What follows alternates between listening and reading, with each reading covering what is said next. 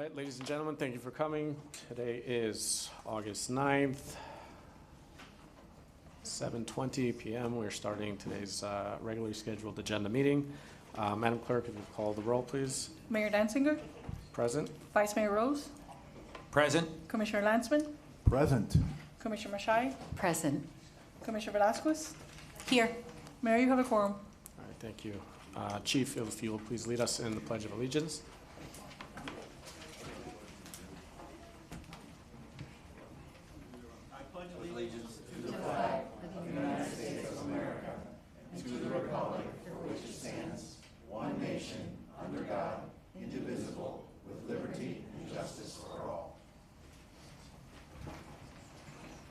Thank you, Mayor. And item 1D, Mayor and Commission remarks.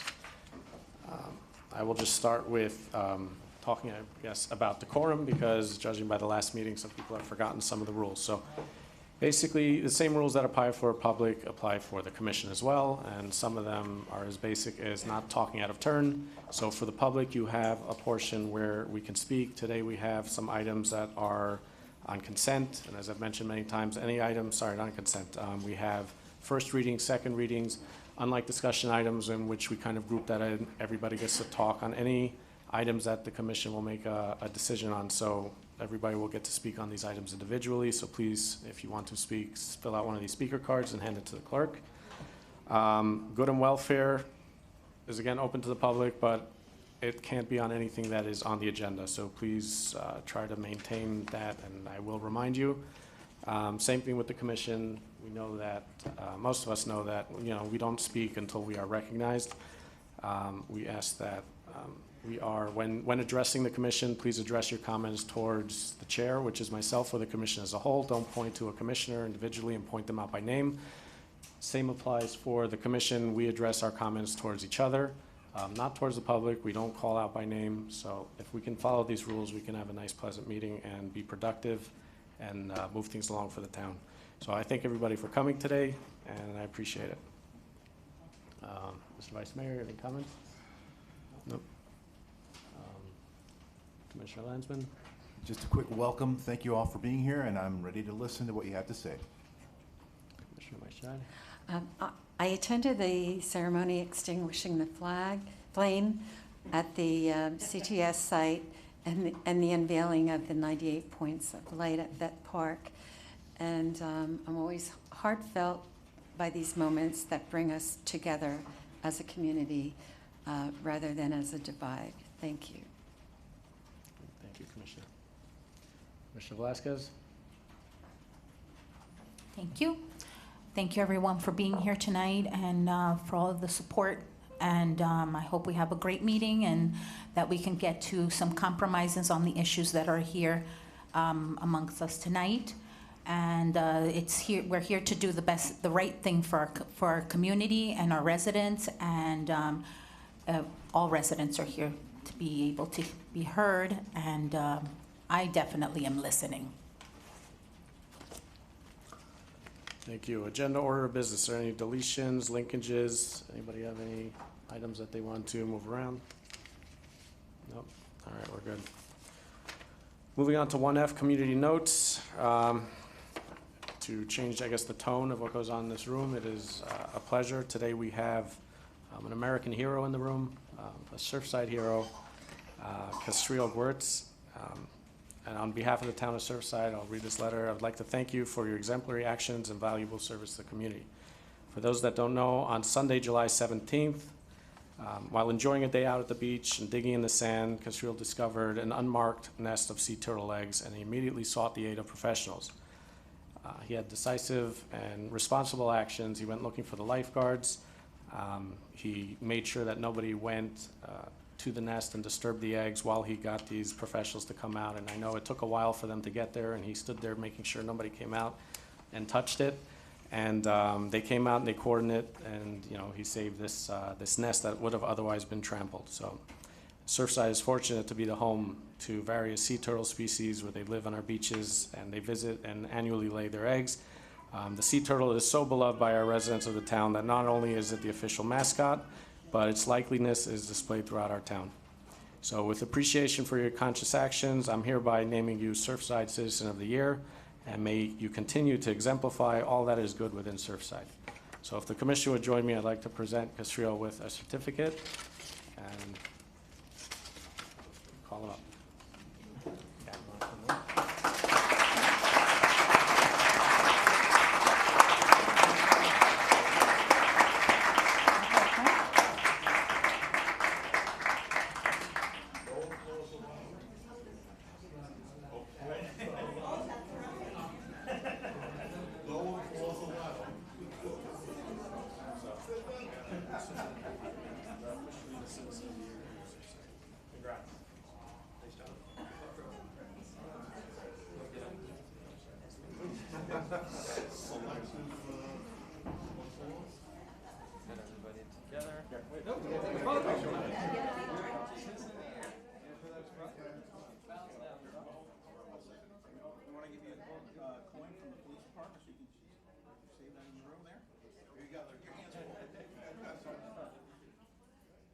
Together. All right, 1, 2, 3. Let's do one more. 1, 2, 3.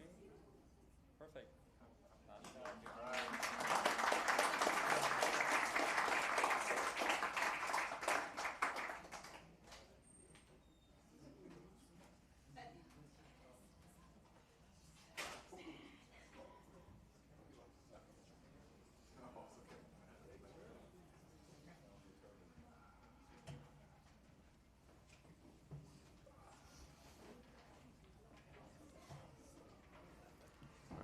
Now that the important business is out of the way, we can get to some of the little things.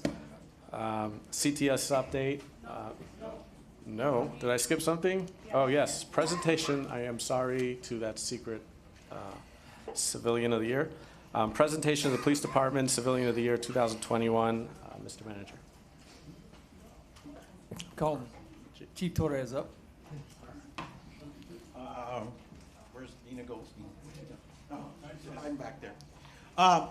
So let me say this, in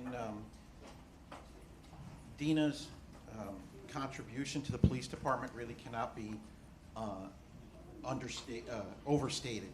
She is the person who keeps the books and everything running behind the scenes and keeps the training logs, Citizens Police Academy, Junior Lifeguard. I can't, if I sat here and read the whole 2-page thing, we'd be here all day. So her importance to the police department cannot be understated. So for everything she does, day in and day out, comes in early, stays late, comes in on the weekends to make sure payroll's done. For everything she does, she's been selected as the 2021 Civilian of the Year.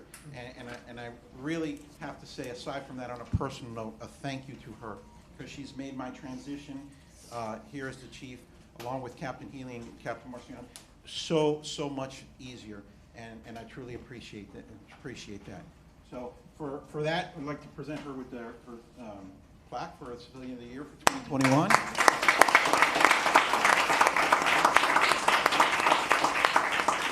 And if we could can we come take a picture again and ask her family, her mom and dad and her husband are here, come up and take a picture with us. And while everybody's coming up, on the table outside, the Citizens Police Academy is starting in September. Please take a look on the website, what it's about, and there's applications on the desk out back. It's pretty wide, yeah. No. Yeah, can we just... Yeah. Try to get as tight as possible. Jeff, you're good. We all fit? Yeah, you'll fit. You'll fit. Yeah, there we go. 1, 2, 3. We'll do one more. 1, 2, 3. Perfect.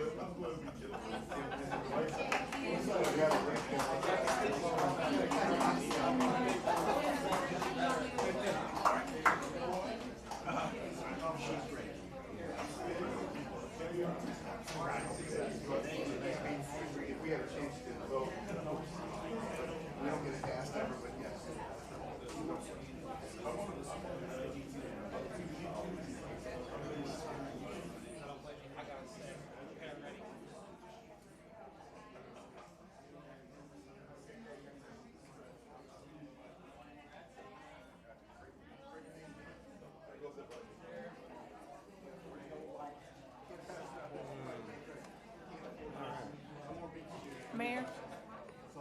Mayor,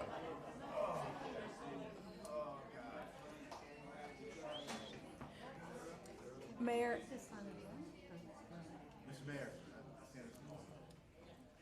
Mayor, can we have a motion just to formalize the request from the special meeting to add items 2F, 2G, and 2H from the special meeting as items 9A, 9B, and 9C to this agenda? So moved. Start again, which ones? 9F, Second. 9G, 9H? Yeah, it will be, I will read them out into the records. 2F is obtaining a public relations firm for Surfside to combat negative media. That will be item 9A. 2G, in the in the previous agenda, future format of Town Gazette, it will be 9B. And seaweed cleanup on the beach will be item 9C. So there's a motion and a We have a second motion and a second. to add to this agenda. All in favor say aye. Aye. Any opposed? No. The motion carries. Okay. Item 1G, can we move, are we ready, Mr. Manager? 1G, we have Mr. Kilsheimer here to speak about and give you an update on the CTS investigation that he's conducting.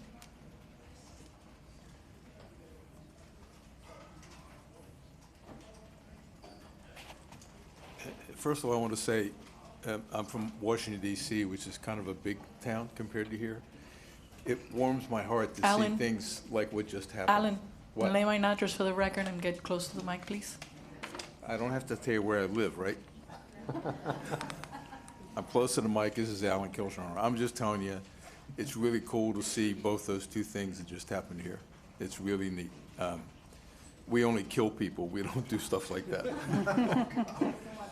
Anyhow, I apologize for not being here. Last time I ran into a couple obstacles I had to deal with, and it took a little longer than I thought. Where we are is almost every single day we run into an obstacle, a blockade, or difficulties, and we run into a situation where given the kinds of things that we need to do when we call people in this general area, especially contracting people, and we mention that they want to know where we are, and we say we're in Surfside, and they just essentially hang up. The litigation that went on here, even though it's all settled, has lots of people in the construction business very nervous about doing anything. And I don't know how you recover from that. I understand, like, for instance, it's hard for y'all to get somebody to build the new two-story building or whatever, I forgot it, 98th Street. I don't know how you recover from that. It's very difficult. I know for some of the things, I'm bringing in people from Houston, Atlanta, Bethesda, Maryland, and New York City. And some of them also didn't want to mess with this, and they're doing it because they've worked with me for 50 years. So it's slowed us down a great deal. But I can tell you from the town standpoint, Lily and Tony and even Jason has been incredibly helpful to me in solving some of these issues. And then this guy right here, George, has really stepped up to the plate to help me in a particular problem. And he understands, and I know you all do, that what we're doing is not just for the town of Surfside, it's for the people of Surfside, but it's also for the people that live all up and down this coast, right? I appreciate you all approving the additional funds that we asked for last time. I hope that I'm not going to have to come back again. And I know one of the things that people want to know is, when will you be done? And the answer is, I don't know, because these obstacles, I mean, I've just lost 2.5 months in what we're trying to do. But I think we've, with George's help, have solved that particular problem, and Tony is helping with a couple other ones. We're also, I personally am taking steps that I'm allowed to do in the state of Florida that maybe other folks here can't get happen, but I can ask for certain things that are legally acceptable to their public knowledge stuff, or whatever you call it. So I'm doing that. So we're, as I guess we would say, we're turning over all stones. And if I have to turn it over on somebody, then that's what I'm doing. Okay, so again, thank you all for everything that you've helped with. If anybody has any questions, I'll be glad to answer them. Thank you, Alan. Yes, Commissioner. Hi, Ellen. Thank you for coming to give us an update. So I just want to know, like, can you give us at least a ballpark of approximately when do you think we can get an answer? Because I know there's a lot of eager residents that want answers, and the families want answers, and we want answers. And the whole point of hiring a private engineer to do this was to make this process go quicker versus sitting here and waiting for NIST, God knows how long. So just, to give us some peace of mind and know approximately when do you think that we can be getting a report as to what exactly caused this collapse to happen? Let me answer that this way.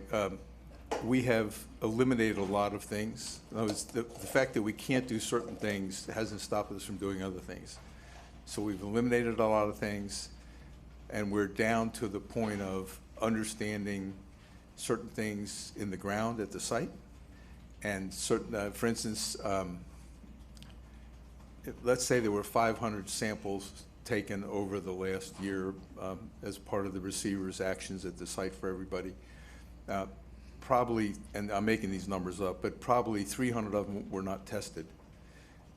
They were sitting in container boxes. Those no longer are available to us, but Tony is helping us trying to make them available to us.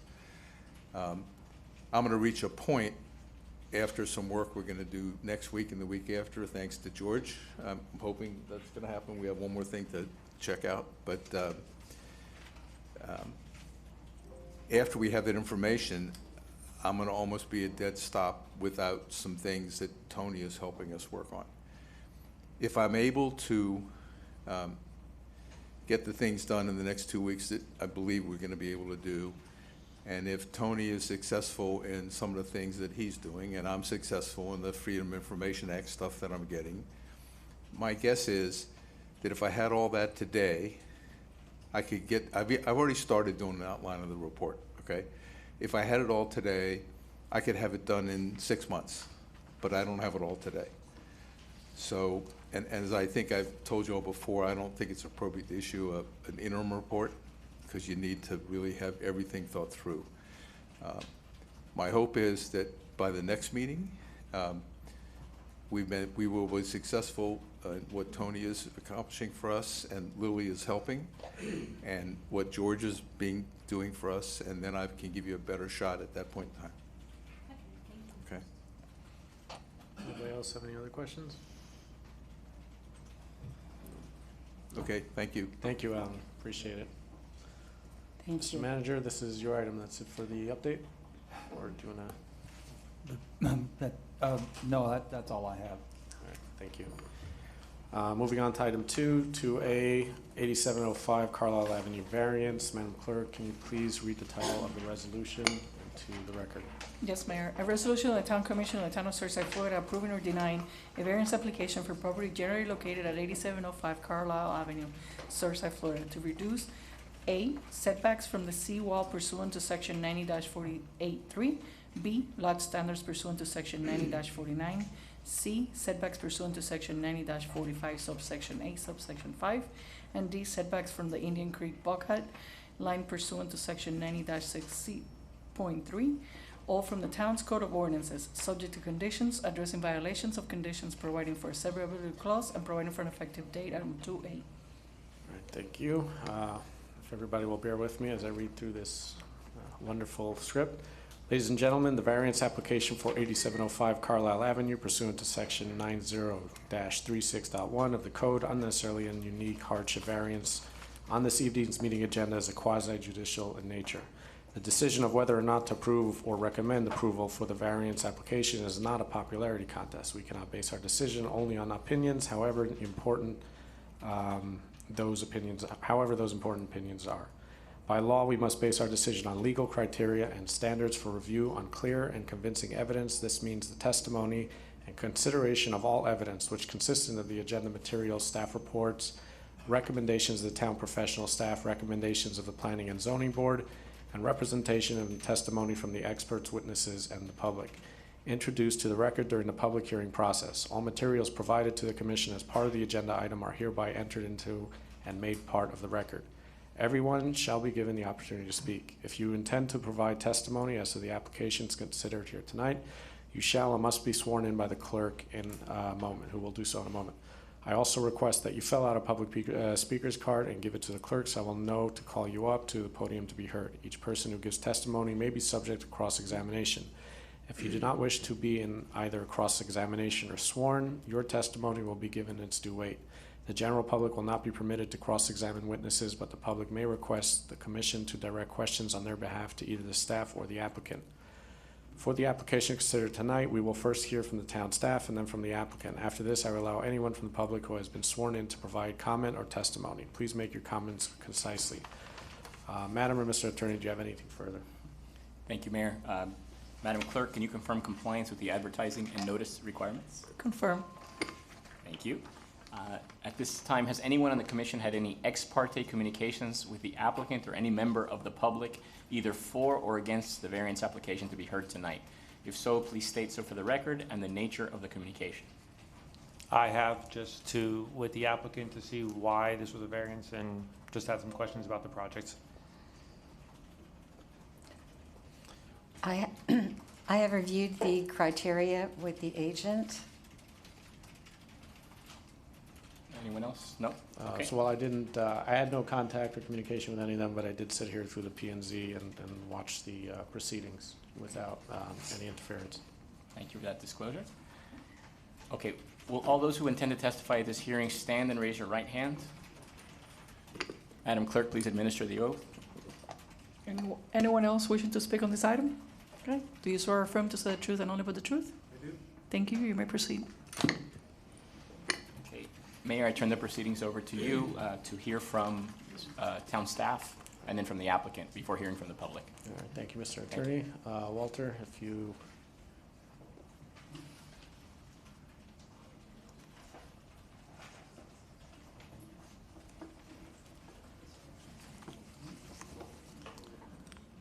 Good evening. I'm Walter Keller, the town planner, and the application that's before you tonight is a request to construct a two-story single-family house with understory on an interior, non-conforming lot facing Biscayne Bay. The setback requirements for the H30 zoning district on Biscayne Bay is 20-foot front, 20-foot rear, 5-foot interior side, and 50 feet on the waterfront side. The applicant's proposing a 20-foot front setback, a 5-foot side yard setback, a rear setback, and a variance has been submitted by the applicant to enable the residents to comply with code and be constructed. As it is, this particular lot is like an H30B lot, where the H30A zoning district, for which this lot sits in, requires like an 8,000 square foot lot, when this lot only has a little over approximately 5,600 square feet. So it's a substandard size lot that can't meet the setback requirements. And because of that, the applicant has filed a variance request to get certain variances. The specifics of this request, this is what's called an unnecessary and undue hardship variance. Under the standards of review that's in the code for the town, there's a list of conditions that we have to consider and address whether or not it meets these conditions. So this is a little on the boring side, but I need to read through these various requirements. Condition A, special conditions and circumstances exist which are peculiar to the land, structure, or building involved and which are not applicable to other lands, structures, or buildings in the same zoning district. As I noted, this is a unique lot. It's undersized in area and narrow on the waterfront width. B, the special conditions and circumstances do not result from the actions of the applicant or of the prior owner of the property. This is an older platted lot, not a circumstance created by the prior or current owners. C, literal interpretation of the provisions of the zoning code deprives the applicant of rights commonly enjoyed by other properties in the same zoning district under the terms of the zoning code and results in unnecessary and undue hardship on the applicant. The literal interpretation of the code would severely limit the use of the property. In fact, if you went by the strict code, you couldn't even build on the property. And that would be like with the 50-foot front yard, 50-foot setback off of Biscayne Bay, this lot is only 50 feet. There would be no room to build a house.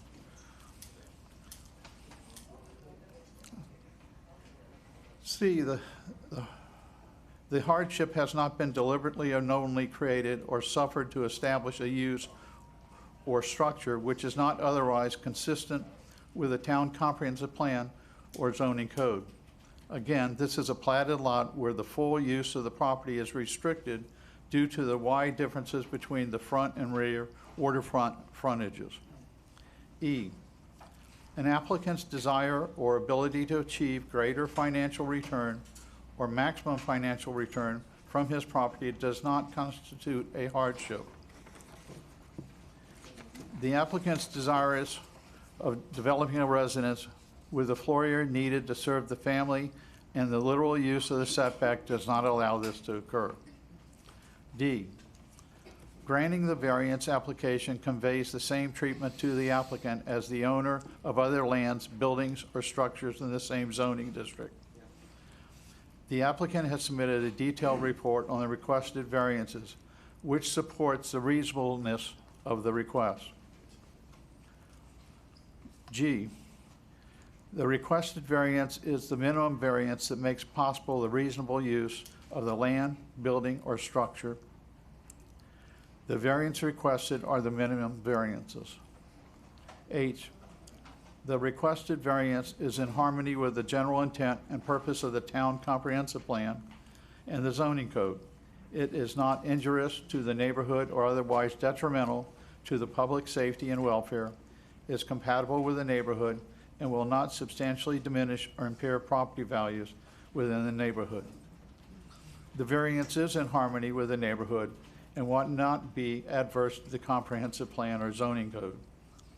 Based on addressing these different requirements, planning staff supports the variance request and recommends approval to the town commission. I'd be happy to answer any questions. Well, just to clarify the back, because, you know, it was going on for a bit, and the recommendation is to approve it by the town. Yes. Okay. And this also went through the planning and zoning board, and they recommended approval also. All right. At this point, the applicant may speak if desired, or somebody, I guess, representing the applicant. George Kouslis, 1815 Purdy Avenue, Miami Beach. I'm the architect for the applicant, and I'd like to present this variance request to you.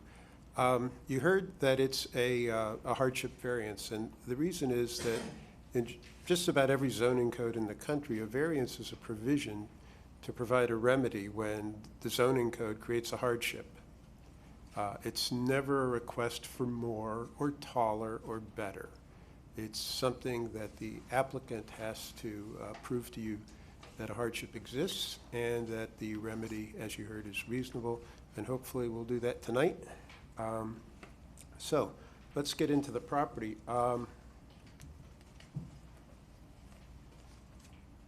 So the property, you can see from here, is on 88th Street. It's right where 88th Street basically ends, where the water ends, where Biscayne Bay ends, right there. And St. Joe's Church is in Miami Beach, right to the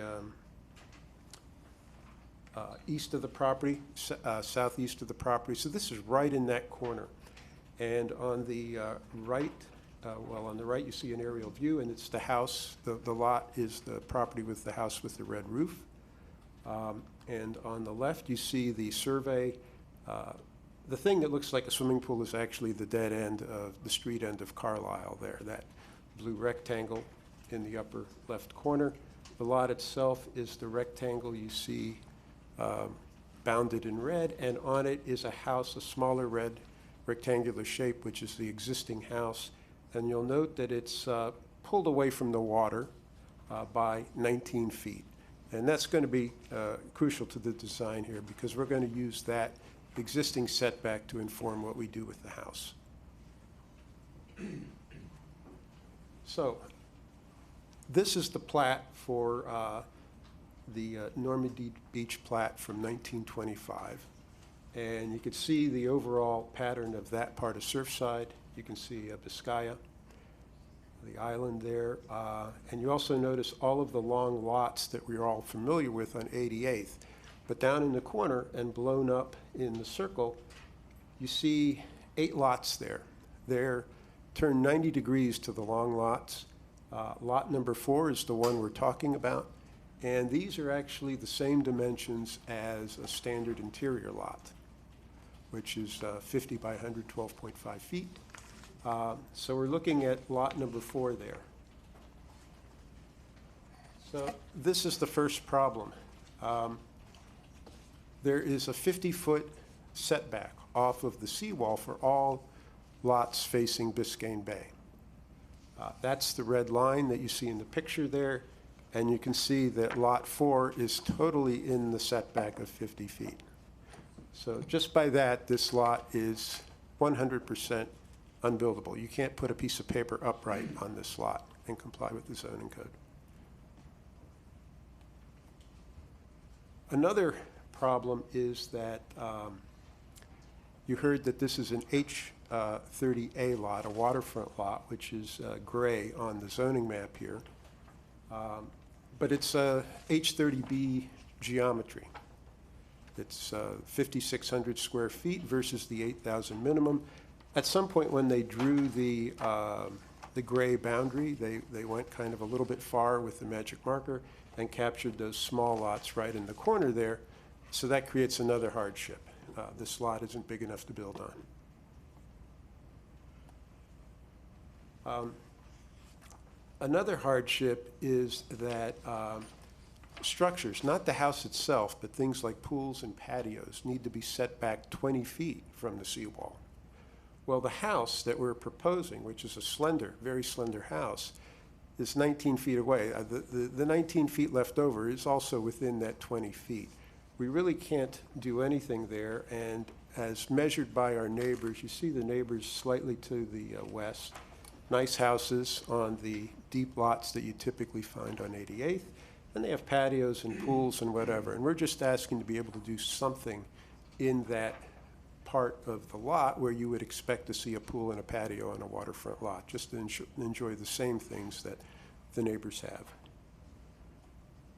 And the last one is this. In conforming to the 50-foot setback by giving, or varying the 50-foot setback, instead of going to 5 feet and 5 feet, the way this kind of lot would normally be, we're going to do 5 feet on the north side, on the inland side, and we're going to do 19 feet on the south side.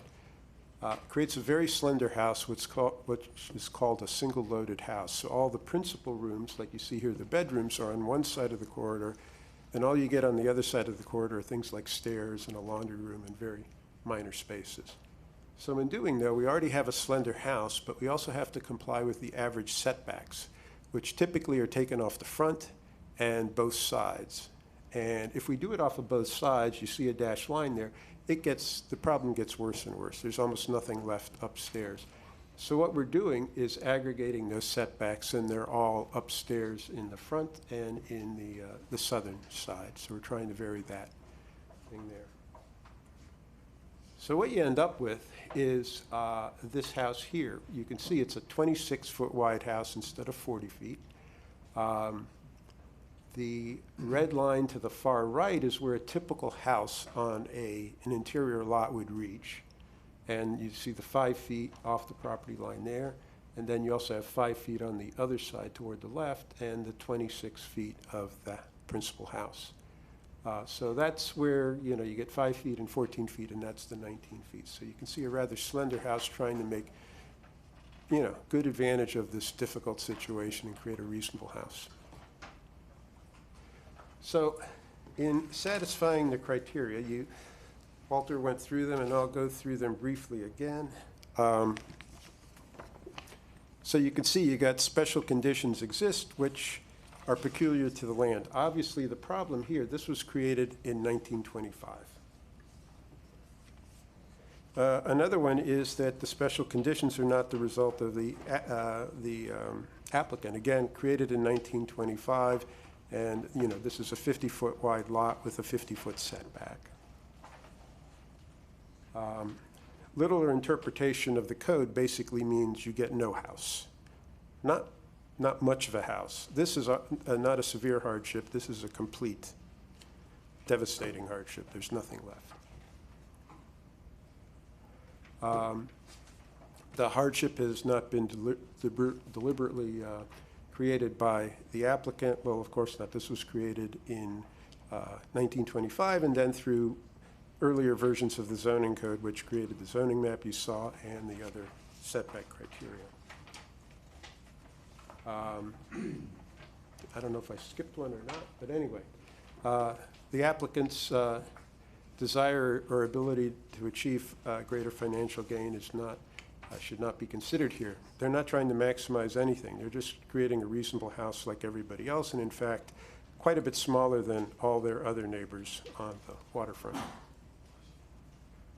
And granting the variance conveys basically the same treatment. Of course it does. It allows them to have a house. It allows them to have a pool and a patio where you expect it. Nothing's really excessive here. It's very reasonable. The requested variance is the minimum possible. It pretty much is. As you can see from the floor plans, we've basically compressed the house in the primary direction where the issue lies, and you've got the corridor and minor spaces to the north of it and the bedrooms to the south.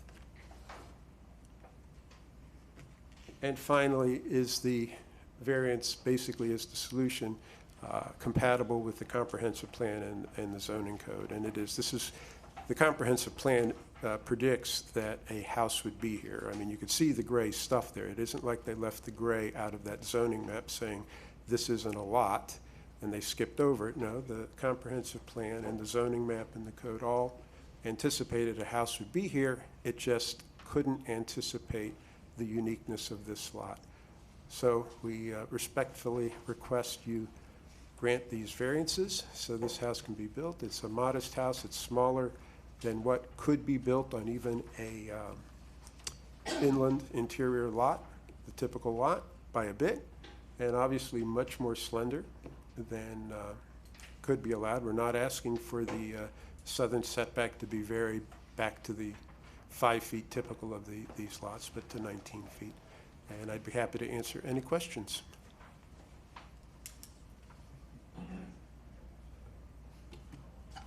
Through the mayor.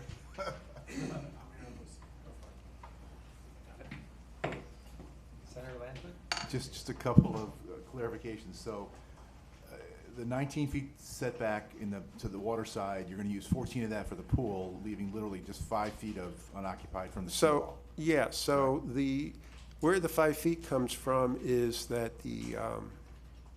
typically in most yards of these interior lots, you can't build within that 5 feet on the sides and at the back. So we're respecting that as well. And in the 14 feet that's left over, you get a pool and enough patio for safety around the pool. Okay. And the pool is elevated to match the first floor landing, correct? Right, so the seawall's getting elevated, and the pool has a choice of either being down low and staring at the back of the seawall or being elevated, so it's basically conforms to the level of the first floor. And just, I'm confident our building official will verify that this is structurally sound based on how close it is to the seawall and the requirements to, obviously, piles, et cetera. And I see Mr. McGinnis nodding. He's going to make sure it's going to stand the test of time, right? Okay. All right. Thumbs up. Thank you. Any other comments? Mr. Vice Mayor. I was at the P&Z board as well. One question, I believe it Mr. Clusis, maybe can answer. It passed 5-0 from the P and Z board? Yes. Okay. Tony, I know we're doing our zoning code rewrite, our fix and cleanup. Even during our cleanup, we wouldn't even catch something like this, right? I mean, this is the textbook variance. I believe that was stated at the last meeting. Yeah, this property, because of the 50-foot setback from the water and the 50-foot width of the lot, this is textbook in that nothing could be built here, but for a variance. I'd like to make a motion to approve. Second? I have Wait. questions. How can you If- make motions before we have questions? If I may, But, okay, you don't even let anybody ask anything when you're already Can making we please hear from the motions. attorney? Thank you. Mr. Mayor. I'd like to speak. He's still speaking, and this one's already making motions. Commissioner, if I may, Mr. Mayor, it would be appropriate to hear from the public, if anyone has any comments on this. I haven't spoken, there's a process, so we're going to start with the public, and then we have but a he got to discussion. speak, and Mary Ann also spoke.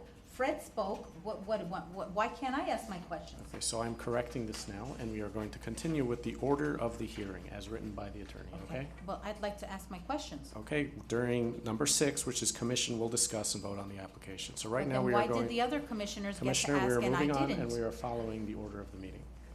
Excuse me? We are moving on, and we are going to follow with the order of the meeting. So right now, I'm we are not going to from open your up for public posse. comment. We have two speakers, Mrs. Salzar and Mrs. Platt, if you don't mind standing up to be sworn in. No, there's only 2. Do you swear or affirm to say the truth and only but the truth? You may be seated. Thank you.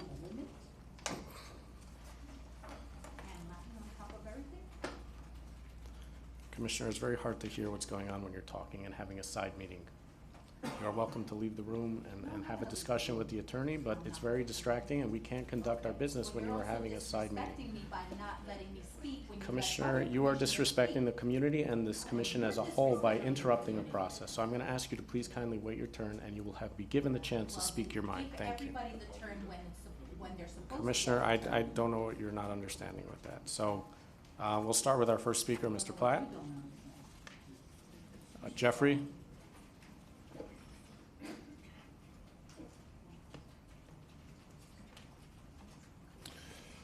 Firstly, I'd like to, Jeffrey Platt, 9225 Collins Avenue. Did you hear me?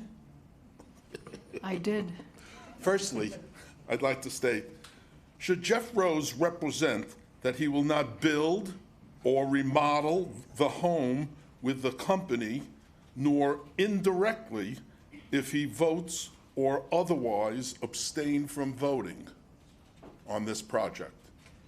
Also, I ask that Commissioner Maishide not vote on this project since her significant other is the architect on this and will significantly gain financially because of this. I don't believe she should vote on this because it's, too close of a relationship. Secondly, I believe this is an unreasonable variance. The owner, when he bought the property, knew it was an unbuildable building lot. He knew it beforehand. Why did he buy something that was an unbuildable lot? Unless he expected something. Really? Oh, and it's another 3-story house. No matter what they talk about, that's a 3-story house. 1, 2, 3. That's what I see. 3 stories. You can change words, but you can't change physical things. I mean, I could say I'm 9 feet tall, but I'm only 6. I believe this is a deliberate attempt by the applicant to profit on a piece of property that was probably way below market value because it was an unbuildable lot. And to give him now a variance is like, sure, here's some money, we're gonna put it in your pocket. Better still, this is an unbuildable lot on the water. Vice Mayor Rose would be interested. This would be a wonderful place for a kayak launch. It's an unbuildable lot on the water on a street end. Wouldn't this be a good place? The town could buy this property and do something for the town with this property rather than put profit in another person's pocket that shouldn't be there. Thank you. Thank you, Jeffrey. Mrs. Salzauer?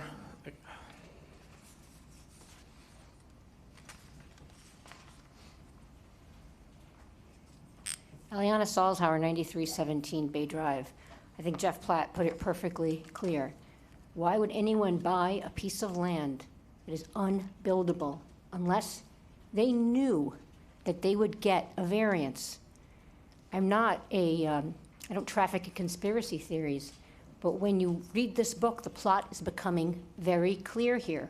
We have residents that stood up and advocated for 3 stories. That resident then got a very profitable project to build those 3 stories and then stand up here and work on behalf of that buyer to lobby for those 3 stories. This is not speculation. This is not conspiracy. This is fact. There are 3 stories being built on an unbuildable lot by someone who is the significant other of a sitting commissioner who should be recusing themselves. Another sitting commissioner up here strongly advocated. It was his idea to put 3-story lots here. Actually, I think it was Commissioner Maison's proposal to put the 3 stories. Wow, this is really making a lot of sense. I'm connecting a lot of dots here tonight. Thank you for making this so clear. Somebody buys an unbuildable lot, a commissioner in a relationship with someone who designs such houses, puts a 3-story house on the lot and stands up here and asks you to approve it. Just because, by the way, the P&Z board, what's so interesting is that you are sitting up here and deferring to the P&Z board to approve it because the P&Z board approved it. But guess what? On a prior project, the P&Z board did not approve it. The P&Z board objected to the construction, and they objected to the Hillcrest, and so they said that they need to do a couple of things to tweak it. But yet, you guys steamrolled all over that. You went, too bad, we don't care what the P&Z board thinks. So when you cherry pick, we're going to respect the P&Z board, and we're going to disregard the P&Z board. From the same table here, it's a little bit hypocritical. It's a lot hypocritical. Again, Jeff Platt makes a wonderful, wonderful point here. This would be an ideal kayak launch. I bet this piece of land was probably available cheap, but for these variances. And a hardship is not having a swimming pool. Hardship, if you look up the word hardship in the dictionary, not having a swimming pool is unfortunately not one of them. So unfortunately, they bought a piece of land that didn't have the clearance to put a swimming pool. I guess they're going to have to walk the 2 blocks to the ocean to use nature's swimming pool, or our community center to use that swimming pool. The word hardship has a meaning, and hardship means a hardship. And I'm not seeing one here other than loss of profit. And if they made a bad investment in a piece of land that was unbuildable, sorry, but I can't help them, and it's not your job to rescue them from that. And those are all my points, and they're pretty clear. I'm sure a lot of other residents, had they understood the format of how to talk, would have gotten up and spoken on this issue as well. So with that, I would urge, again, Commissioner Rose and Commissioner Maisha to recuse themselves. Maybe you have the votes to put it through without it, but there's certainly an appearance of impropriety if either of you vote on this. Thank you.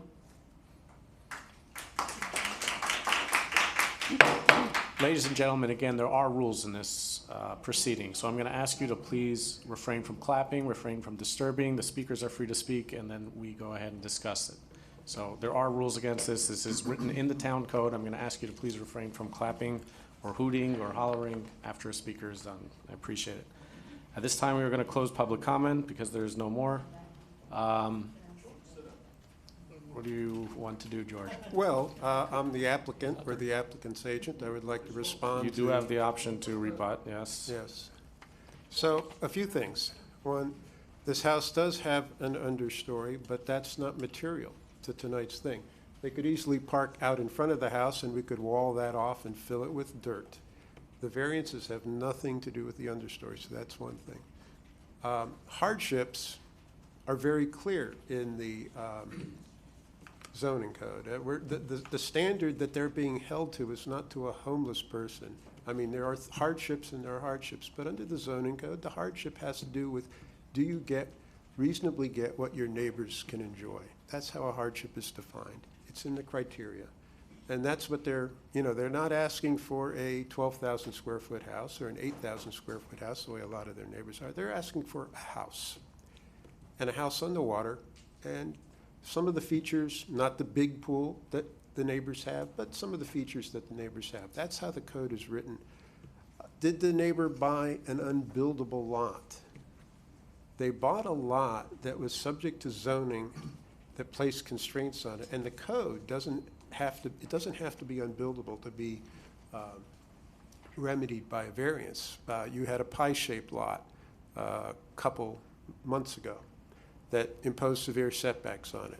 No one ever said that lot was unbuildable, but it did provide great constraints on that house, and you chose to grant them variances. So it has nothing to do with whether the lot was unbuildable or not. This owner saw an empty lot. He recognized that there was challenges in the zoning code, and he recognized that there is no guarantee here that the burden is on him to demonstrate that he could do this reasonably. He could have come up with a different house that might have been more excessive, and you would look at it differently. So the fact that the lot is unbuildable is no reason to say that he had no expectation of being able to do here. The zoning code creates that expectation. That's the whole point of a variance. Too much of the rhetoric you hear in this town is that a variance is a loophole. It's a way to escape, somehow to sneak by what's in the zoning code and to get more, or to get bigger, or taller, or better, like I said before. That's not what it is. Finally, I won't address the give any dignity to the other comments you heard about. I won't delve into Commissioner Rose's business affiliations in any respect, and any of the other comments you heard. Nobody profits from this than the modest profit I made by doing the drawings, and the owner, the enjoyment they will get from building this house. And I'll answer any other questions. I believe Commissioner Velasquez had questions. I'm happy to answer those. Commissioner? Okay. Does this house have a rooftop deck? Yes, it does. Okay. What's the setback on the rooftop deck? On three sides, it's 10 feet on the west, 10 feet on the east, 10 feet on the north. There's a stair that comes up, which isn't the primary part of the roof thing, and that basically comes up the side of the house and then And attaches. where's the setback on the waterfront? And on the waterfront, it is 2 feet back, actually 2 feet, 8 feet back from the edge of the roof there that you see, right there under the arrow by the 14-foot mark there. So the roof is back there. In the inversions that the erstwhile Burkett Commission was considering, of course, right up until the end, they had acknowledged that the waterfront, water-facing sides of roofs would be able to go to the edge of the building, and that it was the front and the sides that would be limited just like everywhere else. They recognized that in H40A. That was the intent at the time. This house is on a weird lot in the sense that, is the waterfront side a side or the back? With all the other lots, of course, the 88th Street lots, typically the waterfront side is the back. So the normal characterizations of rear, side, and front setbacks when we're talking about something that has a relationship to the water don't quite apply in the same way. But anyway, any other questions? I'm happy to answer. So the setback here should be 10 feet according to code. This does not have 10 feet. And you're not asking for a variance for this particular terrace We believe it applies under the variance that was created by the consolidation of the average setbacks, and the language and the intent of the zoning code or the commission under the rewrite. Okay. And I'll read you Where's Walter? I'll read you the paragraph. Yeah. I'll read you the paragraph here. Where the roof deck and any elements of the deck, including decking, railings, access stairs, handrails, screening, shade structures, is on a second story or first story exceeding a roof height of 20 feet. Remember, that was a big concern of the previous commission, that when is a low roof, and when is a high roof, a high roof. Exceeding a roof height of 20 feet from the crown of the road, the usable roof deck shall be set back from all vertical extensions of the exterior walls of the floor underneath by at least 10 feet for all sides except the elevation facing the water in any home within the H30A district. But that's if that portion is the back of the property. Technically, this is the side of the property because. But it is also facing the water. Yeah, but it's not the back. Here So it you says want, for all no, sides you need to except have a No, variance. here it says for all sides except the elevation facing the water. It doesn't say the rear elevation, it says the elevation facing the water. Where can I find that in here? Okay, so at this time, we're going to put this item on hold because it's 8:15, and by charter, we need to start good on welfare. So, George, I appreciate it if you'll stick around tonight.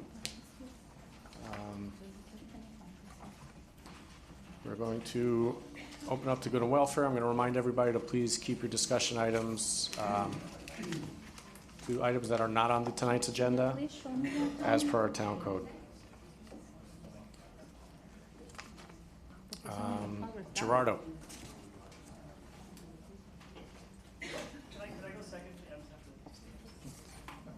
Julio. Also second? You circle good and welfare. You don't want to talk about that? It says good and welfare. All right. Bob? Bob Fisher, you here?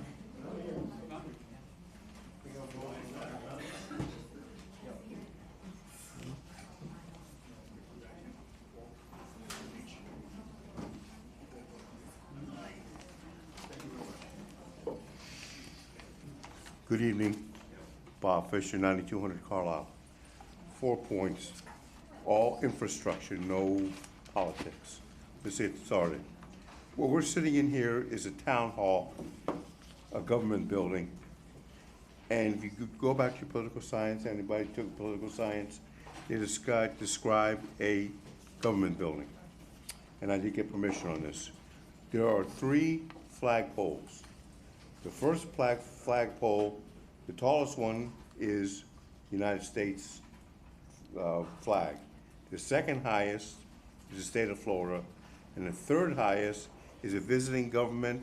So we just had Israel when we had the collapse, okay? Or if the president came, we can raise that. That's all it's supposed to be. It's governmental. The second part of this is community center. Now, the community center can have all kinds of flags.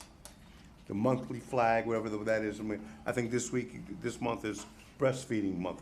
Not kidding, swear to God. Okay, so each month is different, and you can raise those flags. Also, we need in the community center, like ocean, the weather, sharks, rip currents. Whatever needs to be there to let the people know what's going on in our area. Let's go to the second part, part number 2 now. This is called, we are in a nature reserve. A lot of people don't know that. And Surfside's got a lot of pets. I say pets, excuse me, we call them pets. But we have a lot of things like raccoons and possums and turtles and snakes and garden snakes, coral snakes, lizards, squirrels, birds, rats, feral cats. If we had to remove all those predators and allow the rats come in, we would have a plague here. So the whole purpose of these other predators is to get rid of a lot of the rats that come over the seawalls on the east side and on the west side. 3, homes and houses. Hey, it's starting to look nice out there. A lot of the houses I passed by on the north part of Surfside have all cleaned up. They all look nice, they've been vandalized. Even the high rises have roofs. That looks kind of pretty. Surprise, surprise. Lastly, now I want to talk about the schools. Now this has nothing to do with the resource officer. his infrastructure. What we just saw a couple weeks ago was a police going back and forth in and out of the rooms. That takes minutes to find that bad guy. My suggestion is to get a blowout window, okay, a flotation device that goes down, and have the kids slide down, just like you do in the airplanes.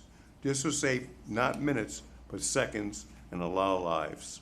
So it's something to think about. Thank you again for your time. Appreciate it. Thank you, Mr. Fisher. Jeffrey Platt? Mr. Platt?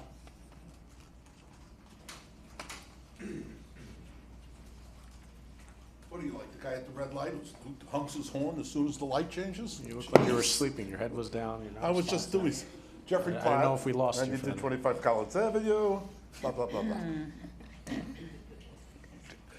Okay, under good and welfare.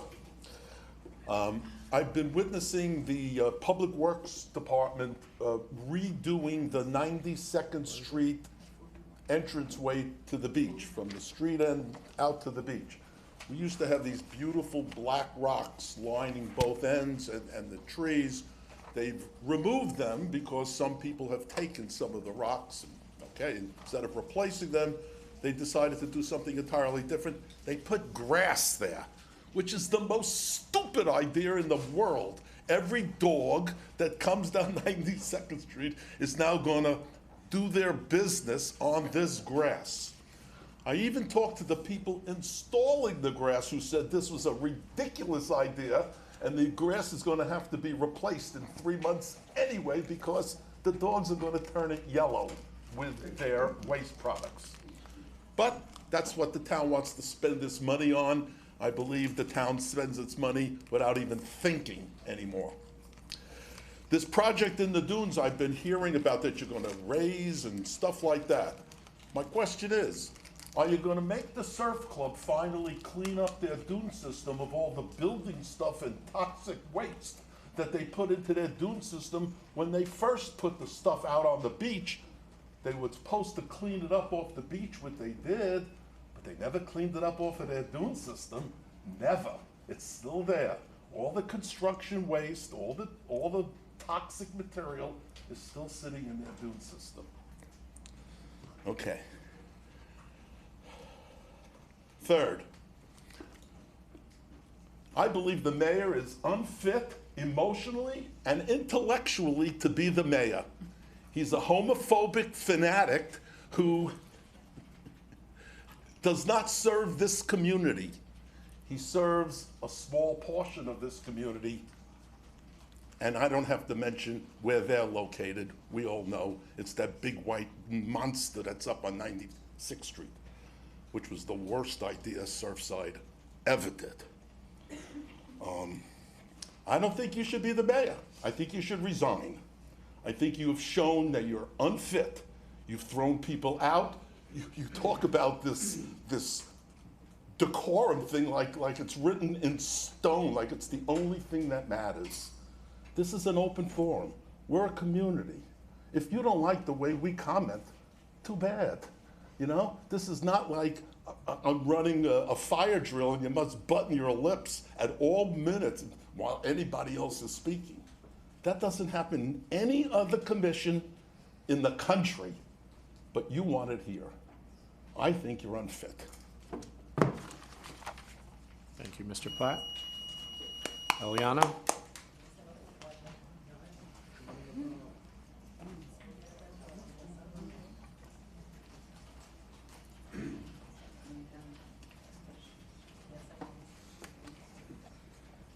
Aliana Salzhauer, 9317 Bay Drive.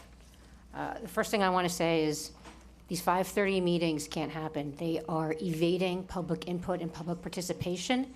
As you can see, it's hard for residents to even participate at 7 o'clock at night. To hold a meeting deliberately at 5:30 is a work around the sunshine rules. It's holding meetings where no one can attend, especially when huge decisions are made at those meetings. I think every resident needs to be aware that tonight, 4 of the commissioners voted to make every street in town a one-way street and to paint a bike lane on the streets. What this means is that residents on 50% of the residents will no longer be able to park in front of their own homes. This is not me making this up. You can watch the earlier meeting, and I would urge residents at home to watch that discussion to see how cavalierly the elected officials decided to disregard any public input before making such a huge decision. And if residents can't be bothered to carry a towel to the beach, do you think they're going to be happy about having to park across the street and unload a minivan full of kids and schlep their groceries an additional 30 feet from their homes? Or not be able to park in front of their house? As is, we have, quote, a parking shortage in town. What do you think you just created? Another reason to maybe build a parking garage more blocks away. These dots are connecting, and this isn't okay. It's not okay to disregard residents the way you're doing with your decisions. And furthermore, I understand that some of these commissioners are very upset about dogs being on the beach, and I agree. Dogs on the beach is a problem. But dogs won't be the only animals on the beach if you ever entertain food service on the beach. If you entertain food service on the beach, you'll be praying that the dogs come back. That will be the least of your problems. There will be opossums, there will be cats, there will be every single wildlife. Raccoon will be out there on the beach for the free meal because people are pigs and they don't clean up, and that's the truth, especially tourists. Do not allow food service on the beach today or ever. That shouldn't even be an item to entertain.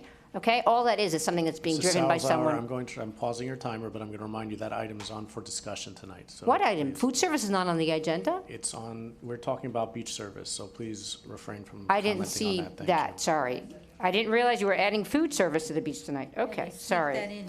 Wow, that's a sneaky one. Alrighty, so I'll talk about that later then. Unbelievable. They didn't even vote on it. Yeah, wow. Wow, full of surprises. That's so exciting. Okay. I'm taking that one in.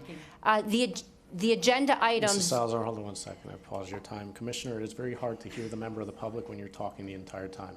There are rules of decorum, as stated. These are in the town charter, and I would ask that you please respect them, respect the commission, respect the public, respect the town that you serve, and please wait your turn and you'll be able to speak. Okay. Thank you. Okay. Mrs. Salazar, please continue. Okay, thank you. Another item I want to point out is that you have, there's an item on the agenda for discussion, I think that got moved from the earlier meeting, so I'm hoping that we'll have a chance to speak about that later. But I want to point out that calling what happened at Champlain, calling that spot 98 points of light way is lovely, but it doesn't say anything about Champlain. It doesn't say anything that would remind people that a terrible tragedy happened there, and I think that's important. I think this title is something that people will eventually not know what means, and I think those people need to never be forgotten, and we need a substantial memorial on that site. Thank you. Thank you, Mrs. Salazar. Gerardo? Thanks. Gerardo Vildostegui, 9148 Froud Avenue. Thank you for the extra time to collect my thoughts. I'm, in a good way. I feel like I passed a kidney stone tonight, and so I was planning on saying something very different during the good and welfare section, but instead I have other thoughts, and I can finally talk about ideas I have for the town, and I'm really glad to be back doing that. I just want to say I also agree that 5:30 meetings are really not great. I think they may have been well-intentioned because I know the alternative is very late meetings, and we're kind of stuck one way or the other. But I had to reschedule work to be here. It was important to me to be here, but I can't always do that, and a lot of people weren't here. So it's a good effort. We need to find a way to get more time for citizen input, but I don't think that's it. A couple things that I was scribbling down because I changed my plans. My partner and I go running a lot in the mornings, and we noticed that in the entrance to Indian Creek, there are so many idling trucks, big trucks with diesel engines. And a topic that's going to come back again later tonight is the incredible harm done to people's health by particulate air pollution. Remember that phrase, particulate matter, because in the coming years, you're going to hear a lot about it, about how people's lives are cut short by breathing small particles in. Those idling trucks are really obnoxious. I don't know what's going on if Indian Creek is not letting them in before a certain hour, but they're just waiting there at the corner of 91st and Bay Drive with their engines on, and they're polluting all the air around that area. So I'd consider, please either pass some kind of law against this, or if we have one already, enforce it. Secondly, I want to make you all aware, Miami Beach is considering, I think maybe they are in the process of passing a smoking ban on their beaches. I think we need to follow suit with that. Cigarette butts are a horrible form of toxic plastic litter. And we don't want to get into a situation where Miami Beach bans them and we allow them, and then we become the beach that smokers go to. So I know that the mayor's libertarianism sort of counsels against regulations, but we have to follow what our bigger neighbor to the south does. And so if they ban smoking on the beaches, I think we should do it as well, particularly if you're going to be increasing the number of beach chairs. Now, I plan to speak against that, but if we do wind up with more chairs on the beach, we want to make sure that those chairs don't bring more cigarette butts to the beach. And I think we need to take a proactive step either way to ban smoking on the beaches. Finally, on the topic of raccoons, a neighbor came and spoke to them about them last time, and I don't think she's here tonight. I think we need to tread carefully here. Raccoons are native mammals. They are natural predators of iguanas, and one of the things they do is eat iguana eggs. So the neighbor complained about raccoons, and then suddenly we said, okay, we're going to look into that. We're going to, kill or relocate the raccoons. And I'm like, whoa. We need to study that because it's much better to have the raccoons here than the iguanas. And there are probably a lot of things that homeowners can do to mitigate the harm of raccoons short of killing them or relocating them. I think it's very dangerous to mess with the natural ecosystem, and raccoons are native mammals.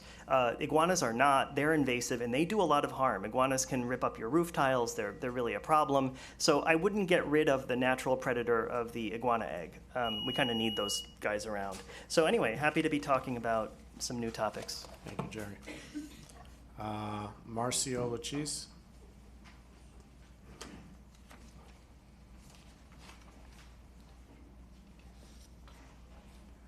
Good evening, Marcio Lucchesi, 9200 Bay Drive. I just want to voice something that my neighbors are talking about it, chat groups and everything. With everything that's going on here, all the issues, it is crystal clear what we don't want to happen. It's crystal clear. And the only thing that we're starting to think about it, the smell of corruption is starting to rise pretty high. And we start thinking about that it's something that's a lot more involved than just politics in here. And I think it's time for the city, for our residents, to really start digging a little bit, because the city residents are crystal clear. 9 out of 10 people in this town are against some of the proposals that some of you are pushing very hard. And how can we understand this? What's behind this? Something is starting to smell very different. And we that come from South America and from New York, we understand exactly how this works. So I just want to put you guys on notice that the people that are voting here are talking about this and are really thinking there is something much beyond just politics in here. Thank you. Thank you, Marcio. Clara Diaz.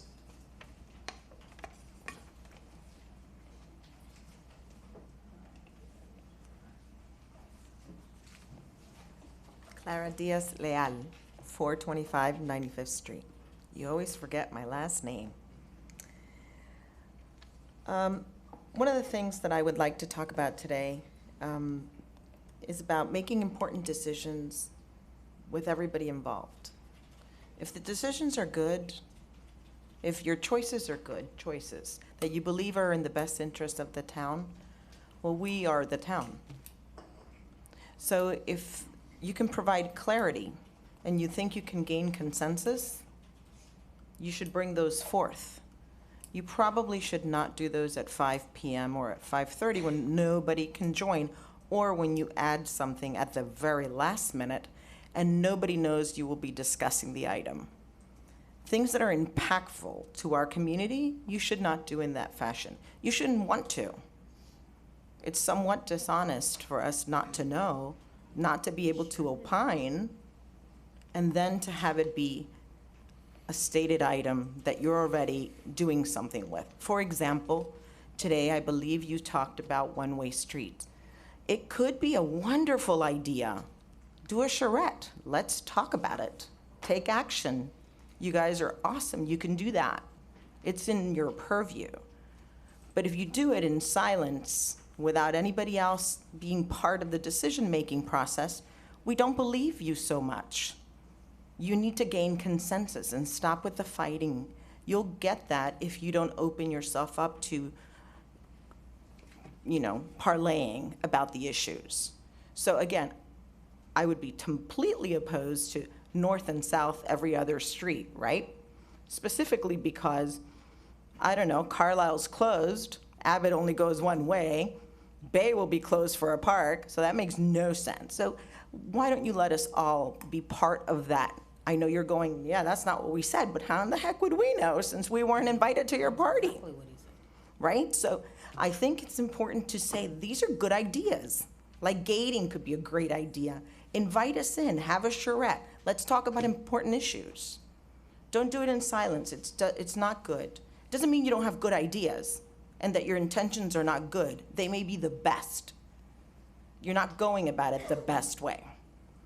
Listen, we haven't talked about traffic in a long time. I can't get off this floor without saying every 18-wheeler, every concrete truck comes through Byron, turns off of 95th. You guys need to help us. It's not safe. You had to go replace the circle because the rocks were everywhere. I don't know, who do you think goes and tramples on that? The 18-wheelers, the concrete trucks, the tow trucks? It's all day, every day. It's not safe. We have a lot of children on that street. It's the only street. You need to take care of this for us. Thank you, Clara Diaz-Leal. Joanna Katz?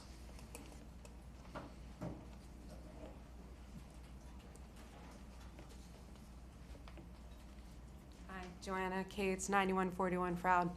I want to commend the commission on passing the raising the flag next year. I don't like to public speak. I get nervous. I want to talk about the decorum thing. We are not elected officials. We don't know how this goes. The idea that the mayor throws people out and then picks them out for going outside of his comfort zone is not okay. I don't know what you want us to talk about. We don't know the process that well. You need to take it back a little bit and not make people feel like they can't come up here. That's it, thanks. Thank you. Thank you, Joanna. Hannah Danziger? You'll be fine. Hannah Danziger, 9000 Harding. Hi, everyone. I really hate talking, but I just wanted to say that first, the street lights in Surfside are really bad. I can't see anything when I drive at night, and if possible, if there is a way to fix that, that would be great. As everybody knows what was going on in Israel this past weekend, I think we should really fly a flag for the IDF, since we do have a large community here in Bell Harbor and Bay Harbor where kids do draft, as I do know personally. We should have a flag to support them. I have so much to say. You got 2 minutes. 2 minutes? Stop. This town, it's so beautiful that everyone here talks about inclusivity and love and respect, and everyone in this room, the people, the way you talk, it's disgusting. It really is. There's a way to talk to elected officials in a respectful way. You may not agree with them, but there is a way to talk.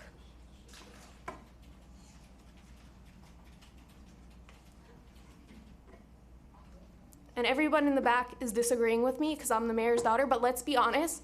When the elected officials' kids came up and spoke, nobody laughed at them, and nobody spoke and mumbled. So whoever wants love and unity, please look within yourselves and fix it first within yourselves before going in front of a town and asking for it in a disgusting way. Thank you. Thank you. No clapping, as much as we may want to, but. All right, seeing that there's no other people, I'm going to close public comments, and the commission now has 3 minutes to respond. Commissioner Velasquez? Sure. Regarding your comment, Clara, yes, they want to put one-way streets. That's exactly what they talked about. And we can look at the video, and that's exactly what they're bringing here. Disregarding the residents that live on these streets, whether they can park on the street or they have a space on their lots to put their cars. No regard to ask any resident how they feel about this one-way street. As we know that years ago, that was a total disaster. Total disaster. Our town cannot have these streets put one way and have sidewalks. It's not designed that way. And walkability may not be something that we can actually have in our town in that way. Maybe something that we should do is maybe put roundabouts in every street so you can slow down cars and have beautiful trees in those roundabouts and beautiful greenery and beautify our town that way. But to put some white lines on the street, I don't think is the right thing to do. Okay. What were the other comments? Street lights, I do agree, we do need more street lights. That I am 100% in agreement with. Some of our streets are very dark, and that's something that we should definitely address, as there is a need for that. What were the other things? Oh, smoking policy on the beach. Definitely agree with that. I don't think that we should have cigarette butts all over the place, and people, they want to smoke, they should smoke by their property, and that's it. Pick up your cigarette butts and not do this in front of other people. You're not allowed to smoke in a restaurant. Why should you be allowed to smoke on the beach when we have children and animals and people trying to enjoy the beautiful beaches that we have? So that's what I got to say on that. Thank you very much, and thank you all for coming here tonight and expressing your feelings. Commissioner Mashed? One of the subjects that came up several times was about the 5:30 meeting, and this was instituted as a possible solution for going over midnight. I mean, it's very difficult to make decisions that late at night. So we're just trying this out, and I mean, 5:30 is more reasonable than making and trying to get things done rather than at midnight. And so I hope we can just try this out. It's not written in stone, but that's the whole purpose of this. Nothing nefarious. Thank you. Thank you. Commissioner Lanza? Just a couple of thoughts in response. Certainly your input's welcome. I appreciate it. I'm surprised that more of you didn't come up for good and welfare, but thank you. I'm glad the kidney stone passed. Good. The pain is gone, I can imagine. A couple of thoughts, and you know, the public comes up and we hear these ideas. We need more information, certainly. Smoking on the beach, great idea to ban it, but who's going to enforce that? How does Miami Beach plan to actually enforce keeping people from having a cigarette that they perhaps hide and not smoke? I think smoking is a vile addiction. People shouldn't do it. I don't do it. My family doesn't do it. But how do you propose to really enforce that? Let's be logical and reasonable. We can put up signs and discouraging it, but again, I'm not going to hire more police or code enforcement officers to look for smokers. So again, if you have those ideas, make sure that they're rational, thoughtful, and in this case, enforceable. Please. To the point about 5:30 meetings, it's a catch-22. I've been coming to meetings for years, prior commissions. One of the failings of the last commission was they spent 4 hours on one topic till midnight, and then they had to go home and they didn't get to any other business for the town. So there was very little action, and they didn't schedule any additional meetings. This commission has scheduled additional meetings on other days at 7, 5:30 to try to accommodate getting the business of the town accomplished with the public. I've got to be here at 5:30. I still have a full-time job to deal with, and I understand not everyone can be here. But it's not to hide anything. It's not to make things. These are recorded. We're on TV. People can watch these back. So please, if you have a suggestion about how to do this, we're here till midnight or 1 in the morning anyway to try to get our stuff done. And yes, it's difficult to make good decisions, to get good interaction, good conversation when we're all exhausted because we just haven't had enough time. So if you have an idea, bring it to us, but don't suggest that we're being evading sunshine, we're evading the public. We want to hear from you. We want to hear your ideas. But we have to have the opportunity to do business together, because this is our only chance to do business together. Please, if it's another day you want us to meet at 7, we can do that. If you're going to come, maybe that's an idea. We've done several meetings off-cycle, special meetings for topics. Maybe we do more meetings. But again, that requires town staff, and they have to be accommodated for that. So it's not as easy to say simply yes. But yes, we as a commission should look at options to make sure. But yes, thank you for changing your schedule to be here. I did as well, to make sure I was here at 5:30. I'll get off that horse now. One-way streets. To clarify, earlier we discussed ways to make our town more walkable, as we discussed many times. We did not decide to make all of our streets in Surfside one-way streets. We did not do that. All we did, time me? Just finish it up quickly. All you did, you're timing me, Mr. Mayor. It's 3 minutes to code. Sorry, All we did was ask our Director of Public Works to come to us with ideas and plans how to make our town more walkable. Does it include the possibility of some one-way streets and some sidewalks? It may. We did not decide to do that. Yeah, we got it. I will end it there. Thank you. Thank you, everyone, for coming tonight. I'm going to piggyback off Commissioner Landsman. What we did decide was get a cost on what it would be to do one-way streets on the streets, not the avenues. If you watch the minutes, that is what it's going to reflect. I know there's a lot of misinformation going out there by a former elected official. I'll address another topic. We decided to have special meetings at 5:30 because town staff is already here. At the last meeting, a former commissioner complained it was too late. Don't do anything. Don't keep this meeting going.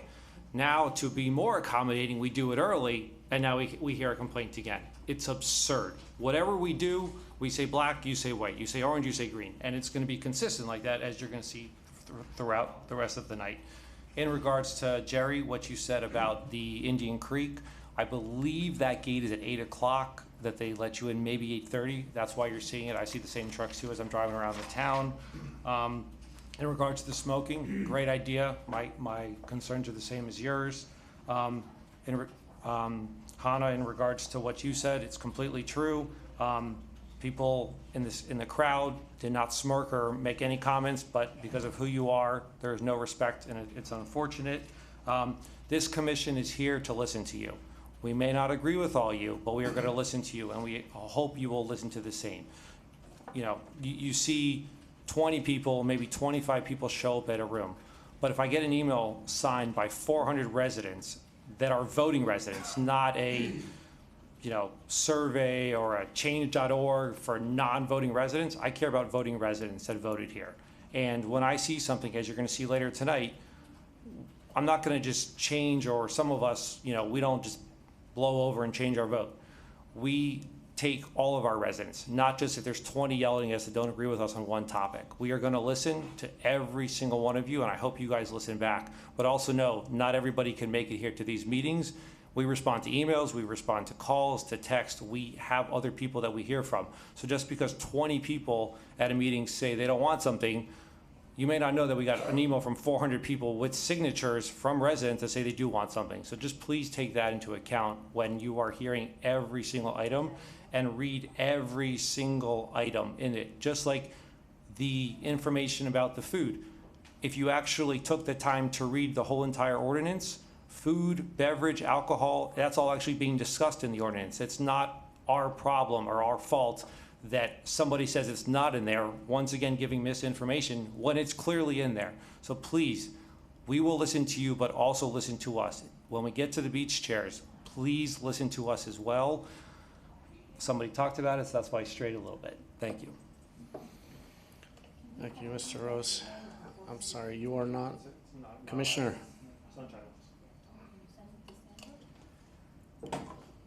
Commissioner, can I please get my 3 minutes? Thank you. I'm going to start again quickly. I'm going to try to run through a few of these points. The 5:30 meeting is discussed multiple times through the commission. We've been here till 1:30 in the morning trying to get the city's work done. It's hard to make these decisions at 12:30 at night when we've been in here, some of us, all day. We're here 23 hours a day, some of these on meeting days, and we don't want to be making these decisions at 1 o'clock. We've had that complaint from residents that we're doing this too late, we're sneaking it by, we do it earlier, we're sneaking it by. It's not fair to the staff to be here till 1 in the morning. We can't be expected to make these decisions at that time. We try to do something earlier so we can get to them. The same people who were here before are here now, so it doesn't seem to be such a big issue for a lot of you. But the concept is for us to get some of these items. And these are discussion items. Everything that's going to come back is going to be ordinances. There are going to be changes. They'll be at the regular meeting. I don't even want to waste time on this, but trucks with engines on. I don't know if you expect them to turn their engines off and sit in the hot cabin. I think within 20 minutes it becomes lethal. You know, for them, the temperature goes up within a locked car with no windows and things. I don't know, you know, in the Florida heat. Another comment, 9 out of 10 residents are opposed to what our commission action. It's funny because we campaigned on certain items and we're sitting here now. We were very open and transparent of what we stood for and what we wanted to push, including one-way streets, including walkability within town, and here we sit. To get rid of everybody, we want public input on everything. That's not how democracy works. You go out, you campaign on your items.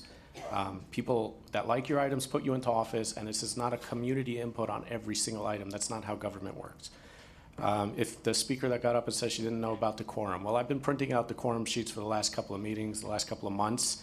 I've stated it at the beginning of every meeting, probably for the last 6 to 8 meetings. It is printed at the beginning of every agenda, the town code on decorum. So I don't know how much more I can put it out there, but there are rules in place about how these meetings should work so we can get to the job of governing, so we don't get disturbed. So it's not a free-for-all. Streetlights, that is a concern. That's something that I know I've spoken with Hector. We are working on addressing them, but in hopefully it started years ago. It was pushed off, but we'd like to address more of the dark spots before we go to FPL instead of doing just one light at a time. As far as my daughter's comment, yes, you know, there was a big push to get this pride flag, even though the gay community has not been harassed in Surfside or Miami for decades. It's been fine. However, the Jewish community seems to have gotten hate mail the last couple of months. We hear some residents get up here and straight out speak anti-Semitic comments, which I have to listen to, but it's still disgusting, and we as a community don't seem to say anything. So I just think it's important to be aware of what is going on today and what we're facing. So thank you very much, everybody, for coming, and we'll continue with this meeting.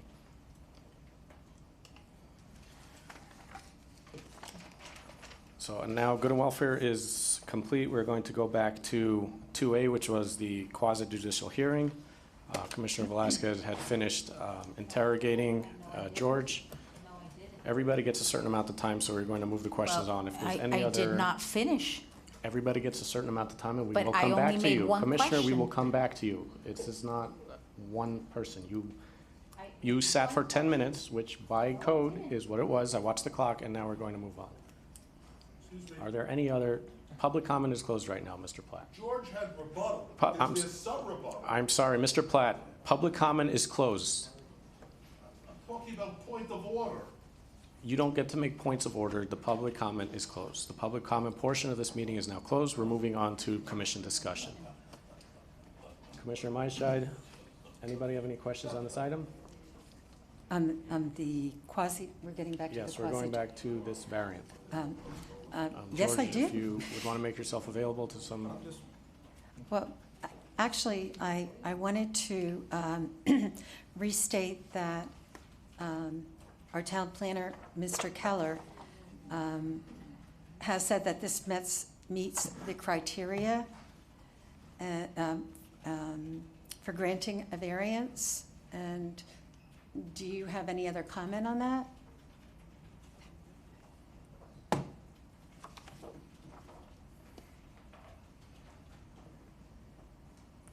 For the record, again. Walter Keller, Town Planner. I believe this variance does meet the criteria. There was an existing house on the property. It wasn't vacant. It's an old platted lot. The zoning on the lot is... I'm sorry, Mr. Hold on. Commissioner, again, it is very hard for us to listen to the speakers when you are talking. I'm sorry, but I am complaining to our town attorney. You do that on the side. You can go outside and you're... As I was talking Commissioner. before we went into public comment. Commissioner, And you are... completely cut me off. I was asking questions to the applicant, and when we came back, you claimed that I've been on there for 10 minutes when I asked one question. One question out of Can we all the continue questions proceeding that I with the asked. meeting? No, because you are constantly You are constantly shutting my voice down, and you are not letting me do. You are talking over two speakers right now, Commissioner, so I'm going to ask you to stop before we go on recess and escalate this to the next level. So I'm going to ask you to respect the commission and respect the proceedings, respect the laws, the town laws. Go look through the town charter if you want to take a minute. Section 2-206, Rule 7.05. Maybe read through it. Thank you. Mr. Keller, if you don't mind. Thank you. So this lot is zone H30A. Those lots normally are 8,000 or more square feet. This lot is the size of an H30B lot, just happens to be on the water, and that's why it's a non-conforming lot. So I do believe that the variance that's been submitted meets and qualifies, and that's why staff is recommending approval. And just due to the nature of comments tonight, would you reiterate, or would you agree that variances are very difficult to get unless you meet very strict criteria, of which you just noted that you agree that this criteria was met? Yes, ma'am. And I'd also like to ask our Tony Riccio regarding, thank you, Walter. Do you concur with the results of the planning and zoning meeting where all 5 of the members agreed that this variance met the criteria? And do you have any other comments? Through the mayor, so yeah, I don't have an opinion on the concurrence. They determined that it met the criteria. They agreed with the town planner. They approved it subject to conditions. That's what's before you this evening, their recommendation of approval. Thank you. Commissioner, any questions? Maybe just one question and then a comment perhaps to Mr. Keller and Ms. Riccio. The rooftop deck, et cetera, everything else fits code, correct? There's nothing else that's outside of our code per the plan. Yes, correct? Just want to just double verify. I believe the rooftop deck does not meet code the way it is right now. The code, I think, says there needs to be a 10-foot setback on sides and rear. And through the way this lot is set, I don't believe it meets that. I believe the applicant would need to come back and get that as a separate variance. Was that a condition that the P&Z board indicated when they made their recommendation? It was a condition that was missed. That was missed? Okay. Yes. Okay, so we can add that as part of the approval for the variance here? No. We cannot? I do not believe you can because it wasn't advertised. No, Mr. Riccio. I think if I understand the question correctly, Mr. Landsman, you're saying, can you add that as a condition that the setback be provided on the rooftop deck? That is yes, you can add that as a condition, that the plan be modified to meet code. Okay, so P&Z missed it, we can add that to verify it's within code, correct? Correct. Okay. Commissioner Velasquez. Tony, please. Commissioner Velasquez, again, there is an order and a process. Please wait your turn. So it's, again, to clarify, Mr. Riccio, thank you, through the mayor.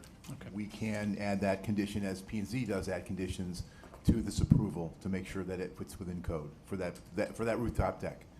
It would have to be altered to meet code. What's Correct. provided on the plan would have to be altered to meet code. Correct. It would Okay. not be approving what is on the plan on the roof. Okay, okay. So I think as we look at this, we should include that. It didn't sound kosher. So the other, just a comment and Towards the commission. to the commission, yeah. My assumption is there's a family that wants to build a home on a piece of land they purchased in Surfside. Are they doing it for profit? I don't think so. I think they're doing it to live in the home, to be part of our community. We need to take that into consideration when we look at this as not a flipping of a house to make a profit, but someone to live in a home. If you realize that the 50-foot setback is impossible, no one could live there, no one could build anything. They couldn't conceivably I guess they could put a mobile home there and live in the mobile home if they so chose, but that's not going to be plausible. So taking that into consideration, it's to add a family to our community and a beautiful home that will add to our overall ambiance. I'll leave it there. Thank you. Mr. Vice Mayor?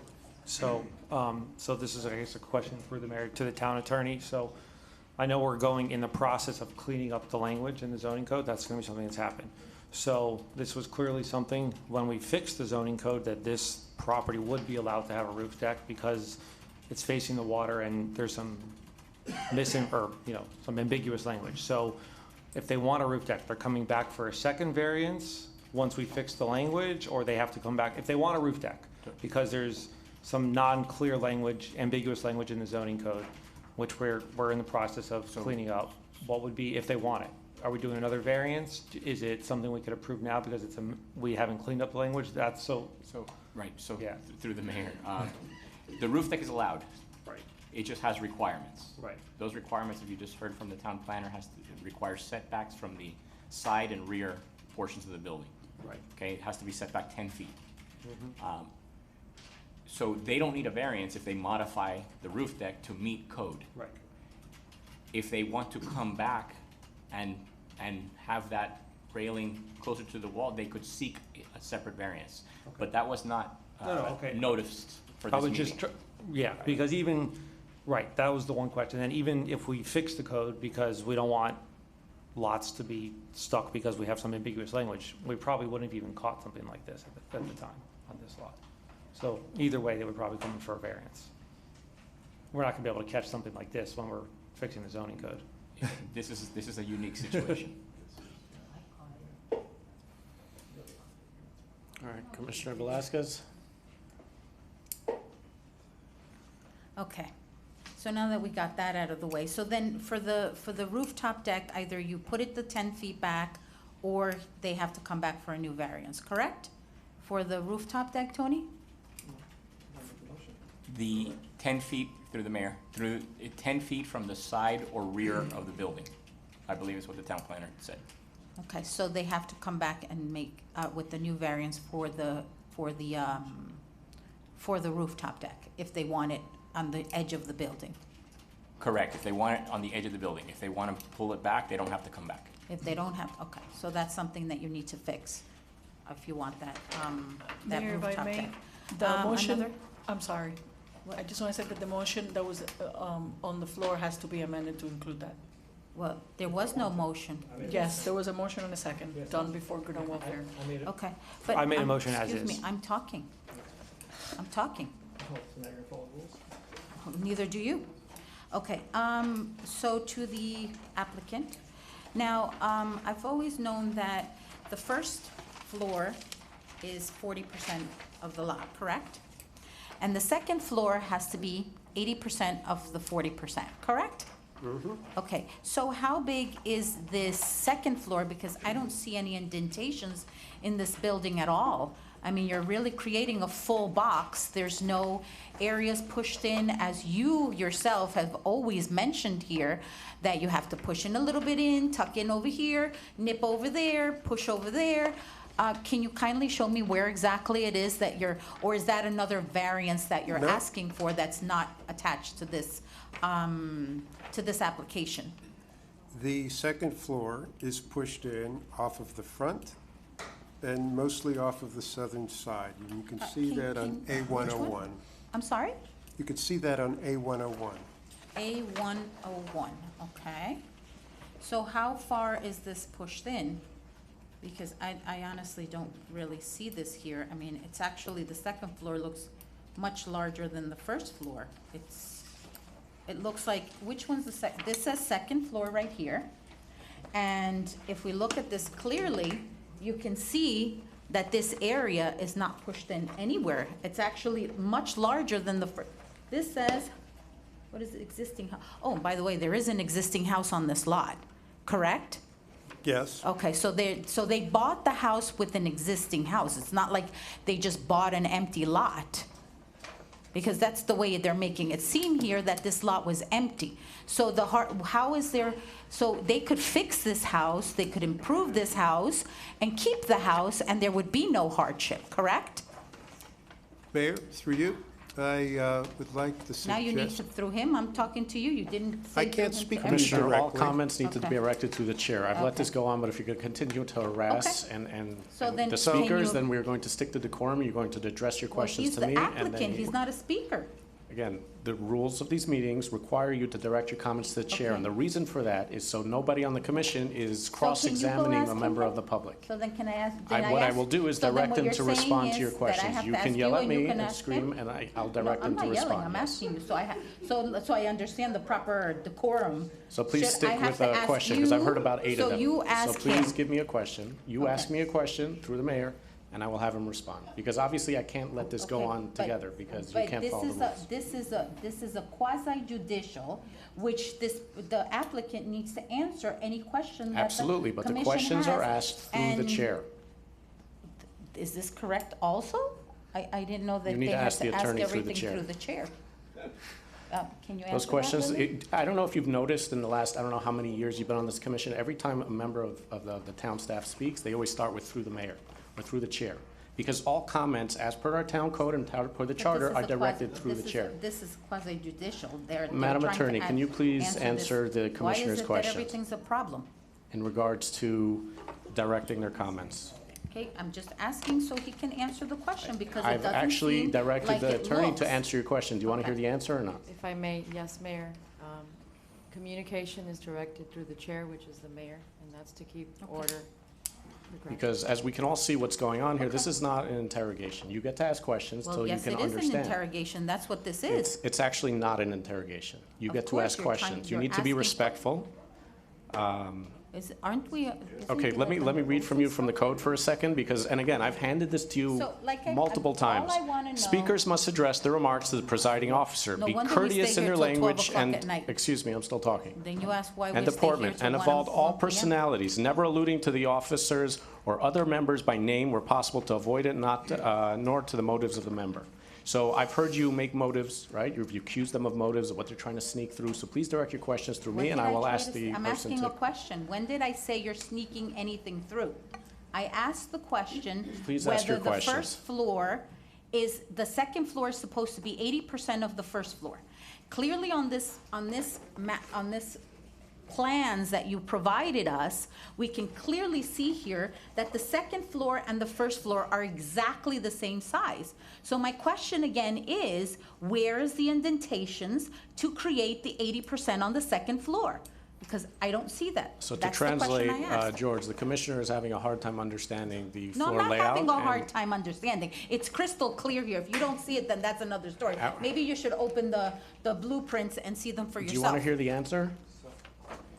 So she's Okay, having well, a then hard let her time answer. understanding where the 80% not and having a hard 40% time. is. So if you would please explain it to the commission, thank you. So there were that question and a follow-up about the existing house. So the first floor is 33% of the lot, where it could be 40%. And that's where the two houses are. So you have, you have, my reading glasses sometimes force me to bend down. So the first story is undersized by quite a bit compared to what a house could be. So that creates, through the second story setbacks that we're applying through other parts of the code, that creates a second story that complies, but is basically very similar in size to the undersized first story. Now, as to the house, the existing house, yes, there is an existing house there. It would basically be considered a non-conforming structure. They wouldn't be allowed to do anything to it because it's non-conforming. So not only is it a non-conforming lot by virtue of the 5,600 versus 8,000 issue, it's a non-conforming structure, so they can't expand it, they can't go up, and there's no reason why they should be obligated to keep the house either. I mean, if you go by the standards, the criteria of the hardship isn't meant to be something that is taken from a Dickens novel. it's a slightly lesser standard than that, and it's in the criteria in your code. And they desire to have a new house on this lot, and they're not being unreasonable in what they're requesting. But I can see here that it says, this is page A203. It says 26 by 72. Okay? Which page? Then page A202 says 26 by 72.8. So where exactly, the fact that you're building a smaller house on the lot does not give you the right to avoid doing the 80% on the second floor. You can't make up your own rules. Point of If the information. code says, All right, hold on one We second. have a If the privilege code motion on the says, table. okay, Sorry. if the code says 40% I'm sorry, of the Commissioner, we have a lot. privilege motion that stops the proceedings, and I need to hear him out. What is the information? Point of information, I'm gonna clarify for Point you. of Since information. I don't think it's a secret, but I built a few houses in town, so I Okay. may understand the zoning code. So, the zoning code, and I'm gonna, through the mayor, and I believe the town planner and town attorney can back this up. It is 80% the second floor of the potential first floor. We fixed this about 4 years ago, and the reason that was in the zoning code was you didn't want to require applicants to build a bigger home to meet the zoning code. So if you chose to build a smaller first floor, you weren't gonna get penalized for building the same size second floor. Because if you interpret it the way you're trying to, you're basically saying, well, build the house bigger on the first floor to make your second floor comply. And the code was fixed so that people didn't build bigger homes so they would meet code. So you can still build a smaller home that's a box. And I believe the town attorney and town planner can clarify this information with you, because that's why we're not telling the applicant to build a bigger house so your second floor meets code. Thank you, Mr. Vice Mayor. I don't think that that's how that went, but if you say so, because I remember, and first of all, those are the things that were in the zip. I think you're using a zip didn't that zip expire? Yeah, that's not the zip. That's Okay, from before the because zip. honestly, these were drawings that you actually brought to the previous commission, giving several different options,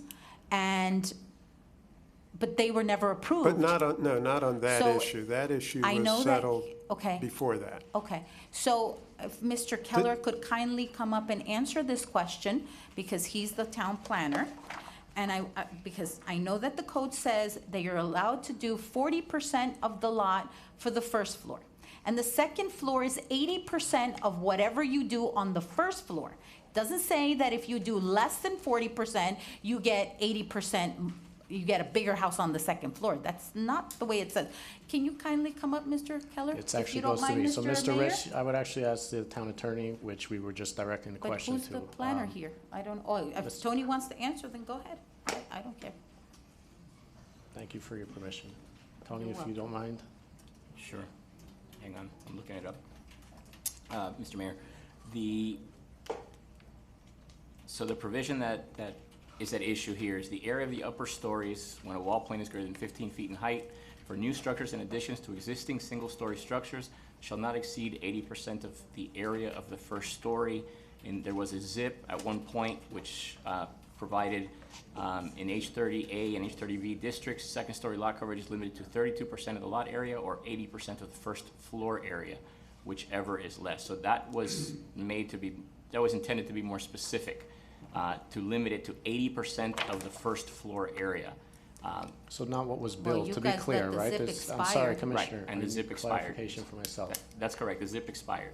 Well, I don't know why we mentioned the zip then. So according to the town code, is the 80%, is reason that limited to 80% of what is built or 80% of the 40% that is allowed? So Mayor, the reason I brought up the zip is because that language was in there to clarify what that commission wanted to limit, because it wasn't as clear. It says, shall not exceed 80% of the area of the first story. That is vague enough to either be, and that's a question of interpretation. That's either what's actually built or what you can build. And that's why that's why I mentioned the zip. The zip was put in to clarify that. And that was what the zoning code rewrite was trying to clarify, those kinds of questions. So, I'm sorry, Mr. Mayor, can I? Okay, so basically, Tony, the second floor needs to be 80% of the first floor, correct? What I'm saying is, the language in the code is open to some level of interpretation, and the zip was intended to make this more specific. So without the zip in place, you're left with the language that says, the area of the upper stories for new structures and additions to existing single-story structures shall not exceed 80% of the area of the first story. So where is the indentations in this building? Commissioner, if I may try to explain, so the zip was trying to clarify that because Yeah, it but is we an don't have the zip. ambiguity. He's talking about what we have right now. Can I finish for 1 second? The zip was trying to clarify what it is because it's kind of vague. So since the zip died, the language is still vague. That's exactly what he's saying. So it's kind of open to interpretation by the commission at this point until we put forth something that will be extremely clear. Mr. Mayor? So then, basically, this is to code, is what Tony is saying? No. So you can build boxes? If we decide it's to code, then it's to code. If not, then not. It's open to interpretation right now. Mayor, if I could just add, the absurdity of this conversation is that the house is too small. Regardless of the house being small, We still have to have the George, conversation. Would you prefer a bigger house? regardless of this house being small, you're asking us to approve things on a lot that already has a house that can be renovated, can't be knocked down, you can't add to it, but it can be renovated, okay? And you want us to approve something because it's too small. Well, and then you're asking also, how is there a hardship for a pool on the water side when you can clearly put that pool in the back and meet all the requirements? Because when you see what a definition of a hardship is, it is clearly that you cannot enjoy what your neighbors in the same zoning district enjoy. But my neighbors, And everybody my pool in is in the that back of zoning my house. district Can you has a answer the pool question, please? on the water. Okay, Thank you. but my pool is in the back of my house, but you wanna You're treat in this, but you see, H30B. you wanna treat this All right, as an George, we're done with H30B. this But you conversation. see, Thank this you is very the much. problem. This You is not wanna interrogation treat- against but Commissioner. I'm asking a question, No, what you're I'm not trying to do is interrogating. insinuate and try to I'm- corner him. That's not what What? this is about. I- This is, you can ask questions to understand the Okay, plans. What I'm you're trying to do is asking the corner question. the speaker. So I've asked him to sit down. Thank you, George. Why is it that this is a hardship of this pool I think we're also ready to here? vote on this item. And then you're also asking for 5 feet when all lots. All right, Commissioner, corner you're lots are- done. have to Commissioner, do this is over. 15 Discussion feet. is over. Thank you, Madam this is Clerk. your- Commissioner, thank you. Madam Clerk, you want to call the roll, please? Mayor, if I may, the motion was to accept as is, or is the motion maker and the seconder amending the motion? You need to ask the motion maker that. You don't want to change it to accommodate the proper setback for the rooftop? I'm okay with it, but if that's going to be. Can you speak into the mic? I'm personally okay with it as is, because if not, they're coming back here again, and I really don't want to listen to another commissioner again, here, argue the same thing over and over. So if you're okay with it, I'm good with it, unless you want to go through this whole thing again. And I believe I second it, and I'm okay with it. All right, So so wait a minute, Madam don't they have Clerk, to can bring you please another call the roll? variance for the roof? Commissioner, please. Unbelievable. Too many mics are on. No more mics have been turned on since the beginning of the meeting. I was just doing a check to make sure Commissioner Lang was okay with it, so we can, if not, we need 4 votes for a variance, so that's why I'm checking. Let's call the vote. Commissioner Mashai? Yes. Commissioner Velasquez? No. Commissioner Lansman? Yes. Vice Mayor Rose? Yes. Mayor Danziger? I want to make the Vice Mayor sweat for a second. Yes. Mayor, the motion carries. Thank you. Thank you, everybody. Item 3, consent agenda. Madam Clerk, do you read them all in? No, we just need a motion to approve. All right, can I get a motion to approve the items? Motion to 3? approve the consent agenda, items 3. Can I get a second? Second. I think we've all spent the time with the town manager, town attorney. We've gone through this just for the public to understand, is that we do sit here for a few days and study these items, so we're not just passing it. Madam Clerk, you want to call the roll, please, on this? Commissioner Velasquez? Yes. Commissioner Lansman? Yes. Commissioner Mashai? Yes. Vice Mayor Rose? Yes. Mayor Danziger? Yes. Mayor, the motion carries. Thank you. Item 4A1, second reading, amendment to the town code to allow operation of landscaping equipment and other noise-producing mechanical devices such as leaf blowers during permitted hours. Madam Clerk, you want to read it in? An ordinance of the Town Commission of the Town of Surfside, Florida, amending the Town of Surfside Code of Ordinances by amending Section 54-70A, subsection 15, prohibited noises, and Section 66-7, disposal of grass cuttings and hedge trimmings, to allow operation of landscaping equipment and other noise-producing mechanical devices during permitted hours, providing for severability, providing for inclusion in the code, providing for conflicts, and providing for an effective date. Item 4A1. All right, thank you. Opening it up to public comment before we start discussion. Eliana Salzauer.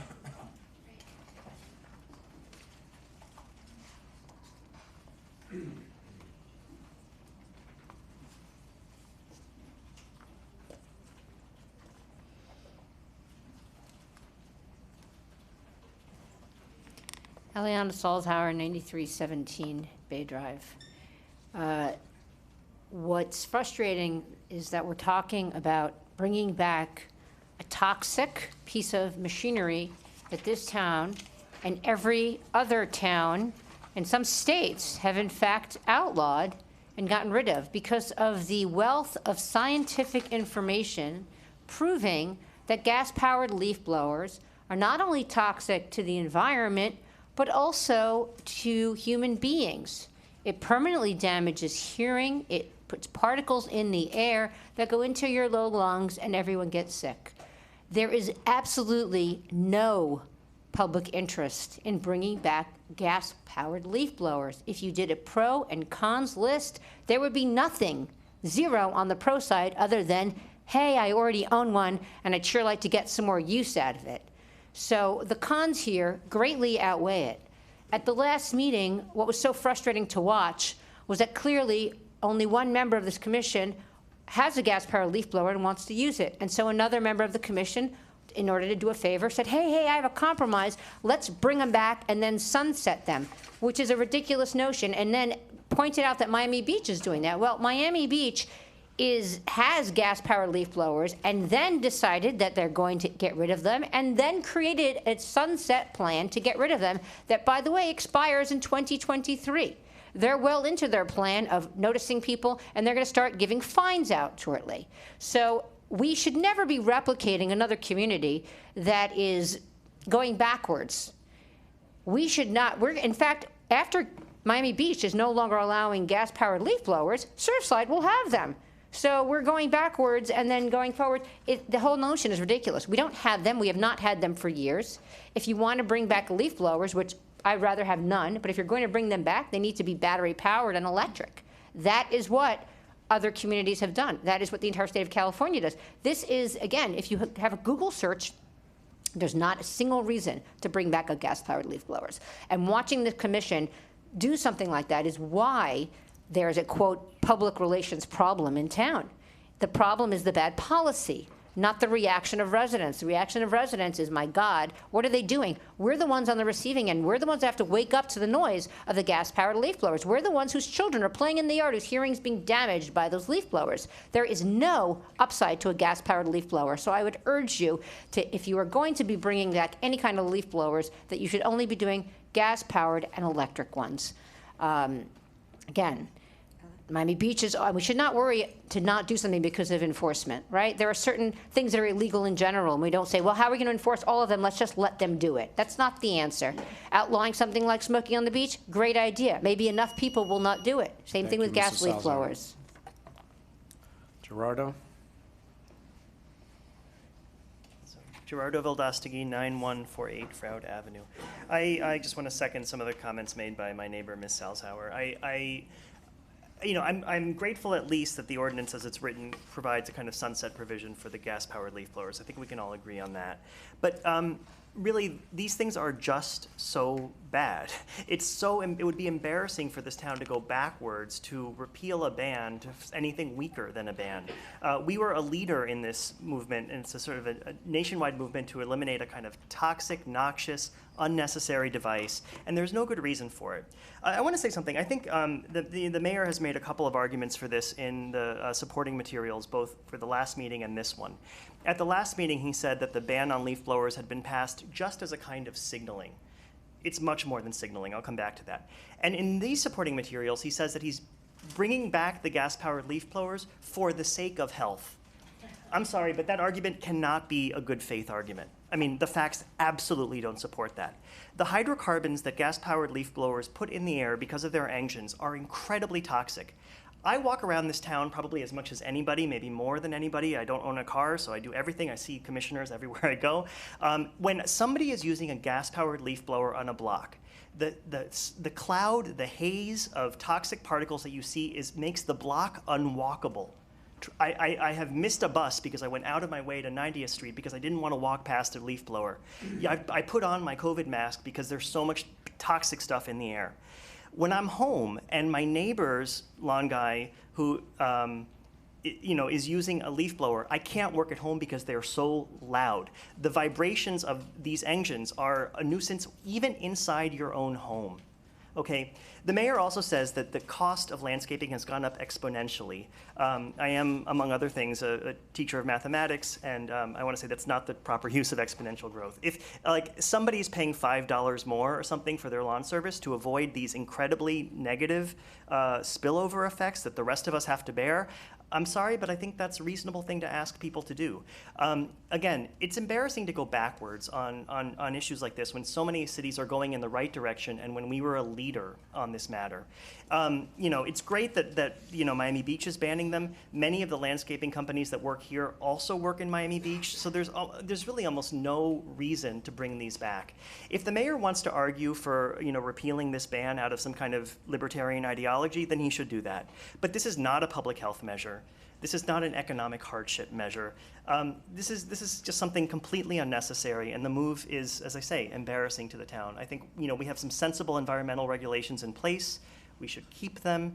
Yes, people have to adjust, but the benefits in terms of the reduced particle pollution, the reduced noise, are more than outweigh it. And trust me, try walking down a block where somebody's using one of these things. You'll see for yourself. Thank you, Jerry. Marcio?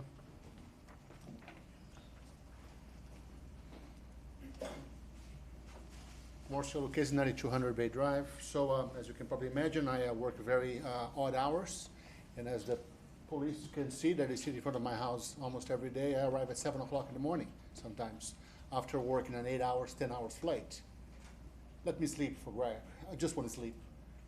Having my neighbors with that incredible noise is just unbelievable that you guys even considering this, that you allow someone to use that kind of equipment in our town. I just want to have some rest because I have to work the flight the next night. I have to be up all night again, but then I will not be able to sleep in my own house because someone decides to use that. And also tagging on a little bit of the beach chairs, one of the comments was, oh, poor employees, right? That, oh my God, they have to work in the sun. I'm going to ask that you keep the discussion. No, to it's this related. specific It's related. It's Okay. related. So they're talking about this. So double standards now. So they can work on the chairs, but now, well, what about the employees? They'll be forced to use and breathe that equipment in their backs and get intoxicated because the owner of the landscape company is going to say, hey, man, you can do it now, so go ahead and use it. So double standards here, okay? Let's think about employees also. They'll be forced to use those equipments. And I don't even know why you guys are talking about this or the city's even considering something like this. Thank you. Thank you very much. George? Kousoulis? George Kousoulis, 9225 Collins Avenue.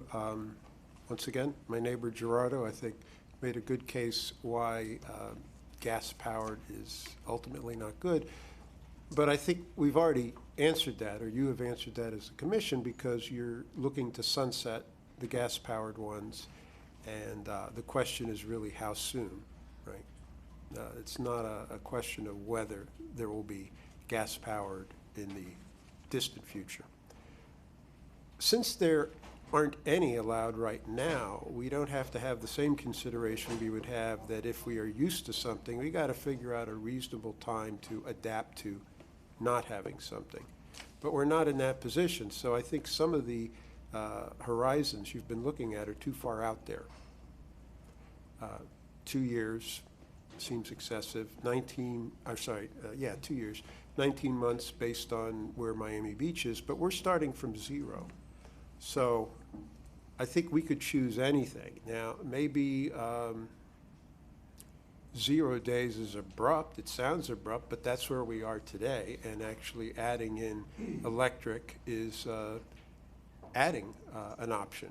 It's not taking away any options, right, because there's nothing allowed at the moment. A concession might be to look at, say, January 1, that's it. That's 4 months away. End of story. So there's a 4-month grace period, but that's a 4-month grace period where people can go out and buy gas-powered leaf blowers and use them for 4 months, and then they have to get the electric one. So I'm not even sure what good a grace period is. We're already at 0 days. So we're just trying to figure out what the next 19 months or 2 years or 4 months looks like, or 0 days. So I would reflect on that when you think about this. Why have any grace period if we know we're going to electric? Thank you. Thank you, George. Ben Jacobson.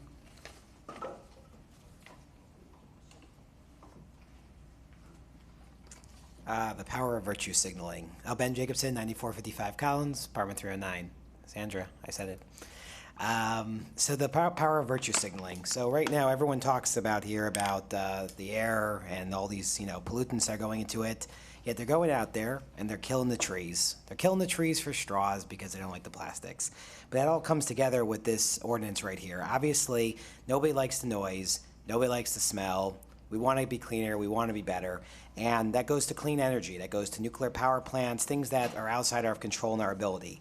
The request here right now is there are people who have leaf blowers in town, whether they're the individual homeowners, whether the companies, and the plan is to phase these out. And these technologies are getting better. A year from now, the leaf blower you're going to buy is going to be significantly better than the leaf blower that exists today.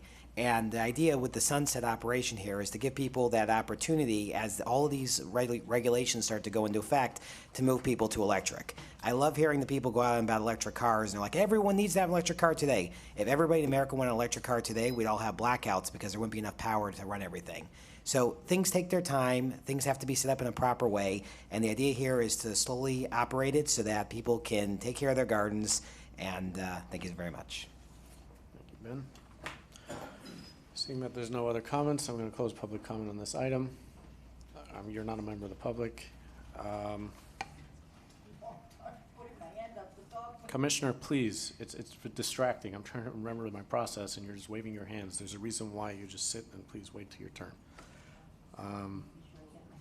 Since it is my item, I would like to bring it forward to the commission for discussion and for a vote.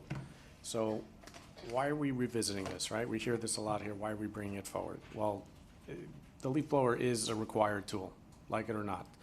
There's hard to reach areas. You can't expect residents to stand outside and rake and sweep. And everybody here who sits here and says that there's no need for it has never actually sat outside and done his own yard. It is currently, unlike what George said, there's 0 days. If you drive through the town, everybody is using leaf blowers, from the landscape people to the homeowners. And the reason for that is not because people want to break the law, but because it is required. So we're not starting from zero on this. What we're trying to do is still give them this option.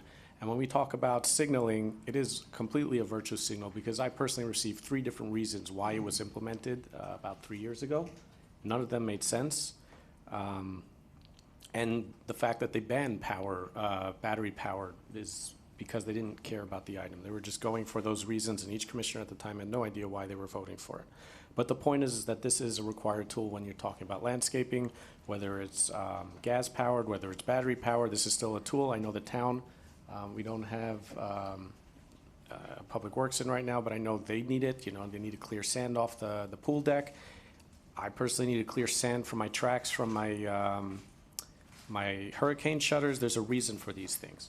So it's not zero. What we would like to do is give the homeowners and the people the opportunity to phase it out and incentivize them to go ahead and buy the battery. If you tell them, I'm sorry, that's it, people don't have that money to run out right now and spend another $500 on a machine. If you give them that time, I think people will be more compliant and appreciative of what we're doing, because they are still using them today. So if I can get a motion to, can I please get the motion? Can I please get a motion to move this item forward? I want to make a motion. As written. I want to make a motion to move forward the leaf blowers, however, not gas leaf blowers. So because I feel that, yes, I agree with you. Yes, it is a very important tool. I need one myself, as I too do my own lawn, believe it or not. And I do agree that a leaf blower is an important tool. However, I don't think that a gas leaf blower is the correct tool because it is a lot louder Commissioner, than the a discussion regular. comes after. I Okay, presented so- it, you wanted to present the motion, so please present Okay. the motion and So we I'm can discuss asking it afterwards. one of my fellow You commissioners. didn't present the motion. I did present You the didn't. You motion. got I into the presented the reason why you're motion is to talking, but move please this present the forward motion. without a gas leaf blower. Thank you. Is I there a second? understand.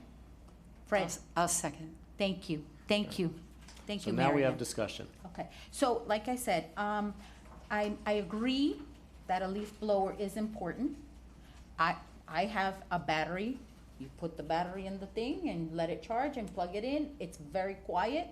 It's not even close to what these gas leaf blowers are, and it doesn't pollute the environment. And I feel that, yes, we do need leaf blowers, battery operated or electric. And that's what I have to say on that one. And if people have a gas leaf blower, you know, there's always offer up. You can sell it and buy yourself another one on offer up for the same price. All right, so Commissioner, I'm glad this works out for you since you already have a battery power, but for the other residents that still have to transition over, I would like to give them time. So I've said my piece. I'm not going to repeat myself over and over. If there's any other commissioners that want to comment. As I said a month ago, this prior commission passed this. Oh, it wasn't us. Prior. All right, let's let the commissioner, please let the commissioner. Prior, make his remarks. and I still today walk down as I do with Gerardo. I walk a lot as well. I do own a car, but I still do walk a lot. I love to walk when it's not 100,000 degrees out, but I still hear practically every day gas leaf blowers. I do.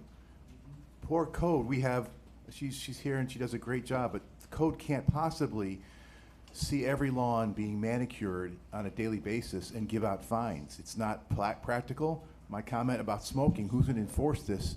The law is not being enforced. And frankly, it is a tool that's required. Many of our homeowners, single-family homeowners, have services that do their lawns for them. I would assume a small percentage do it themselves. Good for both of you. I don't. I have lots of other things I've got to take care of. But I believe that gas-powered leaf blowers are still being utilized. I don't think the legislation, the ordinance from 3-4 years ago did any difference, frankly, for our community. I think we're giving it lip service by saying we're the leaders because, frankly, it's not being enforced, and I don't know that it should be enforced. And then to the point of noise for this gentleman, do lawnmowers not make noise that would wake you up? Do not leaf trimmers? They make noise. I hear them, you hear them. They all make noise, and they're all gas-powered, by the way, as well. So for us to outlaw one gas-powered item and not the other 3 or 4 that these services or our own homeowners use does not make a lot of sense. If everything could go to battery and or electric, that's a great idea. I don't think that's ever going to happen. We've got to be realistic and do things that make sense for our community. I think a sunset is a great idea to give people time, but it's still going to be very difficult to get our services to go to the battery power, whether Miami Beach does it or not. So I'm not in favor of this limitation at this point in time, but I'll leave it there. Commissioner Maishai? I feel like we already have a ban on the gas leaf blowers. So again, I am in favor of electric or battery blowers. I'm a little, since we don't have any regulation right now, I don't know how that we need a long grace period to initiate electric or battery blowers. Mr. Mayor, first of all, my biggest issue with this is we're not enforcing it. So, I mean, why have the rule in place when we know we're not enforcing it? Just to say we don't allow leaf blowers, yet everybody still uses them? Commissioner Landsman, I'm in agreement with you. We don't have the lawn mowers, we don't have the trimmers, none of that is required to be battery operated. I am completely comfortable with the grace period. I misspoke last time. Miami Beach is a 19th month, not a 24-month. I'd like to clarify that information. And also I know everyone's not raking it. It's going to the storm drains, and I'd rather have our storm drains be protected. So I'm okay with the grace period, how I believe you are. And I just want it in for the record. I'm building a house across from Joel, and I see him once a week doing his own landscaping. So he is not the only one. There are several residents that do their own landscaping, and he does a very good job. So Commissioner, are you open to modifying your, Please, Fred. Commissioner, are you open to modifying? For good reason, and honestly, I don't think that, oh, sorry. I don't think that, why should we wait? If other cities are banning it, whether it's 10 months, 18 months, or whatever it is, why wait? Why do this to our residents? And we're all talking about being environmentally friendly. These gas blowers are not environmentally friendly. I'm pleading to you to please consider the rest of your residents, your neighbors, your friends that are in this situation. It's just a simple yes to electric. That's it. All right, thank you, Commissioner. I don't think it's a big deal. We're not saying that the mayor can't use a leaf blower. He can use an electric leaf blower. And you can sell your gas one on OfferUp, no problem. Or eBay or Amazon or whatever other, or Poshop or whatever other apps they have out All there right, thank you, to Commissioner. sell your stuff. We were understand. Please, Fred. If I can say a few words again, you're okay with battery, which also throw particulates in the air and supposedly put grass in the streets and in our sewage, but the gas is the one that is going to be polluting the air, not the battery, because you have a battery, right? Yes, correct. Okay, so we have a motion on the table. You're obviously not going to modify it. We have a second. Madam Clerk, you want to call the vote? Commissioner Lansman? No. Commissioner Velasquez? Yes. Commissioner Maschein? Yes. Vice Mayor Rose? No.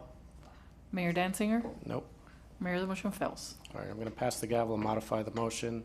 I would like to pass the motion to pass as that is with sunset ordinance in place to allow for the people that are currently using it and incentivize them and tell them that we stand with them to be able to do their property, but they should go out and over the next little while go ahead and change to battery operated to be a little more conscious. So I would pass the motion to pass the ordinance as it is written. With the sunset, how many more months? 19 to match Miami Beach? Because we misstated Miami Beaches. I'm your chair now, so I'm done. Mr. Motion Maker, how many months would you like it to be for sunset? Well, I said as written, so I would have to look through I the think actual that's- ordinance. Madam Attorney? Yes, it's 18 months, the Yes. prohibition. It will kick in on March 1st, 2024, at which time there will be prohibited, but there will be an additional 6-month period where there will be warnings issued to residents and users of these blowers. Mr. Seconder, are you okay with that? You made the motion, yes? Oh, you made the motion. I will second that, yes, I'm okay. Call the vote? Wait, just Commissioner discussion. Just a real quick, amazing how these conversations go. We want to give our code compliance department a realistic time frame to be able to enforce this. I don't think the prior commission had any concept of what it would take to actually enforce it, and it didn't get enforced. So we have to do something that makes a difference to enforce this and make sure our providers of service and our homeowners that take care of their own properties get the message and do this right. So I want to give code the opportunity and the time frame to get it right so it actually happens. Thank you. Commissioner Maschein? Can you just repeat the motion? at this The point? motion is to approve as is with the sunset of 18 months, which is March 1st, 2024. And this is Please. for gas, or is it for electric? Gas to transition to electric. Right. Don't put your name on that, Mary Ann. Point of order, Mr. Chair, I can't hear what's going on. Commissioner Maschein? No. Commissioner Velasquez? No. Commissioner Lansman? Yes. Vice Mayor Rose? Yes. Mayor Danziger? Yes. Mayor, the motion carries. Can I get the, Sawyer? You gotta keep her quiet. All right. Item 4B1, beach chair ordinance. Madam Clerk, you want to read it into?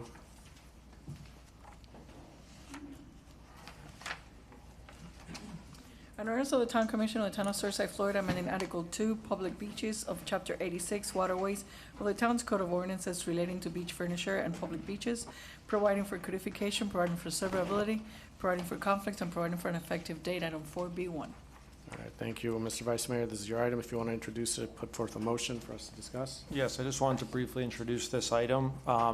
There's been a lot of misinformation out there. Like I said before, during Good and Welfare, I hope everybody we're going to listen to you. Please listen to us as we speak. The details in this matter, not the information you read out online or you're getting emails. Please listen and read what was actually written and what we're talking about tonight. And that is where I wanted to go with this. Thank you. All right, a motion? Motion or public discussion? Usually we start with a motion. Motion to discuss. Second. All right, we'll open it up to public comments, and there are a lot of them.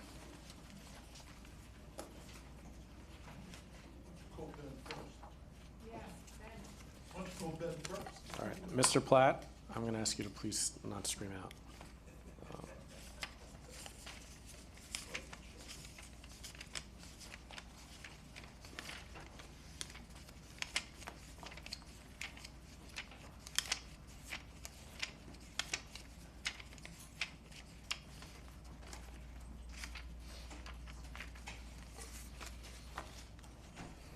All right, we have 23 public comments. 3 minutes, that's over an hour. I'm going to cut down public comments to 2 minutes on this item.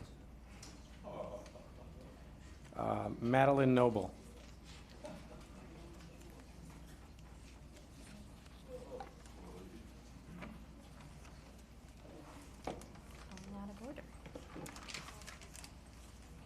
All right, so just a reminder before we start, I cut it down a bit so we can try to get through these items tonight. We still have a few, so just. All right, my name is Madeline Noble, 9149 Carlisle Avenue. I will keep my comments brief, given what happened last time, where this item was walked on at the last minute, and then the meeting was ended after we waited hours to discuss. I don't support a change in the existing beach ordinance. I don't support expanding the number of preset chairs on the beach. I don't support food and drink being served on the beach. We need to do more to keep our beaches safe for sea turtles, as it has been pointed out by people on this very commission, that they are very important to our town. More importantly, they're an important part of our ecosystem here. Expanding beach chair access will create turbulence and disturb wear, or perhaps even deter nesting by sea turtles. And opening up the beach to food and drink trash will attract even more predators to the beach. So we should try to avoid that, leave the ordinance as it is. Thank you. Thank you. Appreciate it, Madeline. Joanne Nieto? Nieto. Hi, guys. I wasn't sure. Joanne Nieto, 9195 Collins Avenue. I wasn't sure whether I was going to come up here, but I just want to add my voice to keep the existing beach ordinance that was voted by the residents and that this commission appears to want to undo, to leave it as is. I am not in favor of increasing the number of preset beach furniture. Please speak into the mic. Oh, I'm sorry. I just said that I want to add my voice to keep the existing beach ordinance that was voted by the residents as is. I am not in favor of increasing preset chair furniture numbers. Residents are not in support of this, and as you mentioned, it's all on record, so you see there's an abundant support to keep the ordinance as is. I ask you to listen to us. I ask you to listen to the majority of your residents. And as far as extending the hours of the proposed increase of preset, I don't think that is a good idea either, because at sundown they won't be able to, at sunset they won't be able to see the mess that may be left behind. So it just doesn't make sense to me, increasing the hours at all. They won't be able to properly clean in the dark. I know when it gets dark and I'm there, I lose my son's flip-flops. So I can imagine all the mess that they could leave. Anyway, to end this quickly, I just would beg for you to listen to us, just as you beg us to listen to you. Majority of us don't want the change. We want to leave the beach as is. There's enough chairs. I personally have seen chairs that hotels put out that are empty all day, so I don't see the need. I don't know who's asking for them, but anyway, thank you, and I will promise to listen to you. Thank you. Joanne?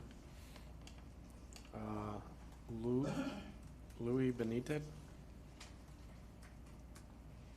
Am I mispronouncing it? Hold on. Louis Benitez, are you here? Joanne Katz? Joanna Katz? Liu? Liv, yes.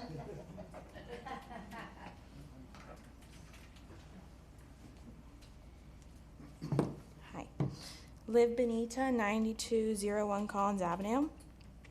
I don't support any of this, especially the beach chairs, because as I've experienced the beach chairs being put on the beach when one of the hotels put it in front of the Waverly. It was not a good thing. They would leave out the beach chairs even if people weren't there. They were supposed to let residents use the chairs. They did not. They would not let them. Also,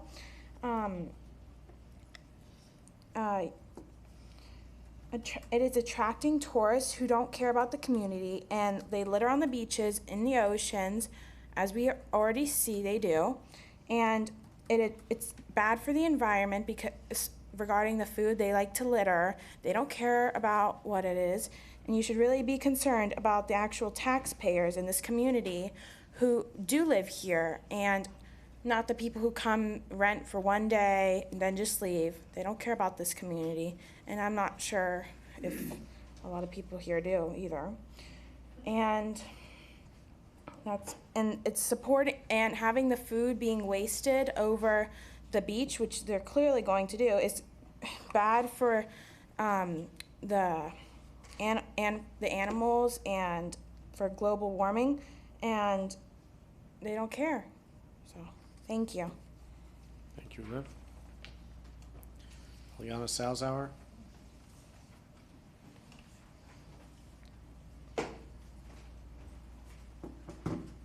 Eliana Salzhauer, 9317 Bay Drive. Last time at the meeting, people stayed around till 1 in the morning to speak on this issue. The gaslighting is not okay. Every single word on the flyer that's been distributed is true. Every single word on here was fact-checked with the actual words that came out of your mouths at the last meeting. So to sit up here and say that what's on social media is not true is inaccurate. You can't say something over and over and make it true. Reading from your own agenda, which, by the way, your own item also misstates the fact that the Vice Mayor himself supported at the last meeting ride-on vehicles. He wanted ride-on vehicles. And now in his thing, he says, oh, we all agreed on not ride-on. Well, he himself wanted ride-on. So reworking the facts, the alternative facts that are being presented, residents aren't stupid. We're here at the meeting and we hear what happens. Okay? What we don't want, our current regulations are amazing. Our current regulations are the reason why our beaches are spectacular. That's what makes Surfside a destination. That's what makes the apartments that are being built here, that's why people are building $15 million units. That's why people are coming to this town and choosing not to go to South Beach. These regulations that you want to now undo are going to turn our beaches worse than South Beach. Why? Because South Beach has commercialization, but anyone can go over and buy a chair. It's not just for the hotels. South Beach has commercialization, and they have a much larger beach. Our beach is a fraction of that size, and yet you want staging areas every 100 feet. That's an 8-foot by 8-foot stack of 4.5-foot high chairs every 100 feet on the beach. That's 9 alone in front of the area in front of the surf club properties. Okay? That is all over town. We just cut down, you guys just cut down the dunes, which, by the way, DEP was not thrilled with the chop job you did on the dunes, and they came out to inspect it, so I'm sure you'll be hearing from them. But you just chopped the dunes down to about 3 feet, so now everyone's view is going to be 4.5 feet of chairs. Food service Thank on you. the beach is a Thank you, Mrs. disaster. Salzer. We're done. Thank you. Oh, I'm terribly sorry. All right, well, everything's online, as you can read. Julio? Julio Rumba, 855 Collins Avenue. I want to draw an analogy between the gay pride vote you took tonight and the beach situation. First of all, congratulations to the 3 commissioners who voted in a majority to accept people in this town to fly the flag. And I hope when you have your process discussion, you don't change it.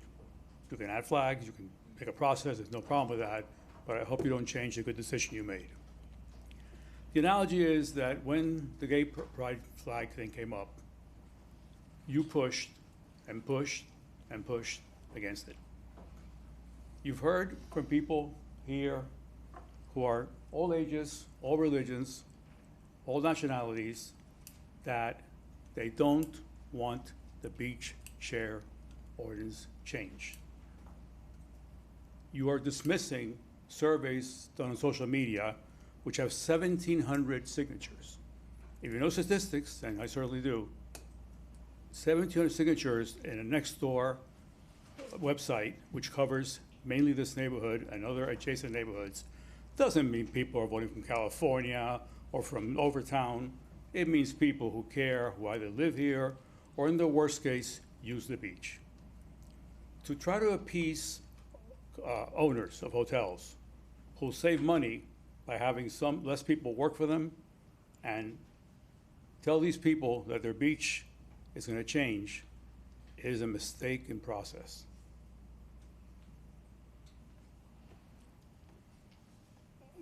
It's inane. It's inane to change the rule in any way. If you want to change it, do a study. Do a usage study. How many beaches are being put out now?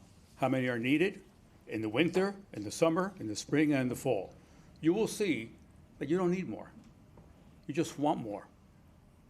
Don't make the mistake of changing Surfside's biggest asset. Do what you do with the gay pride. Vote your conscience. Vote your convictions. Don't vote for convenience, special All right. interests. Thank you. Or anything like that. Will Nunez?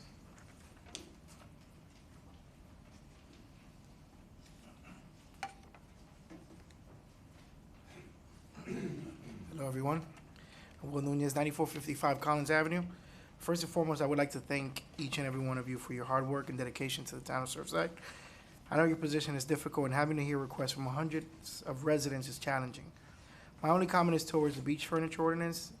As the manager of the Waves located at 9455, having beach service for 110 unit tax-paying owners, I feel that the proposed challenge will greatly benefit our residents by improving beach service and making it easier for the beach service operators to set up their service efficiently.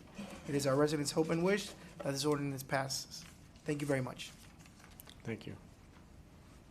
Gerardo? So I'll admit, some of the details of the ordinance are lost on me, but I do feel, and I want to know if there's misinformation, if there's a fact that's wrong, I would like to know it. But I will say this, I think it's enough for me to oppose this to know that it will dramatically increase the number of beach chairs. And the reason why I'm worried about this, I'll sort of articulate in a moment, I think has to do with our commitment to the environment and specifically to the sea turtles. It seems to me that the current beach ordinance with its limits is probably the #1 way that the town itself actually protects the sea turtles. Now, it would be so weird if we had this whole thing, oh, the turtles are our mascot, look at the turtle walk, look at Keo over at 95th Street, turtles, turtles, turtles, we love them, we love them, we love them. Oh, protecting turtles? Oh, we just outsource that to the county, thanks very much. I mean, what do we do to protect them? And the current ordinance is what we do to protect them. It's not enough just to turn this over to the county. A certain irony has to be brought out. We honored a little boy recently for discovering a sea turtle nest and saving it. Great. That shows that what the county is doing, even if they're trying their best, they can't get every single one. I want to remind you of something that my neighbor Judy Martinez said not too long ago. She worked at the Ritz-Carlton in Key Biscayne, and she worked with beach chairs. And she said, look, these capitalists who are putting out the chairs, they'll go to the limit. They'll do everything they can. If instead of having been discovered by the little boy we honored, that sea turtle nest had been discovered by an employee of the Waves or any other, I'm just picking them because they're here, what do you think that employee would have done? If you're working for minimum wage and you can get a $5 tip for crushing a sea turtle nest that somehow the county missed, you're gonna do it. I mean, there's no incentive for the employees to point out a nest that's been missed. And if you just increase the number of beach chairs, you increase the risk that the next nest is not going to get discovered and saved by a local resident, but it's going to get intentionally crushed by a beach chair operator who's only looking at the bottom line. And that was the point that Judy Martinez made. I wish you were here to make it tonight. But these operators are only concerned about their profit. They have zero incentive to protect the turtles. If we take our commitment to the turtles seriously, and I think we should, I think when you choose a mascot, part of what you're doing is setting that as a goal for yourself so it reminds you of what's important. Ask yourself, what do we as a town do to protect the turtles? Not just what does the county do, but what do we do? And I think the current ordinance is good because it's what we do to protect them. Thank you, Jerry. Juan Valdez? Good evening. My name is Juan C. Valdez, 594th Street. I've been in Surfside for 15 years now, and I've seen a lot of things come and go, people, ideas, and... Sir, I'm sorry to interrupt. Can you please speak into the mic? Okay. Thank you. And what I've seen up to this point, I do not agree with the beach chairs. People voted on this. They did not want the beach chairs. I walk on the beach and I see the Four Seasons, I see all the hotels, and they have all their chairs out there. A lot of them are empty. And I'm gonna tell you why.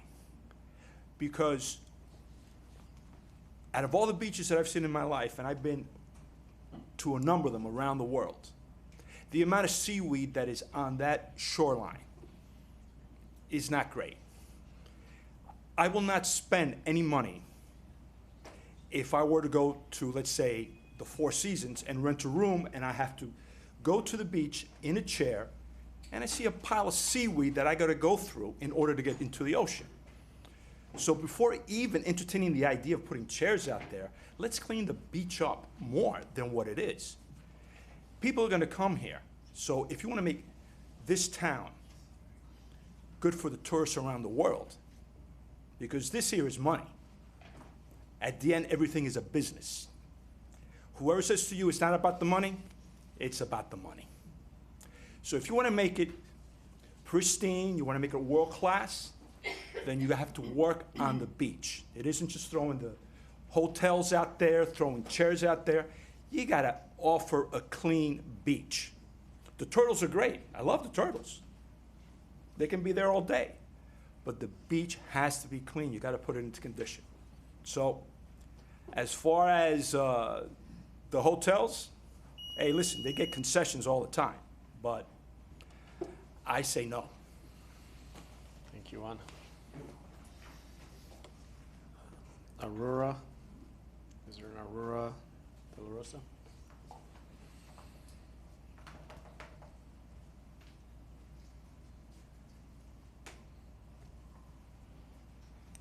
Hi, Aurora de la Rosa, 8455 Collins Avenue, apartment 806. I live at the Waves. This is something that this is the way I wanted to approach this. When we first bought the unit 24 years ago at the Waves condominium, we were very excited to live on the beach. And at the time, there were no beach chair ordinance, there were no beach chairs operators. We had to go down, get your chairs and your umbrellas and your bags and everything, and go down and use the beach like everybody else did. Well, fast forward now, 20-odd years, and now we really need the beach chair service.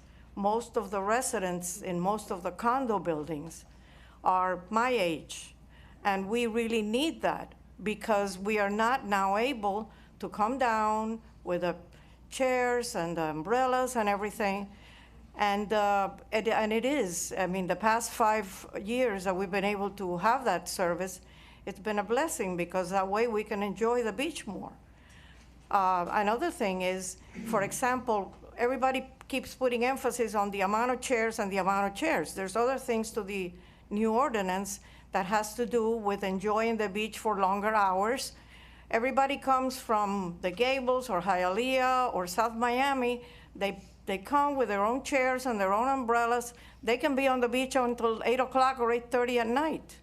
But then all of us, we don't. We have to, at 5:30, we have to pick up all our stuff and go upstairs because we cannot stay longer on the beach because of the hours that we have.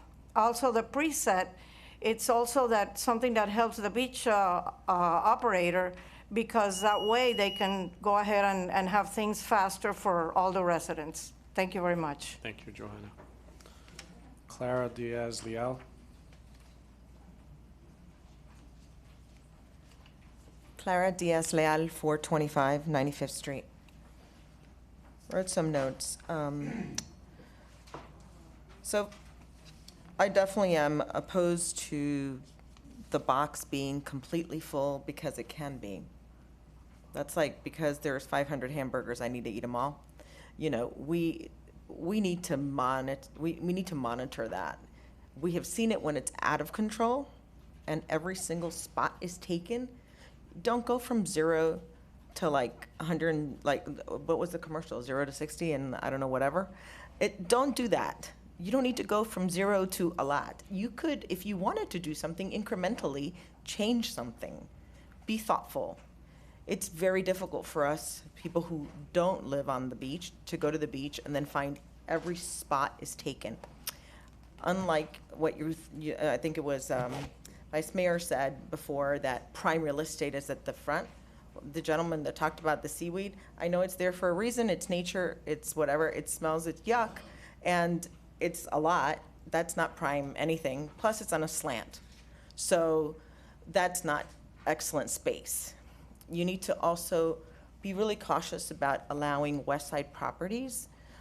If you do that, you're going to open up, if at all, if you consider that at all, which I urge you not to do, you will open a Pandora's box, because everyone who is not on Collins, on the beach, is west of that. Everyone will want a piece of that, and you monetize it to an extent. There's not enough room for that. We're already arguing about this. So that's something that you really need to consider. As far as food service, you know, I've been to plenty of resorts, as have most of you. It's not allowed everywhere. It's okay not to have it. You can have it by the pool. What happens is they shove it underneath the seats. It's ugly and it's dirty. Thank you, Clara. Retta Logan.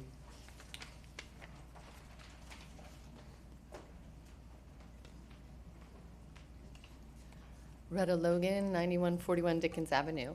I have an issue with the preset of the chairs. What I think is a better idea is if you call and make your reservation, and then your people know who's going to be in the chairs. Just like one of the gentlemen said, in the winter, it's a lot different than the spring, the fall, or the summer. So I was just in Tybee Island, I'm from Georgia, and you call and you say, we have a family of 12, and we're going to be coming down, and we made the reservation for the whole week because we were there. So if you have somebody who's a tourist, because obviously they can use the community center, and if this ordinance is going to be for everybody, then the community center would have that. But what I can't stand, and when we used to have, I go to the beach all the time on 92nd, and when the Marriott used to have it, you'd get down there, chairs were everywhere. You didn't feel like you were at your home, and the vendors setting it up kind of gave you a face, and it was very uncomfortable. Our whole block, who goes a lot, and it's like, I love it now, you can walk down there. But if I'm in a hotel and I'm calling down and you're gonna put a chair for me, it's great. I listened back to the meeting, a gentleman said he was Mr. 101, and he didn't get his chair because there weren't enough in the box. Well, that's life. At least you can bring your own towel or your chair and still use the beach. Unlike another venue, if I'm 101, I don't get to go in at all. So, I mean, I've lived here my entire life. I've never had beach service. I don't need beach service, but I do agree, maybe somebody who's older and has trouble, but make a reservation and have the chair set. I do agree, the mayor had mentioned, I don't agree with any sort of speed vehicle on the beach. They're beautiful hand carts now. And I'm sorry, it is a job that's labor intensive, but that's the job that you're doing. So you're gonna have to pick up a chair. And where you're saying 4.5 feet, that might be a little tough because chairs are a little crazy. So at 4.5 feet, it might not be easy to get them down. Maybe have it a little lower. But just think of things, but don't put vehicles on the beach. Thank you, Retta. Joel? Joel team? Time? Oh, Timony? Timmy. It's close. Nice declares. Joel Timmy, 9289 Abbott Avenue. You guys are scaring the bejesus out of us. Let me just say that very clearly here. And I think I would really appreciate it if you would look at this issue the way it was presented and deal with that issue, not take that issue and turn it into something completely different. And what I'm talking about here is the issue, which is clearly about the Grand Beach Hotel, who has sued the town. And that's the issue that you should be concerning yourself with. I would be much happier if you would address that issue for the hotels who are on the beach and just do that.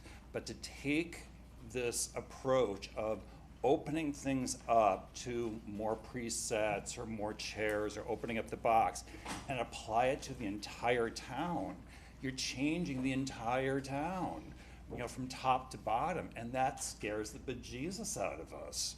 There are things in this proposal, as you have written, that applies to things outside of the hotel, which I'm asking you to deal with the hotel issue only, but kind of a funny feeling you won't, and so I want to bring up these other things as well. First one being the commercialization, it's still there. When I read that proposal, the commercialization, meaning people can buy and sell their chairs to people outside of the condo. Don't like that. I don't like the sunrise to sunset. It's too much time. This community center, you've got 65 chairs for the community center. It's like it's the proverbial going from 0 to 65. Like, you're just going from having no chairs to having, it's like filled up 65 chairs in front of the community center. Why not have a couple chairs sitting underneath the beach? And who's gonna work these chairs too? Like, you're gonna have 65 chairs? Now you have to have staff to put those things out. These things just turn into something completely different. Please just deal with the issue at hand, which is the hotels. Thank you. Thank you, Joel. Michelle Arambula. She here? Jeffrey Platt? Jeffrey Platt, 9225 Collins Avenue. Shut up.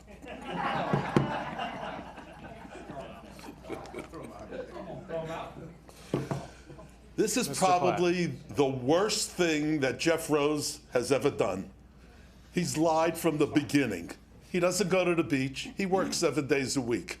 He tells me he goes to the beach, but if he does, he goes to 88th Street, which is, there's nothing there.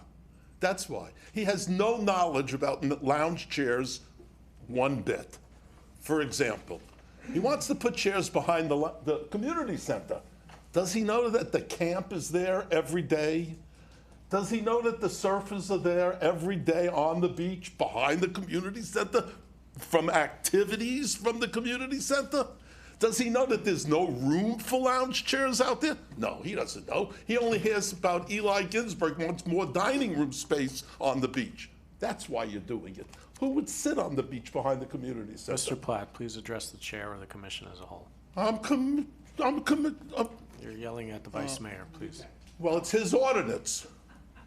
It's his ordinance. I'm going to speak to him because it's his ordinance. Why would I want to speak to you? The town regulations require that you address your comments to the chair and to the commission as a whole. Fine. Thank you. Idiot.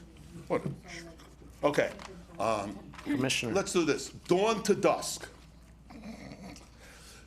Does anybody know that there's beach maintenance on the beach every day until about 9:30? Do you know that they sweep the whole beach, that they rake the whole beach? Do you know that? So why do you want to put lounge chairs there? I don't know. Why do you want to put lounge chairs there? I'm doing it to the whole. Why would you want to put lounge chairs on a beach where where the bulldozers and the sweepers are there until 9:30 in the morning?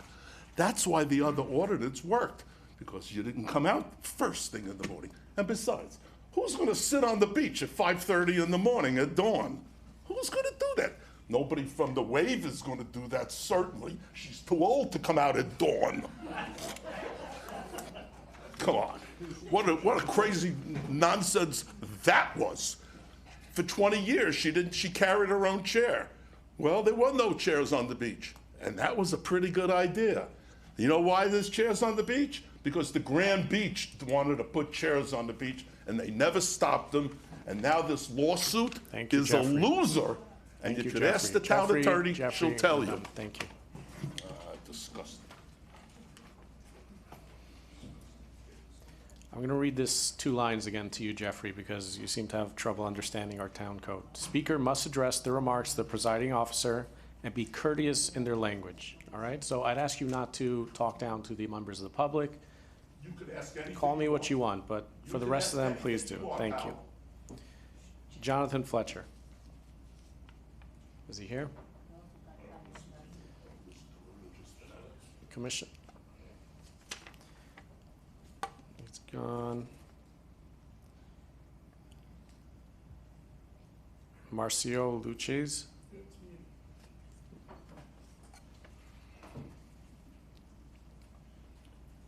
It is absolutely clear that the city doesn't want this.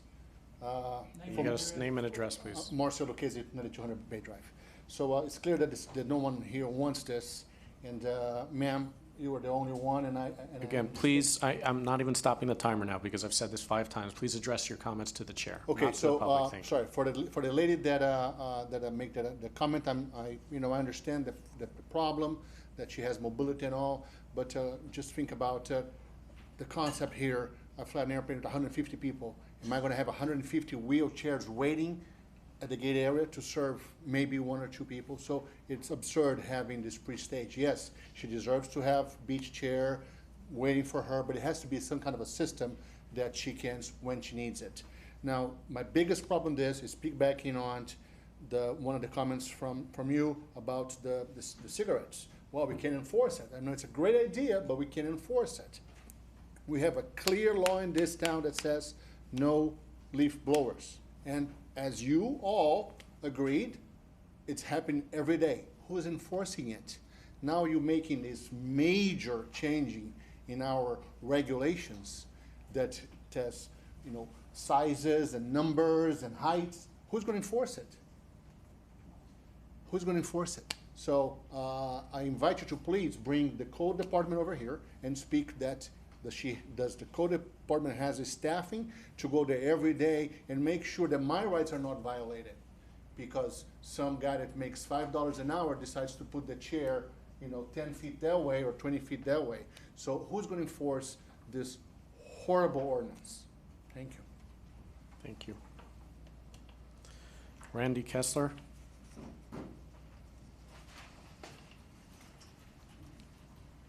Randy Kessler, 9001 Collins Avenue, and I'm here to speak about the ordinance. I feel that the fact that we're even here tonight is preposterous, and I think that it should not even be an issue. I feel that if we want to have a chair to sit on the beach, that should be our prerogative, and that goes for everybody in the town of Surfside. I think that to draw a line and equate somebody who works for minimum wage and conclude that because they're going to put a chair down that they intend to kill a turtle egg is so far reaching and so insulting to everybody here. And I feel that I speak on behalf of the residents at the Surf Club, between the hotel and the residents. And I feel that to make the people that work there bring the chairs in at 5:30, 6 o'clock at night is unreasonable, and one of the best times during the day to sit on the beach is sunset. So after speaking to somebody who works for the city, they said to me that I live in the town of Surfside and I can't even go to the town after work because it's after the curfew. So I believe that there should not be a curfew. I think that should be up to each individual property to make that determination. Thank you. Thank you, Randy.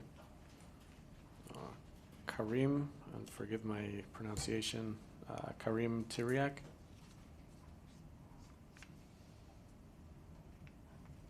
Here. Maria Pinzon.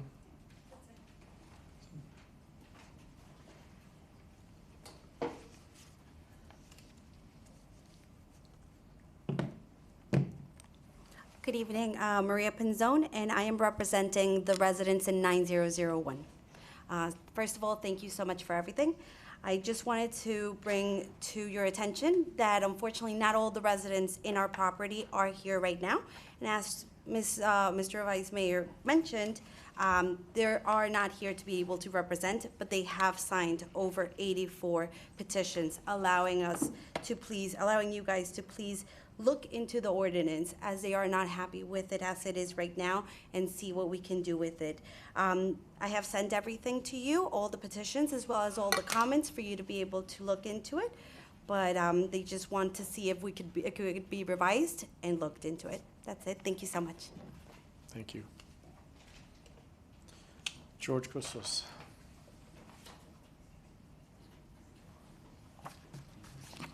George Kuslis, 9225 Collins Avenue. Keep in mind the number 168. So in all this, we need to separate emotion from reason, because what this code actually does, or the first reading, and what it doesn't do, is sometimes lost. The two strongest features of the current code are prohibiting storage, which we know about, and keeping operators inside the box. Neither is in jeopardy tonight or under this proposal. First thing, do not permit the west side intrusion. Allowing it monetizes every box behind every property, changing the dynamic of the whole ordinance. So you must reject that. The hours should be revised from 8 a.m. back to 8 a.m. and stretch out to sunset. Sunrise is too early, obviously, yet enjoyment of the beach by anyone at sunset is as natural as the setting sun is itself. And it's also not too dark to clean up at sunset. Twilight is about 45 minutes after sunset. What about staging? Staging is crucial to logistics. The staging areas are dozens of feet away from where you place the stairs. The hotels are hundreds of feet away. Staging takes some of the burden off of the preset, and it takes some of the burden off of the back and forth through the dune. I would not do what you're doing in the staging, where you have multiple 8x8s up and down the beach. I would do, for the larger properties, a single 12x12. So 200 and above, 12x12, everybody else, one 8x8. Setup, which is preset, is very misunderstood. Imagine this: you have a dining table. You set it up with the linens, the china, the silverware, the stemware, everything. It's beautiful. You set it up for 6 people. That's setup. Setup exists at 8 in the morning, and it's over at 9. People come in, people sit down, the food comes in, they spill gravy, they spill the wine. An aunt and uncle and a couple cousins show up unannounced, and all of a sudden setup is gone. Thank you, right? George. It's regular seating at that point. You get the idea. Setup and regular seating don't have anything to do with each other. Ben Jacobson.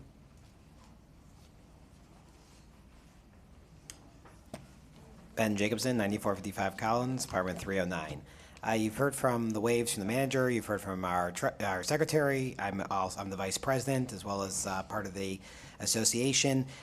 We speak about this previous town commission that passed the current code that we're working off of. Where was that created? That was created by one commissioner who had a feeling on how things should be, and she put it together.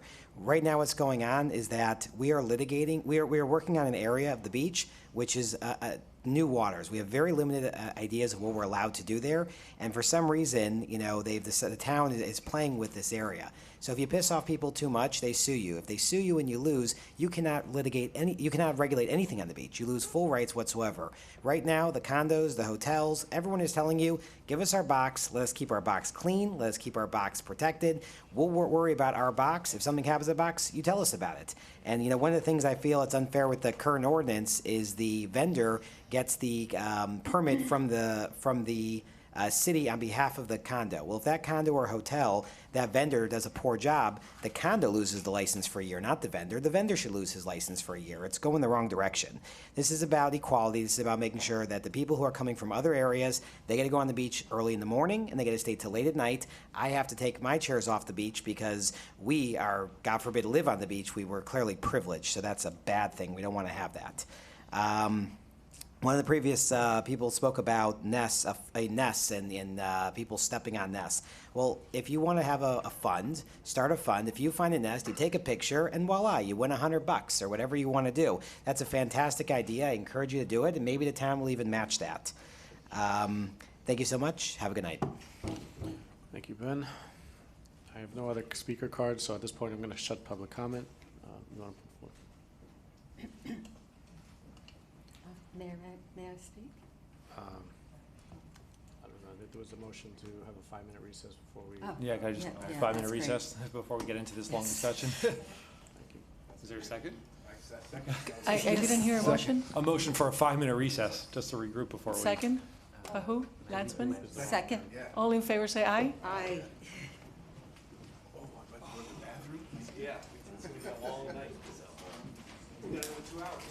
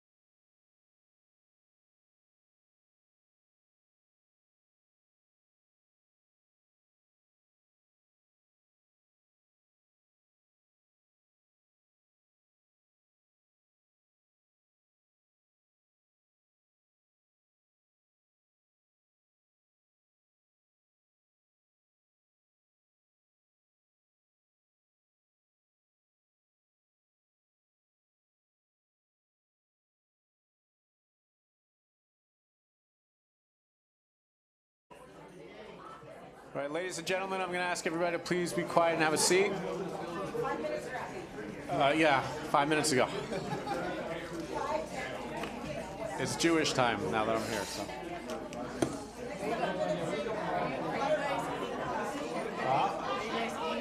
No, not this late. Chips, cookies. You got me on these things. Just behind the scenes.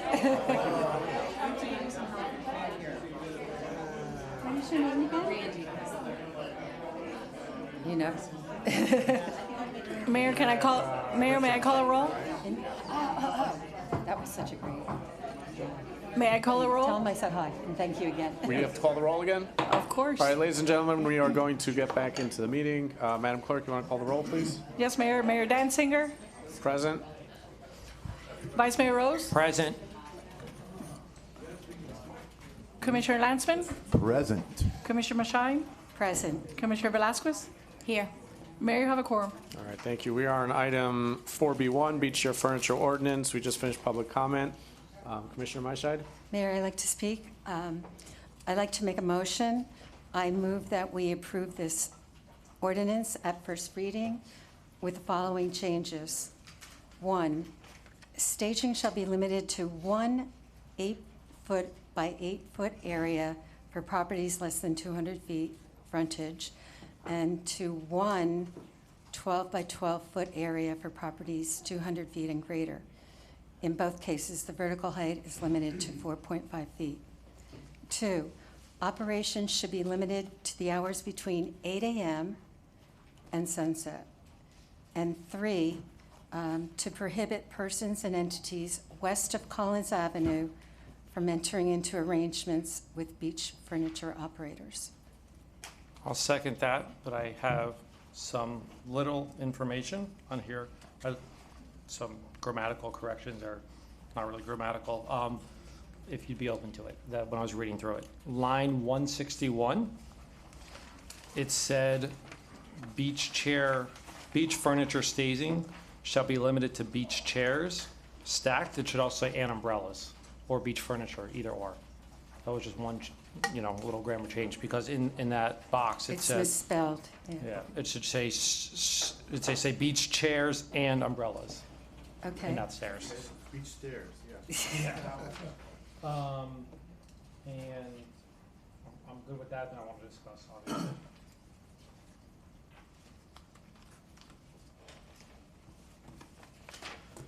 All right, so Commissioner Mashide, this is your item if you want to introduce it and open it up. What was there, So- second? Yeah, Vice Mayor second. So this has been the 4th time a commission is sitting here through the beach chair ordinance. We have seen the very bad, and we have seen the very severe.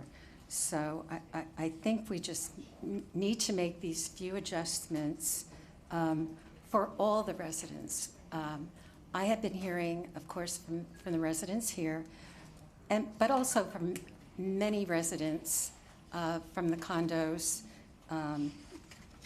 through emails and other forms of communication. So again, I'm here to speak for all the residents. And so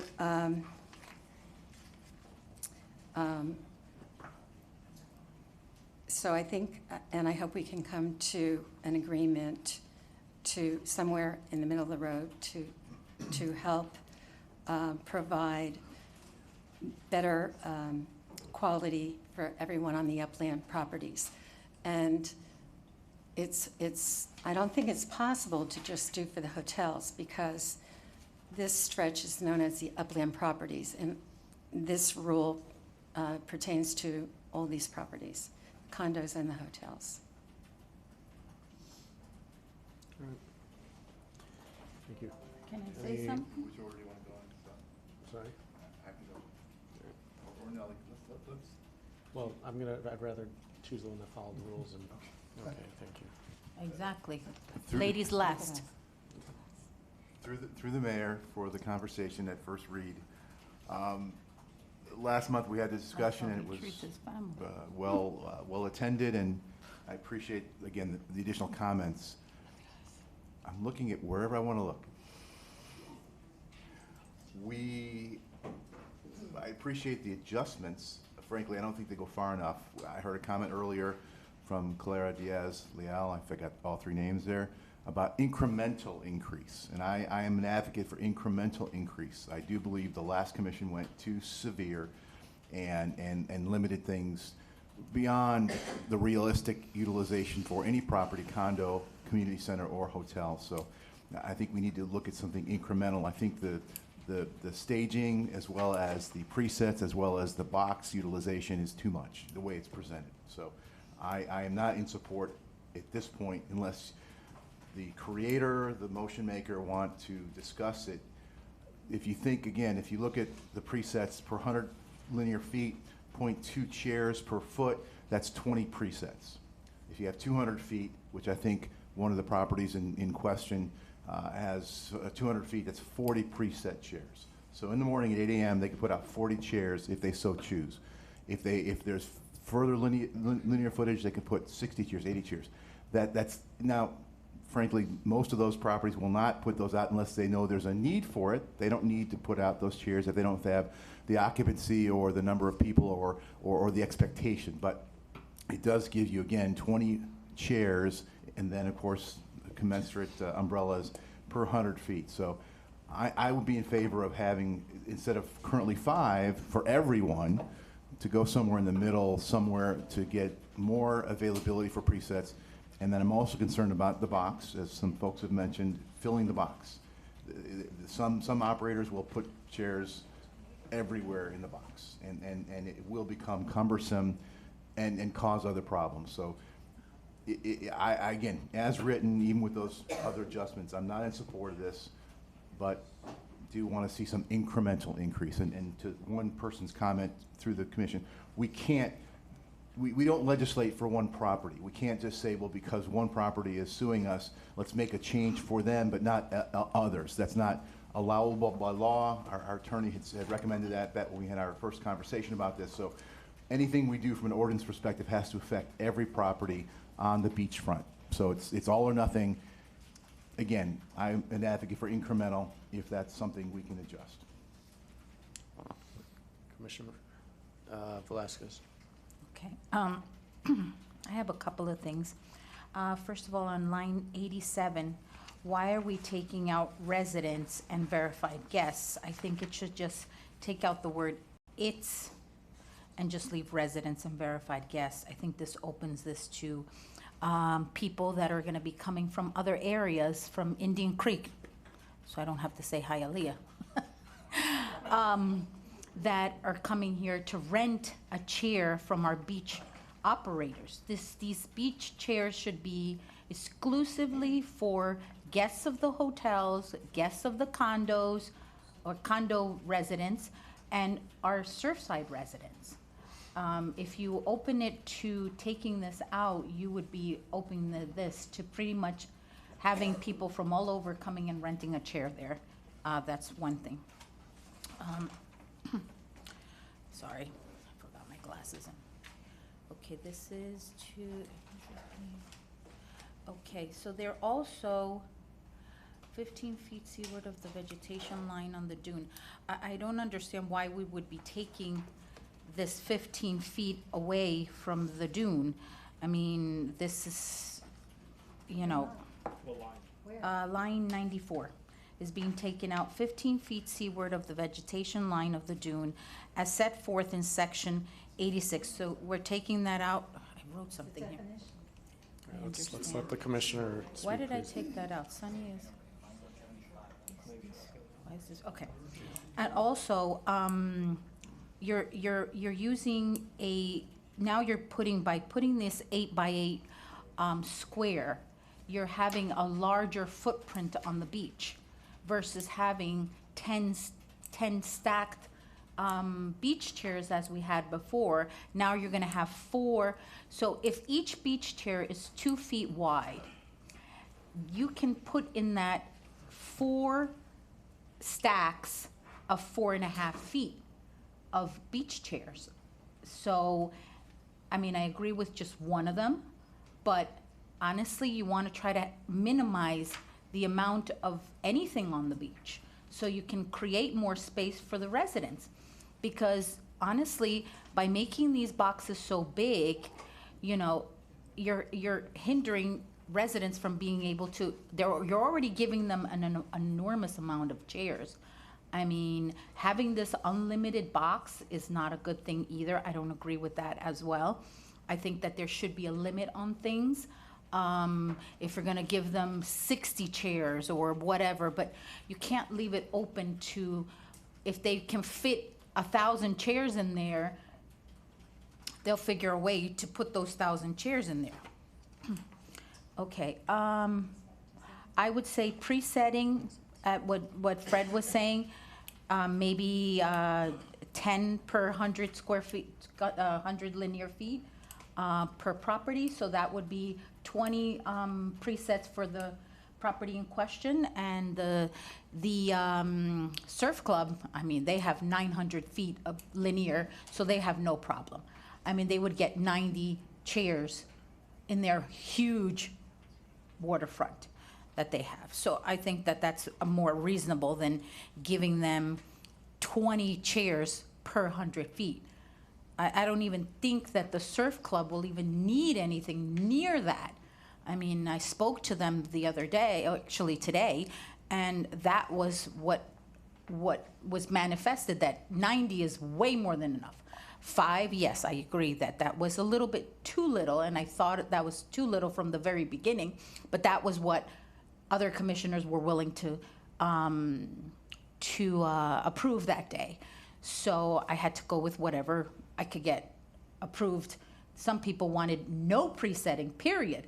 So at least I got 5 chairs that day. Okay. In terms of the unlimited, that's something that honestly you really need to discuss because it cannot be unlimited. And I think you left all these things. Add a limitation. Okay.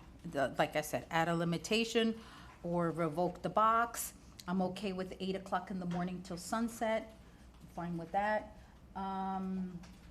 Food on the beach. This is a problem. Because honestly, I've traveled several places, and this summer I happened to go to Hawaii. And one of these places, in New Hawaii, they're very pro their nature and stuff like that. And I have videos where these beach chair operators picked up the beach chairs, and there was garbage all over the beach. And their beaches, this was in Waikiki, which is not that wide, and there was garbage everywhere. So if this is how we want to live in our beach, which we cherish so much, and it's so important to all of us, and it's the most important asset that our town has, I don't think that that's the right move, because people are not going to be taking care of this. I even if you tell them you're going to fine them and this and this and that, I mean, even the 3 strikes and you're out, I don't feel the confidence that people are going to actually abide by this and make sure that they're not going to litter on our beach. And, you know, you talk about the environment and all this, and then you come here and you're acting in a very different way. You campaigned on that, you protected the beach with the sand and all the other things, and then you're going to come here and allow this kind of stuff to happen. That's not right. And I don't agree with that. So, I mean, if we can figure out how many chairs you're going to allow on this beach, I don't think that it should be unlimited. I think allow what it was before. I think it was 60 chairs max for certain properties. I'm not sure how much it was, but unlimited is definitely not an option. Are you done? Yes. All right. Vice Mayor? Thank you, Mr. Mayor. So my questions are through the mayor to the town attorney. I just have a lot of clarifications, want to put just a lot of facts out there to clarify the misinformation. So maybe through the mayor, the town attorney can clarify some of this. I'll decide if Tony. Or Mr. Rescio, if that's okay, or whoever wants to answer. First of all, who owns the beach? Beach is owned by the state. It's a public beach. Okay. Who owns the hard pack? The hard pack is private property. can you clarify for the public the difference between the hard pack and like where that line is? Because I think there's some confusion of what the beach and the hard pack and everything is. So where do I start? From the back of the oceanfront properties, there is a portion that is, I guess, controlled immediately by the private properties. Then there is the hard pack. Then there's a little bit of dune. Then there's a jogging path. So in that dune between the jogging path and the hard pack, that's about where the erosion control line ends. That's how far these properties extend, the private property. Okay. Now, they are subject to, in many cases, easements and prescriptive easements, uses that have occurred, public uses along that hard pack, but it's still private property. Okay. So not this ordinance, but the previous one that was previously passed. Was there anything in that ordinance that prohibited electric vehicles or hand carts on the hard pack, which was private property? So there was a provision regarding motorized vehicular traffic prohibited on the beach upon a dune or in an area containing dune vegetation or in the waters adjacent to the beach. It was not specific to the hard pack. Thank you. You answered where the beach started. It's been, a lot of this. All this concepts that we're talking about that somehow this commission is commercializing the beach, which is spreading out there. So let's start there. Did this commission create this ordinance which commercialized the beach? No, you guys are amending an existing ordinance. So we're amending. We didn't create this. We didn't commercialize it. We're just amending something existing. You guys are amending an existing ordinance. Okay. Who created this concept of the beach setup? Is that something that we created or was it previously in the ordinance? That's in the existing ordinance. Okay. Who created staging? Is this something we're creating or was this in the previous ordinance? Staging is in the existing ordinance. Okay. What was the height before allowed in the ordinance of the staging area, which we're putting at 4.5 feet? There's no limitation on the height. There's a limitation. I asked a height question, and it's my turn to talk. Okay. Somebody stated earlier, we should do a usage study. Was there a usage study done when the previous commission created this ordinance? Specifically a usage study? No, there was a spatial study. Okay. That was it. I do appreciate everybody for coming tonight. We all did hear you. I did listen. There has been a lot of different discussion from the last time. Last time we stated we weren't doing any, the big push from some people was don't do any overnight storage. We said from the beginning we're not doing any overnight storage. We're not doing day storage. That's in the charter amendment. 30 out of the 35 people that spoke last time all talked about storage and overnight storage. We never, and we said we weren't doing that, and I think they heard that. They didn't come here today. I took notes on today who spoke. 10 people spoke against the ordinance that we're talking about. 4 people spoke for it. Then we got, me personally, I know of over 300 resident signatures, not a change.org petition where my father who surfs with guys from Juno Beach said they signed this thing who don't live here. I know the rest of the commissioners here, we were elected by Surfside residents, not random people that don't live in the town of Surfside. I personally, I appreciate what the hotels do. I appreciate their money and everything they give us. I'm not doing this for the hotels. I'm doing this for condo residents that supported me, condo residents that I'm listening to, other residents that say this has gone too far. So for me, when I looked at this ordinance, and I met with the town attorney, I wanted to know all the details, the background, where this information came from. And I don't know if this is going to personally resolve the lawsuit. It may not. I mean, we're trying to regulate something that we don't even own. We're also putting regulations on the hard pack, which is private property. This is, somebody also told me, you guys should just throw away the ordinance. That would be the worst thing we could do. Mr. Resio, if we got rid of this ordinance and there was no ordinance, what would be the rules for chair operators? If there's no ordinance at all, there's no prohibition on any. See, that's why, you have to know all the information. That's why we were elected here. We do our homework. Most of us do our homework and our research to find out this information. We're not going to just say, get rid of an ordinance, because you get rid of it, that could be the worst thing we could do. So I'm open to, what you suggested. It's not, I would have liked more, but, this is about compromise and, and anything can pass with 3 votes. And I'm comfortable, I think that's where you want it to be. I still am comfortable with food and, and the reason I've always said I'm comfortable with food and beverage is if it's okay for a resident that lives in a house or a condo to bring down the road food and beer or water, whatever you want to the beach, and we'll, and we don't regulate that, we kind of turn our head even though it's not supposed to be allowed. Why is it okay? Why should we put a restriction on place because somebody lives in a luxury building and they want to have somebody bring out their food or water to them? It just, out of principle, didn't sound right to me. That's why I've always pushed for it. Hopefully, during second reading, we can do a little bit more research into this with the town attorney. And, I know it's not in there right now, but I would like to have more of a discussion about, if it's good for single-family homeowners and condos that don't have it, why isn't it good for people that have it? And I just don't think, out of principle, it's right that we're going to punish somebody because they live in a luxury building. So instead of bringing their own beer, we can bring our own beer, but if somebody brings me a beer from the condo, it's not allowed. And they're going to say, yeah, well, you can't bring your own beer now.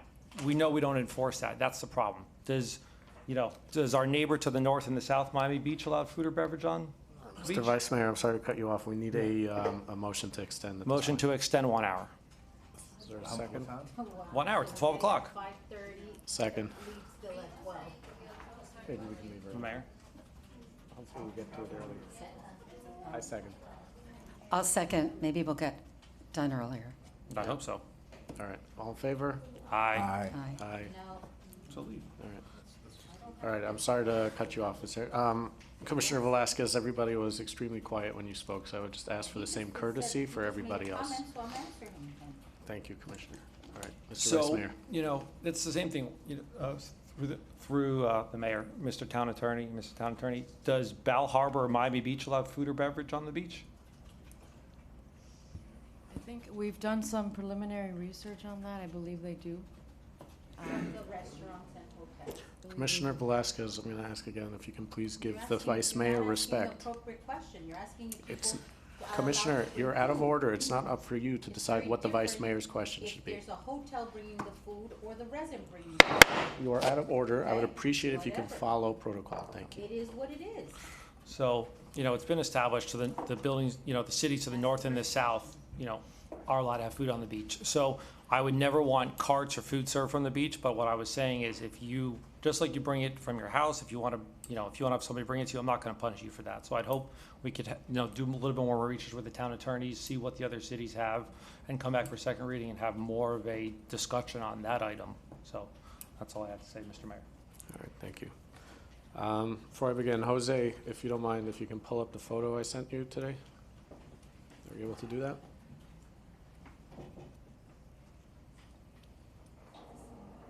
Other way.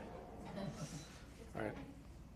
So while he's setting that up, I'd just like to address a few concerns I know that we as a commission have been thinking about and trying to work past. We heard people complaining about messes and, it's going to bring more mess to the beach. Well, actually, we're enforcing, there's strict regulations that we're putting in place in this code. So if a hotel or a building or the vendor, it gets messy, they lose their ability to bring out furniture. They lose the license. You can imagine the ramifications of such a thing if the Grand Beach or the Four Seasons Hotel lose their ability to bring out a chair. I think they are more inclined to keep the beach cleaner than the rest of us. I happen to live on 90th and the beach to my left, which is the Four Seasons, is a lot cleaner than the beach to the right, just because of what they're trying to provide to their residents and their guests. So that as far as a concern for me, I don't think that's a concern at all. So leaving empty chairs, again, we're talking about presets, and we're going to pull something up shortly, but what we're proposing doesn't allow for empty chairs. There is a preset amount, but ultimately the rest is carry on, carry off, which is why we're trying to provide a staging area. Because we want them to be able to, when the resident gets up or the guest is done, they put it back in a space. Right now, they have to bring it back to the building or sometimes across the street, and that's not feasible. So maybe they leave it out in the hopes that maybe nobody will notice. But if we can make things a little easier for them to set up, it's a lot easier for us to enforce. When it comes to presets, what we're looking at now is 40 chairs in front of the Grand Beach as a trial. That entire beach we're looking at is the Grand Beach. There's very little impact over there. This is not something I'm worried about. And again, speaking with the hotels and speaking with the Four Seasons, which has a very large property, as mentioned, they don't want to be setting up 90 chairs every morning. They're going to be setting up preset based on what they think they need. Same thing with the hotels. They don't want to go out and set up 40 chairs if it's a quiet weekend. If it's a busy weekend, they may be inclined to do so in the anticipation that'll be used. So their guests don't have to wait for them to be preset to set up. But when we're talking about chairs on the beach, it's very important, and this is something that really got to me. We're talking about people on the beach. We're not talking about chairs.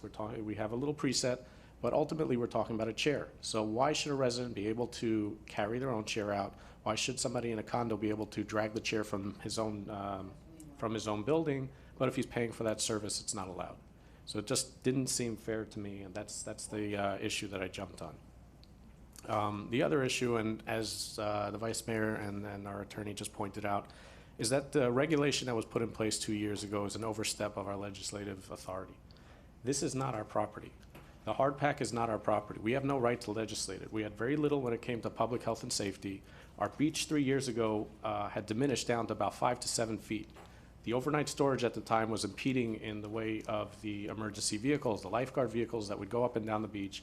And they were able to pass that legislation to get the overnight storage off. And that's what the commission, not the previous one, but the one before, was able to do. 2 years ago, they came in and they put forth legislation that they had no right to do, unfortunately. As nice as it sounds that we'd like to privatize this beach, and I get people telling me I'm making it private, that's just the opposite. What they did is privatize it. This happens to be a public beach.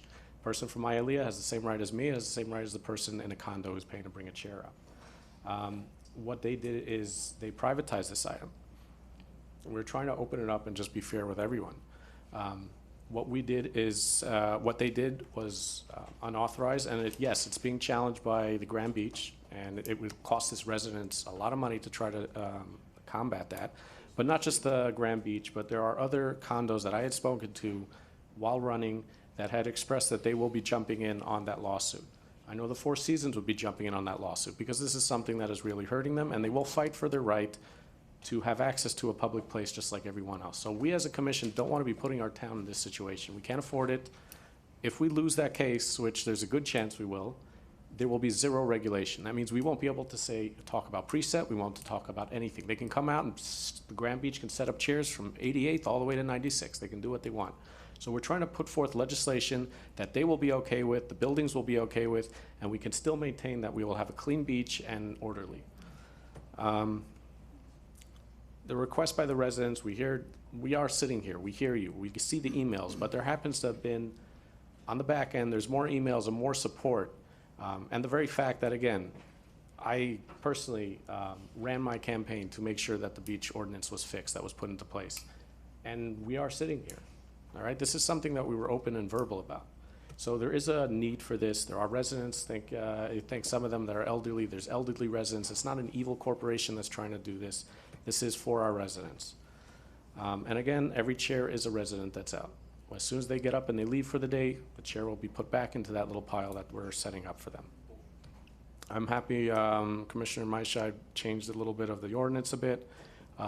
West side of Collins would have totally commercialized our beach, so now we are taking that off the table. I'm happy that came up.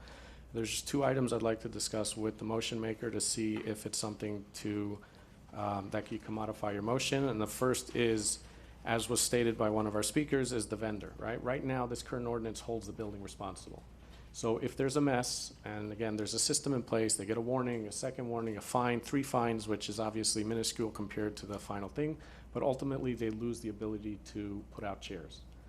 The one that's doing the chairs is the vendor. I think it's the vendor that should be punished because they're not gonna be here with one contract. They're gonna be here with 4 or 5 contracts if this goes through.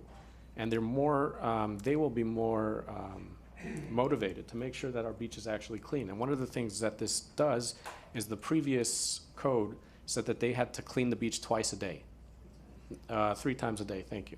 And now, if code compliance is going up and down the beach and they see something, the guy managing the chairs just says, yeah, I just cleaned it a half hour ago, I'll get back to it in 2 hours or whatever it is. There's no way to determine when they cleaned it. It wasn't at 9 o'clock, 12 o'clock, it was just 3 times a day. That was very vague. This ordinance says the beach has to be clean at all times. So if code walks down there at any time and they see a bottle, these people are responsible. So just the question I want to present to the motion maker is, if we're holding the building responsible, it's not the building providing the service, it's the vendor. And if the vendor loses if the building loses the ability, the vendor still has 8 more buildings that he's servicing. So I want to see if we can hold the vendor accountable, since they're the one providing the service. As well as the condo, or can I point of inquiry to the town manager? Would that work when they go for a license? I mean, I'm just not sure the logistics. So the building goes for a license, but the vendor is listed, I believe. Carmen, who's listed on the license? The building, right? Good evening, everyone. Carmen Santos Alborna, Code Compliance Manager for the town. Correct. So the permits are issued to the condominium association or to the hotel, not to the vendor. And the definition, it defines a beach furniture operator as a hotel or a condominium. So permits are issued to. Because I know we had a discussion at the last meeting about insurance, so which they required to come back and show every year. Correct. So we do have the vendor on file then. We have the condominium or the hotel liability insurance. So it's from the building. Correct. That's something, if you wanted to Is there a way consider, we it can needs to modify be the added. form when they're doing it, and or does it overcomplicate if they start listing who their vendor is, and if there's a change in vendor? We know who their vendors are, and sometimes they do also provide their liability insurance. However, the ones that I require the most are the hotel or condominium, because the permits are issued to them, not to the vendor. Look, so I'm okay even if the building maintains, but if we kind of let the vendor get away with it, and he has multiple contracts, he's not as motivated again to keep this clean, because the onus is on the building. So if he loses that contract, he's still got 5 more possibly in this town. But, and I don't know if you can answer that, but don't you think if the hotel or condo is getting fined, that they're going to be talking to the vendor? Yeah, I mean, if they get fined and they get 2 more, Do you know they can lose it. But ultimately, who's being responsible, right? Because if the vendor doesn't care, yeah, maybe by the second fine, they fire the vendor in preparation of, they don't want to lose their Holding their license. license, Yeah. right? But if they get a new vendor, they're still on 2 strikes for that year. So the violation Even will though they be. took Have you action. had that experience? No, what we could do is issue a companion violation notice to the vendor. Because just if I may, if whenever we issue a civil violation notice to a property, even if a tenant is the one committing the violation, the property owner is responsible for whatever happens on their property. So it will be kind of the same concept here. All right. Are you We could amenable we could to issue adding companion. something like that, a clause? Yes. To hold the vendor in addition. It's still okay, yes. So, I don't agree with this because. Commissioner, That's can you not a speak point of into the inquiry, mic? that's an opinion. I'm asking a question. Commissioner, Again, can you I'm speak- ruling your inquiry out of order. So, Commissioner, your but inquiry is out of order. You already acknowledged that I could speak. No, so let me explain this to you, and again, I'm we gonna started, ask can I Carmen please a explain something to question. you? Point of inquiry allows you to ask a question on what was And I'm just said. gonna ask her a On question. what was just said. You were going off topic of what she had just Okay, mentioned. I'm getting to my question. It needs to be one question, Okay, it's I over. am You don't going- get to interrupt the speaker. Oh So my please ask your Lord, but question this to is- the chair. Please ask the question.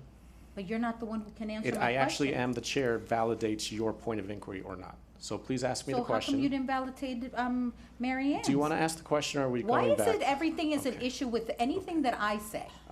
We're going to go back to the town Okay, business. If you're not going to I'm put forth your asking, I motion. want to ask her a question. Why is it that every time that I ask something, you have an issue with this? Is that the When question to anybody else Carmen, or? of your buddies ask a question, you don't have an issue with this. Because they wait to talk. They wait to But their I, turn. and I also, she asked a point of inquiry, Okay. I'm sorry, Commissioner asked a point of inquiry, and she was able to talk. Commissioner, you put in a point of inquiry. Do you want to Okay, put that I point have a forward or question. not? So I please have a ask me the question. Well, now with all this stuff that you put me through, I forgot it. It's like unbelievable, this is Thank you. craziness. Every single time I'm All gonna right, talk, you Commissioner, have an thank issue. you. Thank you very much. Please let me continue my turn. The companion fine, Yes, we're going to put the companion fine on there. Are you all right with modifying that? yes. Okay. The other thing, and I know we discussed this before, was the 3-year contract. I just wanted to bring it up because I don't know if we were clear initially. We had put forth a request to allow the vendor or the building to, and I know there was an issue with insurance, but they can always come in and validate that every year, just like we know now it expires. But to put forth a 3-year contract to allow them, and this includes the town also, when we go out looking for a vendor, we're more inclined to find a better vendor. If we can say, look, we have you for 3 years, providing, and this is the important part, providing that we don't lose our license, right? If we lose our license because we're trashing the beach, it's not like they get 3 years and then they're done. So the 3 years allows buildings, it allows us to look for more vendors and hopefully get a better pricing. So I know we discussed it before, but I just want to make sure that that point was clear because I don't think we discussed it at the discussion, is that the 3 years doesn't lock them in through 3 years. It allows them to seek better pricing. But if the vendor or if there is garbage on the beach, they go through the same process, the 1, 2, 3 fines, and then they lose their ability. It doesn't change any of that. 3 years is a. Commissioner, you are not recognized. You are not recognized right now. This is my time. So 3 years is 3 years of a contract. Are you amenable to that? She said the last time that she didn't want a 3-year contract. Commissioner, What part of that? Commissioner, are you not understanding how these meetings work? You've been on this commission for 2 years. You've been on the commission for 2 years. Do you not understand how this works? You're trying to make her change her mind when last time she wanted Can I get a motion for a 1 year. recess? Motion for a 3-minute recess. Thank you. Is there a second? Because he's trying to convince Second. her to do a All right, 1 all year in instead of favor? a 3 year.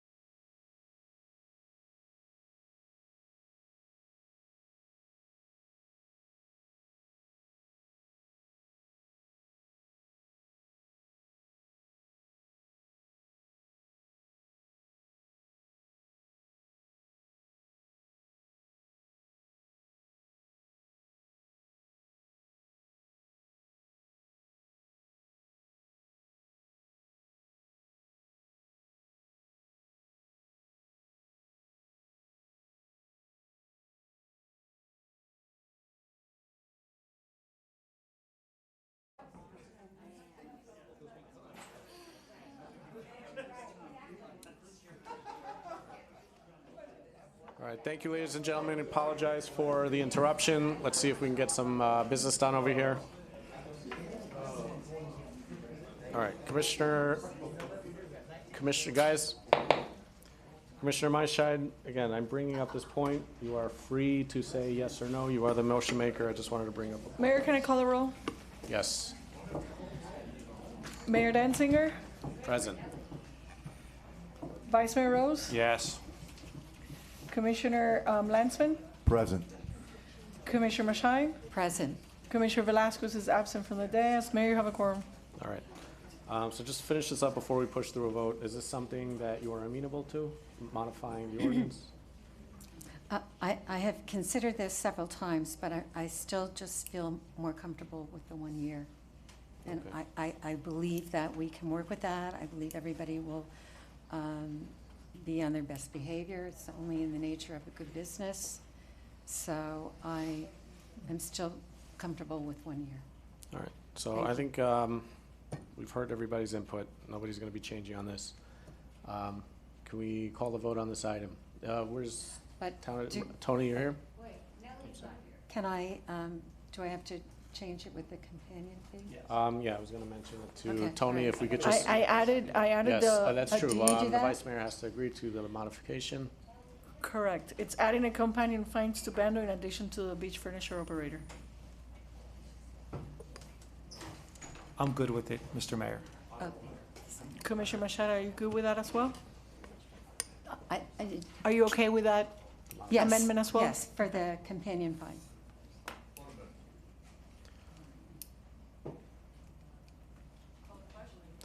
Yeah, please.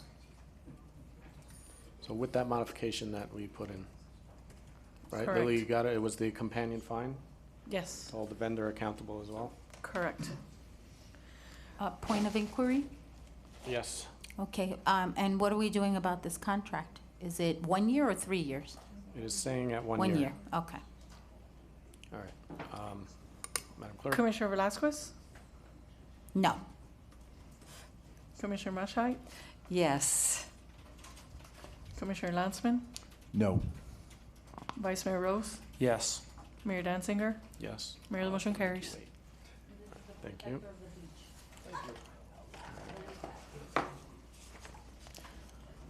All right. Item 5, resolutions and proclamations. We have nothing on the agenda for that. Moving over to good and welfare was completed. Item 7, town manager and town attorney report. 7A, Mr. Manager? Yeah, I got, would you go for another hour? Thank you, Mayor. I appreciate it. One thing I want to do is I want to recognize my employees that are here. We actually have more Sorry, employees. Mr. Manager, I apologize, I can't hear you. Commissioner, if you don't mind letting the town manager speak. Thank you. Through the mayor, I do want to recognize my employees. We have more employees here than we have citizens, so I appreciate your hard work and your diligence and your stick-to-itiveness, even in the light of some criticism earlier. And the clerk, I do apologize for that resident. The building department in July, or excuse me, in August, is going to be issuing the foundation permit for the Eden. I'm not sure if I'm pronouncing that right. I've heard it's pronounced both ways, Eden and Eden. So I'm not really sure if which way is proper. The 205-room hotel that's going to be constructed across from Town Hall. The building department also, as of July 19th, had issued 113 building permits and performed 184 inspections. Also, we are launching, we have upgraded our InGov software to perform some improve customer service, to do some more online type of permit issuing and applications. And we're also, I've talked to a couple of commissioners about, improving our methods in there. So we'll continue to discuss that. And we're also looking to hopefully reduce lobby traffic. It just is a better system when you have people doing things online, as most of you know.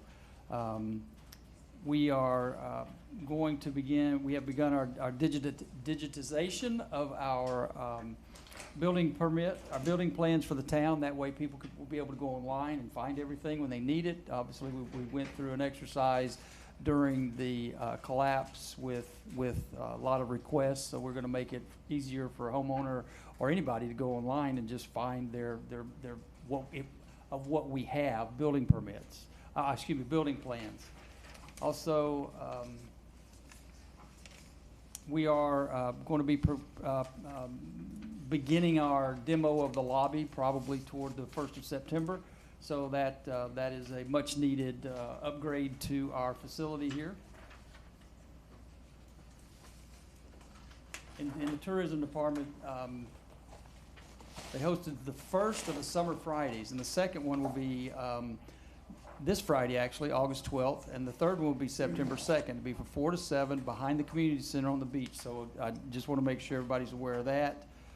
We continue to negotiate with the AFSCME, Florida Council 79. That is the collective bargaining unit with the general employees. After our shade meeting, we will be meeting with them on August 17th to discuss what we discussed in there. And we have started negotiations with the FOP. We held our first negotiation on the 20th of July. Parks and Recreation continue to discuss weekly with a group called Game Time Playgrounds regarding the progress of the Hawthorne Tot Lot renovation. So we're moving forward on that. I think one thing here I really want to bring to everybody's attention. We've already discussed this in private individual meetings today and yesterday. But the 96th Street Park, we put it out for bid. It was out there for 60 days, and through happened chance, we didn't get any bids, but we've regrouped. We're putting it back out for bid probably tomorrow or Thursday for 45 days. We feel like that will result in what we need to get accomplished to get that park started as soon as possible. That is something that's on the forefront of our minds. I was on vacation last week when we didn't receive any bids. When I came back, we had a pretty good meeting on Monday to reorganize and to refocus. We feel like we did everything right. It was just the timing. So we've got a great opportunity before us now.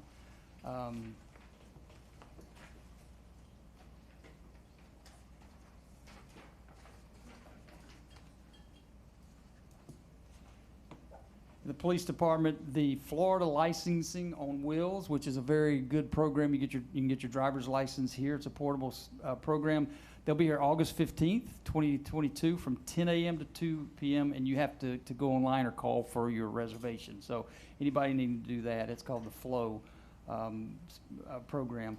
The Surfside Police Department is going to be hosting a blood drive again on August 24th, 2022 from 11 to 4:30 here at Town Hall. And on the 25th, there's Coffee with the Cops. I already mentioned the 96th Street Park. Undergrounding utilities, we continue to work on that. The project, we are doing an existing condition survey and verification of the town to make sure that we know what we're dealing with FPL and AT&T and our poles and our alleyways and that type of thing. And design continues regarding the commercial alley between Collins and Harding, which is a very important part to remove some of what I kind of say spider webs, but it's just as we drove around town yesterday and we were looking at a lot of the power lines and things, and you don't really, unless you're really paying attention, you don't realize how many you have. And it's going to be a good change for the town. Let's see, I think I do have staff here if we need to discuss more, but as far as the downtown walkability design, we did have a DVAC meeting. I have talked to Commissioner Myscheid, and we're going to be having another a meeting coming up probably toward the end of the month. We had a couple of vacations. She and I took separate week vacations and pushed us back a couple of weeks. So we're going to have another meeting to bring Walter in. We've got a lot of information on some of the surveys we've done and some of that. So we've got a good start. So we're going to be able to pull that together. The July 6th was our organizational meeting, so that should be coming up, and you'll be hearing more about that. Hopefully by the end of this month, or sometime this week, we'll schedule a meeting, and so by the end of the month, we should be able to meet and then have a update for you at the September meeting. I think as far as the Abbott Avenue drainage improvements, we're 60% completed with the drawings, which means we can put those out for Durham to start getting our permits, which is a big step. Durham is probably the biggest step. So we'll be doing that any day now. We got the construction documents about 2 weeks ago, so we've got to work with the permitting process through the county to be able to meet the deadline of this month to have 2 phases completed of the project. So we are really on track and right where we need to be to get that accomplished. So again, thank you. End of the report. All right. Are there any questions for the town manager?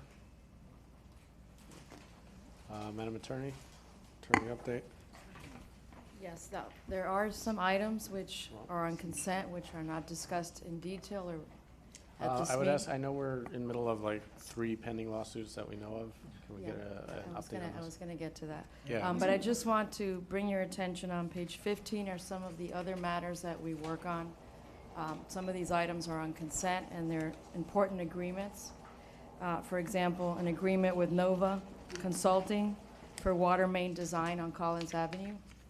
That was accomplished. Also, an agreement for standby disaster cost recovery services, where we piggybacked on a county agreement, and that's very important for hurricane season.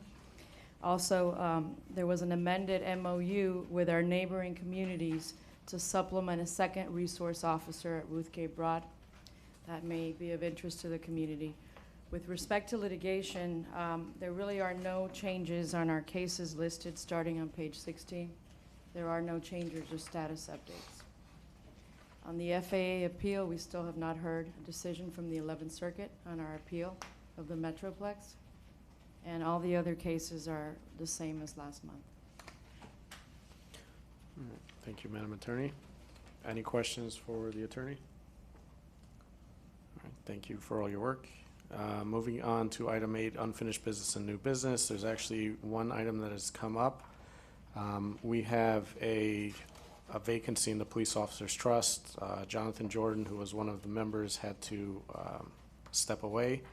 I wanted to pass the gavel and make a motion to add one of the other candidates, which was William Blumenkrantz, to this board.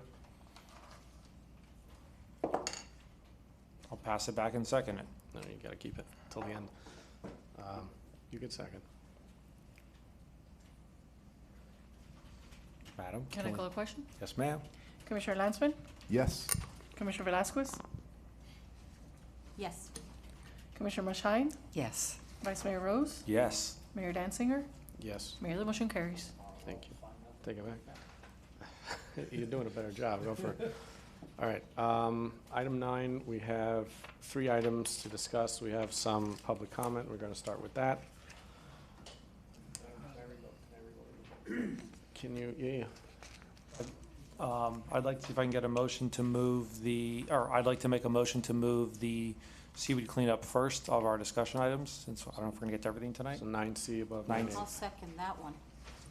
All right, all in favor? Yes. Yes, Yes. all right. So moved, I guess. All right. Gerardo. I'm keeping the timer on 2 minutes, by the way, since everybody already spoke on these items, and it's Sure. almost 12 o'clock. Yeah, Gerardo Valdostigi, 9148 Froud Avenue. I want to say quickly about the Gazette. I do hope it can stay in paper form. I might be one of these elderly residents that the town manager referred to, but I get so many e-newsletters from organizations that I care about, like Tropical Audubon Society, the Miami Beach Botanical Garden, and I want to know what's going on, and I never get around to reading those. The email comes in when you're doing something else. It sits there in your inbox. The Gazette is something I look forward to getting in the mail, and I do read it, and it sits around, on the dining table or something, and I find it. So I hope we can continue with the paper. I think item 2, what had been item 2F, this public relations proposal, is really a disaster. And as Eliana said about an earlier item, I don't think this one should even get a motion. I think it's so bad. I want to go through a couple of the things that really concern me about this. In the first paragraph of his memorandum here, the mayor says a couple of things. He says that there's a problem right now because there are people in the town who are engaging in an effort to undermine the town's administration and elected officials. I don't know who he means. I might have been one of those people. Nobody here is trying to harm the town. And this idea that we have internal enemies that we need to be defending against through PR is really troubling. He also says people are weaponizing the media. This is, I think, a ridiculous way of presenting the media. The media think for themselves and they are professionals. When a reporter like Aaron Leibowitz writes a story that's negative about the town, it's because, there might be something negative about the town. And, the media fact-check their reporting. Nobody weaponizes the media. That way of talking is just not right.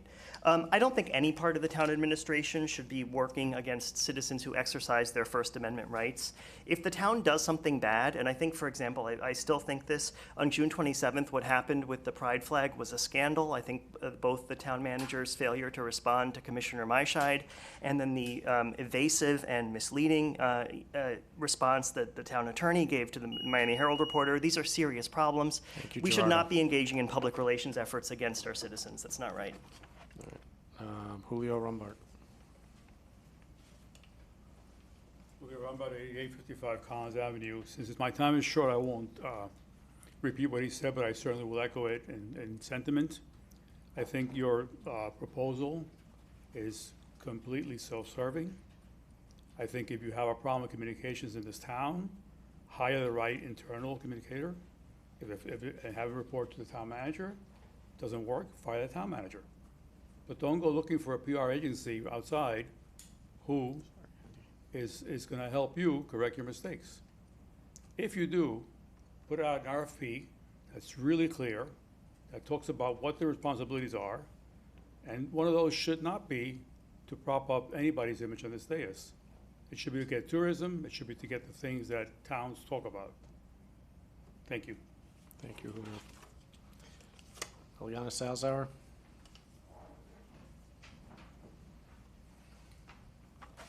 Eliana Salzauer, 9317 Bay Drive. I addressed this in the earlier meeting. I'll do it again. This idea about a public relations firm to combat negative media, as Gerardo said, it's ludicrous, quite frankly. It's something that should not even be discussed. So when he makes the motion for it, don't second it. End of discussion. We can move on with our lives because this is a preposterous road to be going down. We have a communications internal staff. The director of that department is tasked with handling this. We had a wonderful director who complained about being harassed and then got fired. And that's where we're at. So when negative things happen and the media reflects a negative story, it's because something bad has probably happened. They're not looking to churn up stories. That's not the way it works, all right? About the seaweed that you all can't stand, all right?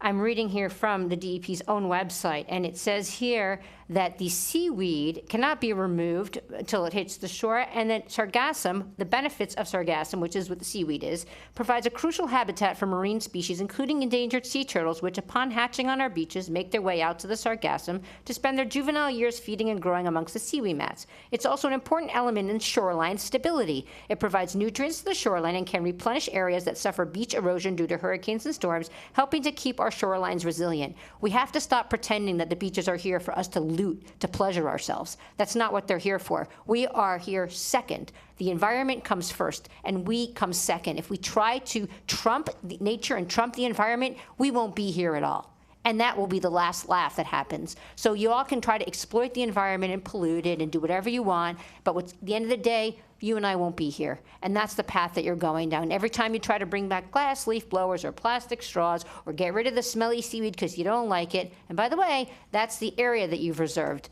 And I'm going to reserve my, the Gazette for sure. I'm not a paper, I'm a paper person in general. The Gazette, a lot of residents in town, like same ones who can't carry their chair to the beach, they rely on that Gazette for information. They're not on the internet. That's a big part of our population, and you can't be sidelining them and telling them to just get with the program online. Thanks. Thank you, Eliana. Jeffrey Platt does not seem to be here. At this point, I'm closing public comment.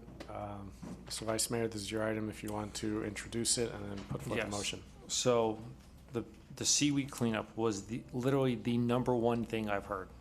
Hundreds of people talk to me about this, a lot more than beach chairs. And I've heard complaints about seeing all the seaweed on the beach. Why is it only in certain sections? And then I reached out to the town manager, the assistant town manager, and I know you were for this in the past. It was cut from the budget. It was cut from the budget from the previous commission, not it was supported by you, but I know you didn't have the support back then.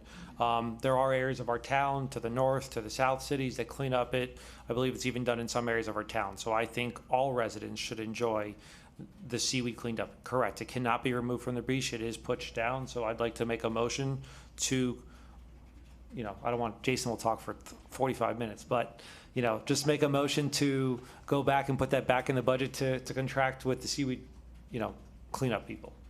I second that. There we go. I second that. Any other comments on this item? No comment. Second? Well, she said. Okay. Senator? We have two. Any comments on it, or? Comments? We could let it go and just vote and keep moving on. We have a motion and we have a second, right? Yes. So do you have Any comments? a rebuttal on it? Do you not want to clean the seaweed?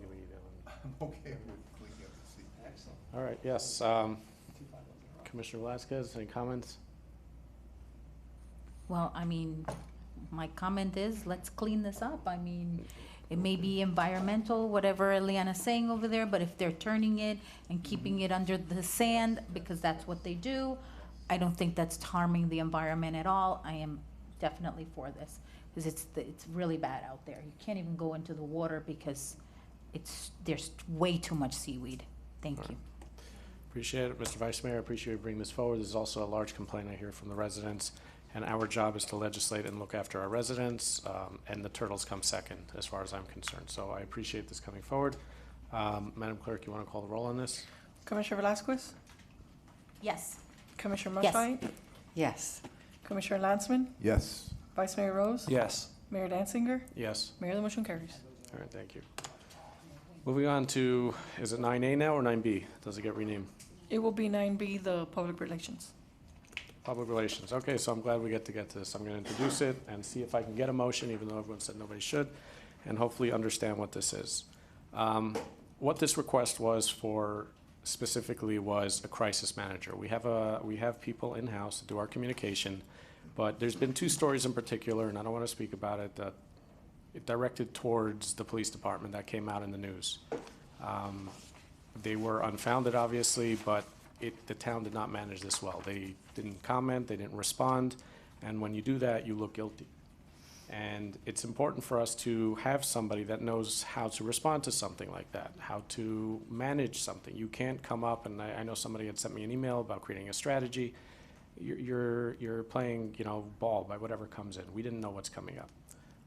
And again, I don't want to give and start repeating these things because they were unfounded accusations, but they did go against, this was directed at the town. I'm perfectly fine standing outside and defending my position against my position on the flag. I have no issues with that. I'm a strong person. You can all stand here and insult me. I could take it from Twitter. I could take it from the news. That's not the issue. The problem is we're responsible for the town. When you don't respond to these things right, and there were two in particular, explain to me, please, how we're going to attract good staff to our town when we have allegations going out in the news that there's sexual harassment running rampant in the town hall. How are we going to attract employees like that? How are we going to attract tourists when there's news stories saying that the police are harassing residents? This doesn't sound like an inviting town. So these are the two particular issues that we needed to manage better. And I want to make sure that we do have people in staff, we have communications, I know we're working on some internal, but that doesn't cover this. We need somebody who knows how to work with the news, how to manage these things when they come out, and the title is a crisis manager. So that is what we're looking for. The reason why we wanted to come here is twofold. Number one, these items happen and weren't addressed. So this is something the commission has to start bringing forward, because I feel if we leave it alone, we'll continue the way it is, and this town could start looking worse. The second reason is, yes, this does, even though there's harassment or whatever it is, the allegations were, guess who gets blamed for it? The mayor, the commission. Why aren't we doing something about it? People don't understand our obligation and what our responsibilities in the town are. We don't get involved in personnel issues, but we still are the face of it. So I want to make sure that we have some sort of say in this of who's going to be representing the town and essentially representing us when somebody's pointing at the town and saying that there is sexual harassment running rampant in a building which I work in, and that doesn't seem to be in this case. So if I can get a motion, contrary to what people want, to look into hiring, and it's not, let me be clear, because it's not a full-time job. This is not a retainer. This is just engaging, looking around, finding somebody that we feel fits us better, and if something comes up, and all these items were pushed by residents who didn't bother looking into the full story. So if another resident decides to hurt the town that he lives in and push one of these items through the media, we can turn to someone and have them hopefully respond and manage this and respond correctly and make us look good. And by us, I mean the town. I'll make the So- motion to move it forward so we can have a discussion to look into a crisis management. All right. And if you see the budgetary item, there's no budget because it's not gonna cost us anything unless we need it, that's first of all. And it's not gonna be relevant until we have these conversations with the people and see what they charge. So we have a motion, is there a second? I'll second if we're looking into the possibility. We're not, Well, we it's wanna a see discussion. if we want to look to have someone in the Rolodex, essentially. We're not hiring anyone, we're not putting a retainer, this So is I- sewing. Do we wanna make sure that we have somebody on our Rolodex that when the Channel 7 story breaks out like that again, which makes the town, and the town, not the commission, not the thing, but makes the town look bad, that we can respond to something like that? So I'm open to the suggestion. I'll second. Yes. Andy, when we had our Again, please, situation.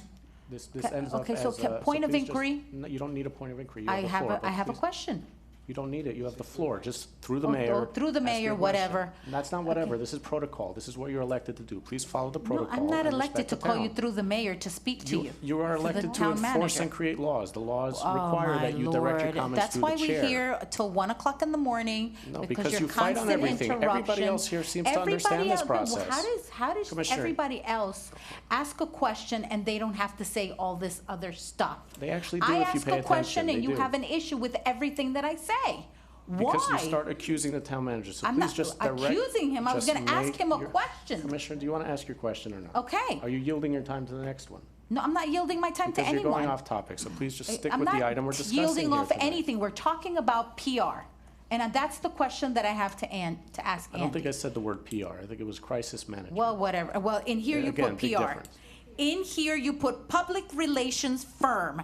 Now you're calling it a crisis management. Commissioner, do In you have a your question for the thing, town manager you'd okay, like to direct through the So chair? if you would stop interrupting me, I would be able to ask my question. Part of my job, or pero- the only job that I have Qué up here locura. is to keep this meeting running smoothly, to keep it on point. Well, you're not When running you're it running in smoothly because you're circles and constantly distracting the interrupting me. conversation, I am not running in circles. disrespecting the I was going to commission ask the town and the manager a community, it is question my that job is to stop completely it. That is relevant my to only this job up situation. here. No, you will So I'm not going to continue ask to you interrupt to me please because follow if you protocol gave me the and respect this word commission. so that I Thank can you. speak, then you will allow me to ask my questions. Oh my God, Andy. Not Sorry. Andy. What? Why can't I call him Andy? Oh, sorry, Mr. Town Manager. Okay, when the collapse of the Champlain Tower happened, how fast did it take you to get a PR firm? That was like almost immediately. Same day, yeah. The same day. So why is it that we need to have here, and this, obviously, the second question is not towards you. My question here is, why is it that we need to have a PR firm on hand when it's clear that we can get a PR firm with the snap of our fingers, and we don't need to have, like, if we're gonna go put out there an RFP so that we can protect your image, because that's what it clearly says here. It says more specifically to the mayor. Who is the mayor in this town right now? Fortunately, you. So why to have this here is outrageous, and we don't need this. Thank you. Any other comments? I don't know if you're going to. I'm okay with having it in the Rolodex if he needs to make the call. You know, it's not something I want to sign a contract for, but I believe Frank is doing a great job, but we are looking for somebody in public relations right now. We don't have that person, so in the meantime, I'd like, Frank has done a great job, but just to have that person potentially to call up if any crisis or stories break. I'm comfortable with that. All right. Before, I would just like to ask, Mr. Manager, who did we call when these 2 stories broke? It was done in-house. We kept it in-house. All right, do we have anyone on Rolodex right now that is protocol to call when something like that happens for the town? The only group that I've worked with is the news reporters during the event. I think prior to that, it was Pinzer Communications. That's the only two I'm familiar with here. But I guess, yeah, going backwards, who did we refer to, right, when this happened? Nobody before I got, we didn't need it until the collapse with me, but I don't know, Jason and anybody before me can speak to if No, I want how to, we and use Pinzer, specifically but they the two stories that came out against our town and the police department. It went through our staff. All right, so that is all this is up here as a discussion, is to make sure that we as a town have someone that we can call upon when this happens. Let me just round out the conversation. I don't think this is necessary. We have a great communications director. We have an open position on staff that we're interviewing for to add to the communications department. Perhaps part of the requirement we include to hire this person is experience with crisis management, with public relations, with media relations, so that he or she can take that role. The reality is, as a town, we can't necessarily respond perhaps the way you'd like to, Mr. Mayor, in terms of defending us, because there's ongoing investigations, there's information that we cannot provide the community. The press will be the press, and they'll always be negative because that's their nature. And we just have to kind of roll with it. So, Commissioner, I'm sorry, 1 second. So Commissioner, again- I can't hear what the speaker is saying. If you want a private meeting with the attorney, please ask her to leave the room and go with you and have that discussion. I can't hear. It's not fair to Commissioner Landsman. Can't even hear me. We absolutely can hear every word. there should be one person speaking at a time. Thank you. And in addition, the manager has discretionary ability to get services for our community up to $25,000. So if something happened, the scale of CTS or anything else, as he did before, he would find someone, Mr. Manager would find someone to help us with that situation. So I don't think this is necessary, because I think we can do it without having this as a discussion, as an ordinance, et cetera. And again, I rely on our communications department to do what they can do within the scope of their work and with what's appropriate. And again, our new hire can have some additional maybe capabilities to do more than perhaps we currently do. So 2 points just to that is that number one is we don't have anyone right now. We maybe get one in 6 months, but we don't have anyone now. And this commissioner, please. And the second item, Jesus. And the second thing is that we didn't use them, right? The manager may call some of it. We had 2 items, like I said, that really affect this town. Because when you have these allegations that there's sexual harassment running rampant in City Hall, who are we gonna have come work here? When they're gonna Google the town of Surfside and see that pop up? When we have, like, Commissioner, do you mind? When you have a false report going out that police are harassing residents, who's gonna want a vacation here? So that is what I'm looking to address. Now, if we fill that position full-time, great, you know? But what we're looking for is to direct the town, because, no offense, but they didn't respond to these 2 items properly. They didn't utilize, maybe they have 10 numbers in their phone, but they didn't utilize them, did they? So it's for the commission to direct the town to make sure that we have that ability. And we may not be the ones to call that, but at least Andy will have that resource. The manager, I apologize, will have that resource that we know that we want to make sure that we respond to this correctly. Because they don't have to give out all the information to say the right things. Mayor, may I speak? Can I be recognized? You already spoke, so I'm going to ask You see Commissioner this Maishad, who hasn't spoken. I would rather be proactive than reactive, since we don't have a communication person per se. And if it's just to keep somebody on the Rolodex and look into it in case we need it, I'm for that. May I speak? All right. There was I'm just a asking- question to call the vote. I'm asking to speak. Call the vote? Okay, but somebody asked to call the vote. Okay, but then if you call the vote, then I can't speak anymore. Exactly. I think Because you've that's already I think that's closed the this point of the item. Vice Mayor. Why So- is it that I can't speak? Because we don't want to go around the second time. I think we heard Okay, each but other I out, and haven't we'll see finished where my we go. comments, and But I the vote only was spoke for called, less than a Commissioner. minute. The vote was called. And at Okay, this but point, you- we have to respond and You call the see, vote. this is the same thing, because you know that what I'm gonna say is something that you're not gonna like, because first of all, you can't go and say that the police department Commissioner Shine? has to go and discuss these allegations publicly when they're in the middle of an investigation. The town clerk's calling the And vote. then we have a town clerk has called the communications vote. director, his name is Commissioner Frank, by the way, and we have an Yes. attorney that has more than 30 years of experience Commissioner as an Lansman? attorney. And we have a town manager that has tons of No. experience as well. Commissioner And a Velasquez? assistant town manager, absolutely not. Vice Mayor Rose? Yes. Mayor Danziger? Yes. Mayor, the motion carries. Mayor, I need a motion to extend. Motion to extend 5 minutes or 10 Second. minutes? Second. Commissioner Marshall, 5 minutes. Second. Commissioner Manshaw, was that your motion? The format of the Gazette. That's it. Yeah, I think we're, yeah. All right, 5 minutes. All right, Mr. Manager, we've got 5 minutes. Thank you, Mayor.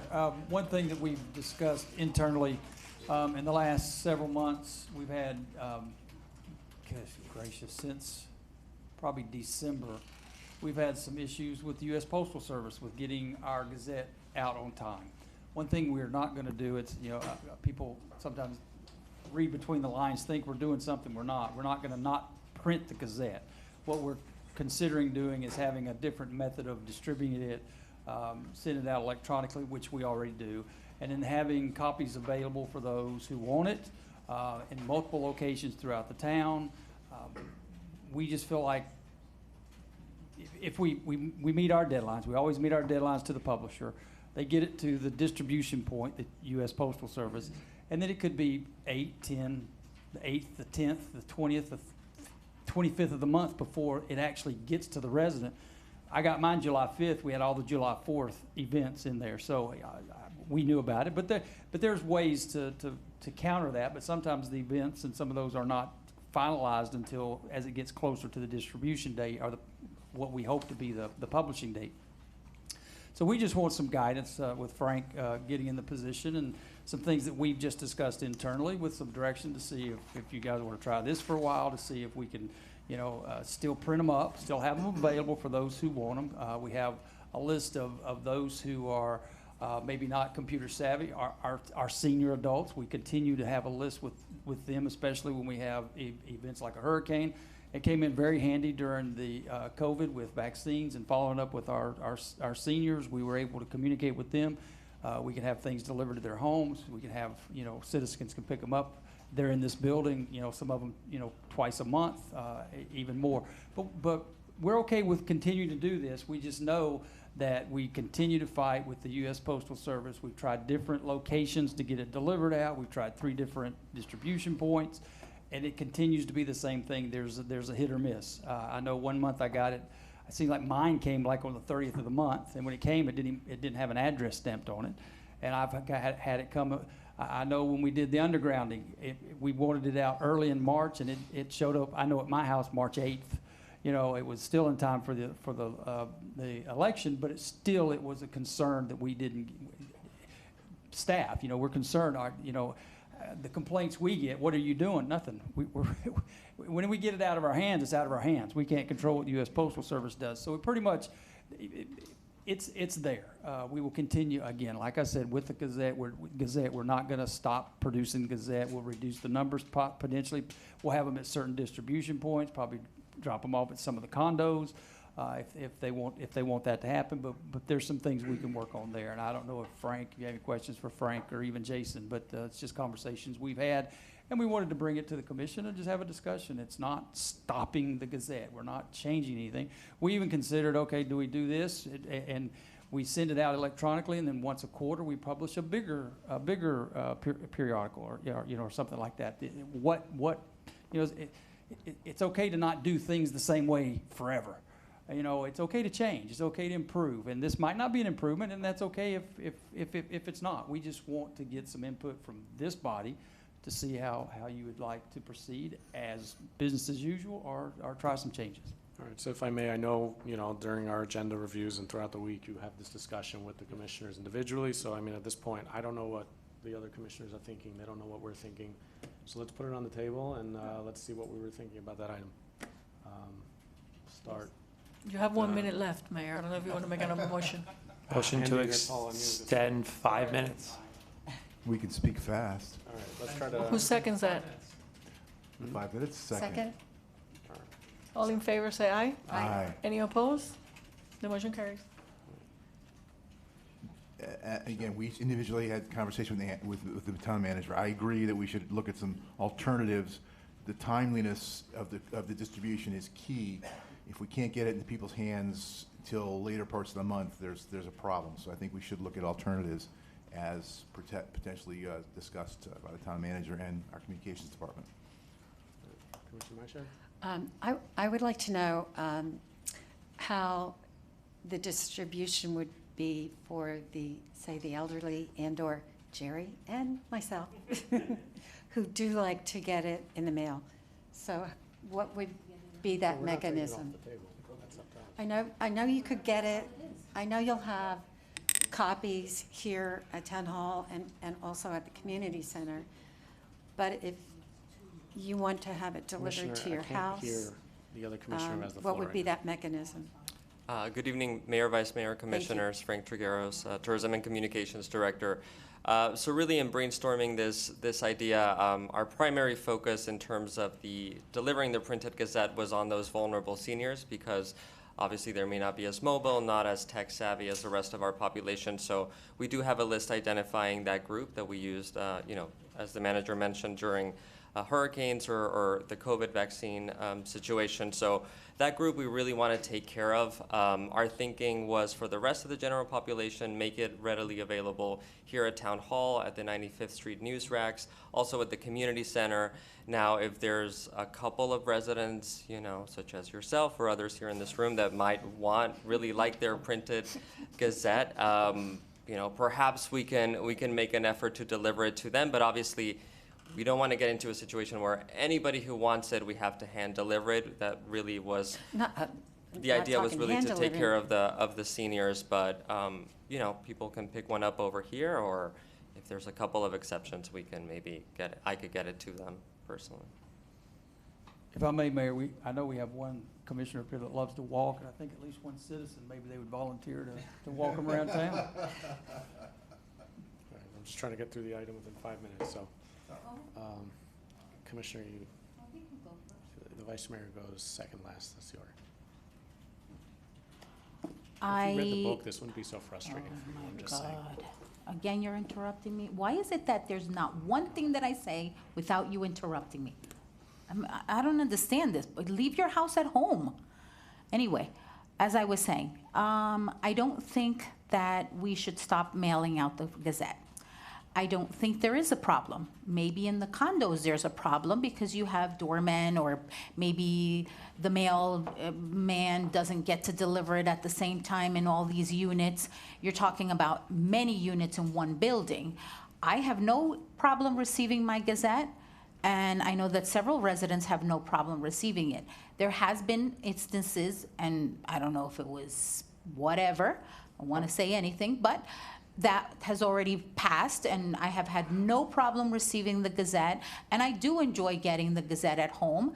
And every first of the month, I open my mailbox and there's the Gazette, and I like to read what's in there, the pictures that you guys put in there, the things that, the wards, whatever, even the advertisement that's in there, there's sometimes you need whatever, and you guys have it inside the also you have the list of all the stores, if a new store opens, if an old store Commissioner, we are closes. literally down to 3 minutes. I'd appreciate it. Again, it's my job to make sure this conversation is fruitful. So you are going into what you like to read. Why is it that you There is no interrupt 3 minutes. me? The timer doesn't work. But my Okay, so then job is put to keep your- the conversation Oh on my point. God, but is it- We are you talking see about this, distribution, and you're talking about what I- you like to read. So we are down to 2 minutes. For Okay. this meeting, I would like to just move this along. Well, then put the in timer so effort I can of have my voting. 2 minutes, and then when that It thing doesn't turns work on a red, timer. then I'll It turn works it on what you're off. saying.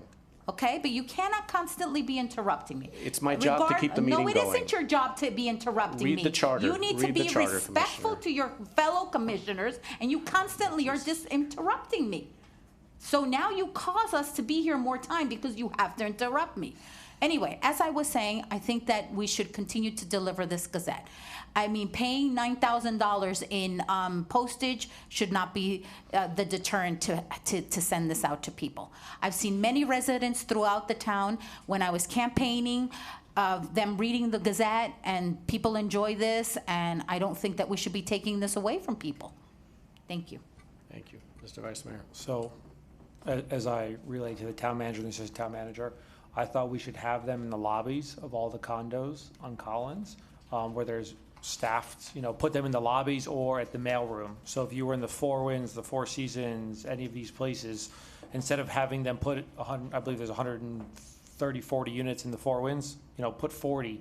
You don't have to pay for postage, and we could have somebody drop it off. So my thought was to put it in the condos, like the Waves, all these condos that get them, instead of stuffing and paying for the postage and it coming late. If we printed them ourselves and had them delivered and dropped off, it's going to get there before the first of the month. And if they're there in the mailroom or the lobby, reach out to the property managers and say, hey, you guys want 40, 130, what's the feedback? Oh, we got 140 units here, and 80 people don't live here, only 60 are residents. Why are we wasting all that postage and stamp and time delivering it? And it would be more efficient. So my thought was I'm comfortable with it in the condos, in the mailroom or the lobby, and going digital and still printing it and having them in a lot of areas. Can we get a motion to extend for 5 minutes?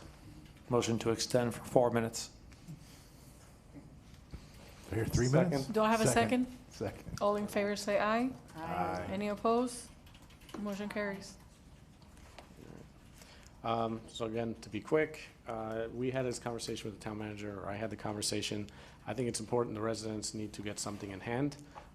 If the solution, what I'm hearing is that they're not getting it on time, so let's go digital. Well, we already have digital, so if there's something important, hopefully they're looking at it. But I've seen my neighbors themselves, they'll have gazettes from 2 months ago on their dining room table. They like to read it, they like to see the pictures, so it's not something that I would like to take away from the residents.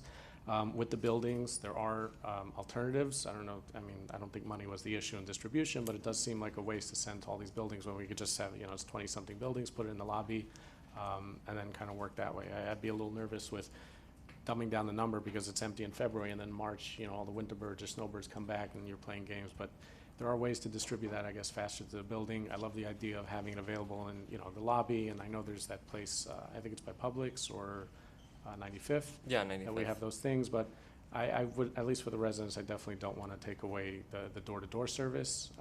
For the buildings, it can go into the mailroom or to the lobby, and, I'd be okay with that. Okay. And through the mayor, I would just quickly add that in an effort to try to find a more timely solution, we did switch to a new vendor over the last couple of months. So Commissioner Velasquez, that might be why you are receiving it earlier in the month. And it's good to hear that some of you are receiving it early in the month. It's been a little hit or miss. It has been better with this new vendor, but it's still a little bit of a challenge. Another consideration was also that because we have to get the Gazette over to them as early as possible, the information sometimes is a little bit outdated, or we have to close the publication pretty early in the month, so that doesn't allow for the information to be very relevant if it kind of comes up mid-month. But that said, that's life, that's okay. It can always just roll over to the next month. I have to say, look, your department is doing a good job. You get the email newsletters that go out. The newsletter goes out via email. You look through it. If there is an event coming up, we're getting those notifications. So I appreciate them. I know they're coming up, but there's just something about getting something in hand and sitting down over the weekend and just seeing, even though I read it quickly online to see what's upcoming, but just to have that in hand, I think the residents would like that. And I definitely, I don't know if there's a consensus. I can only speak for myself, but I know there was no motion put forward, but I think the manager and yourself can kind of gauge the room at this point. Okay. All right. Thank you. Thank you, Frank. I'd like to make a motion to adjourn, Mr. Honorable Mayor. Did you say extend? Second that. Second, all right. All in favor, say Aye. aye. Thank you very much, everybody.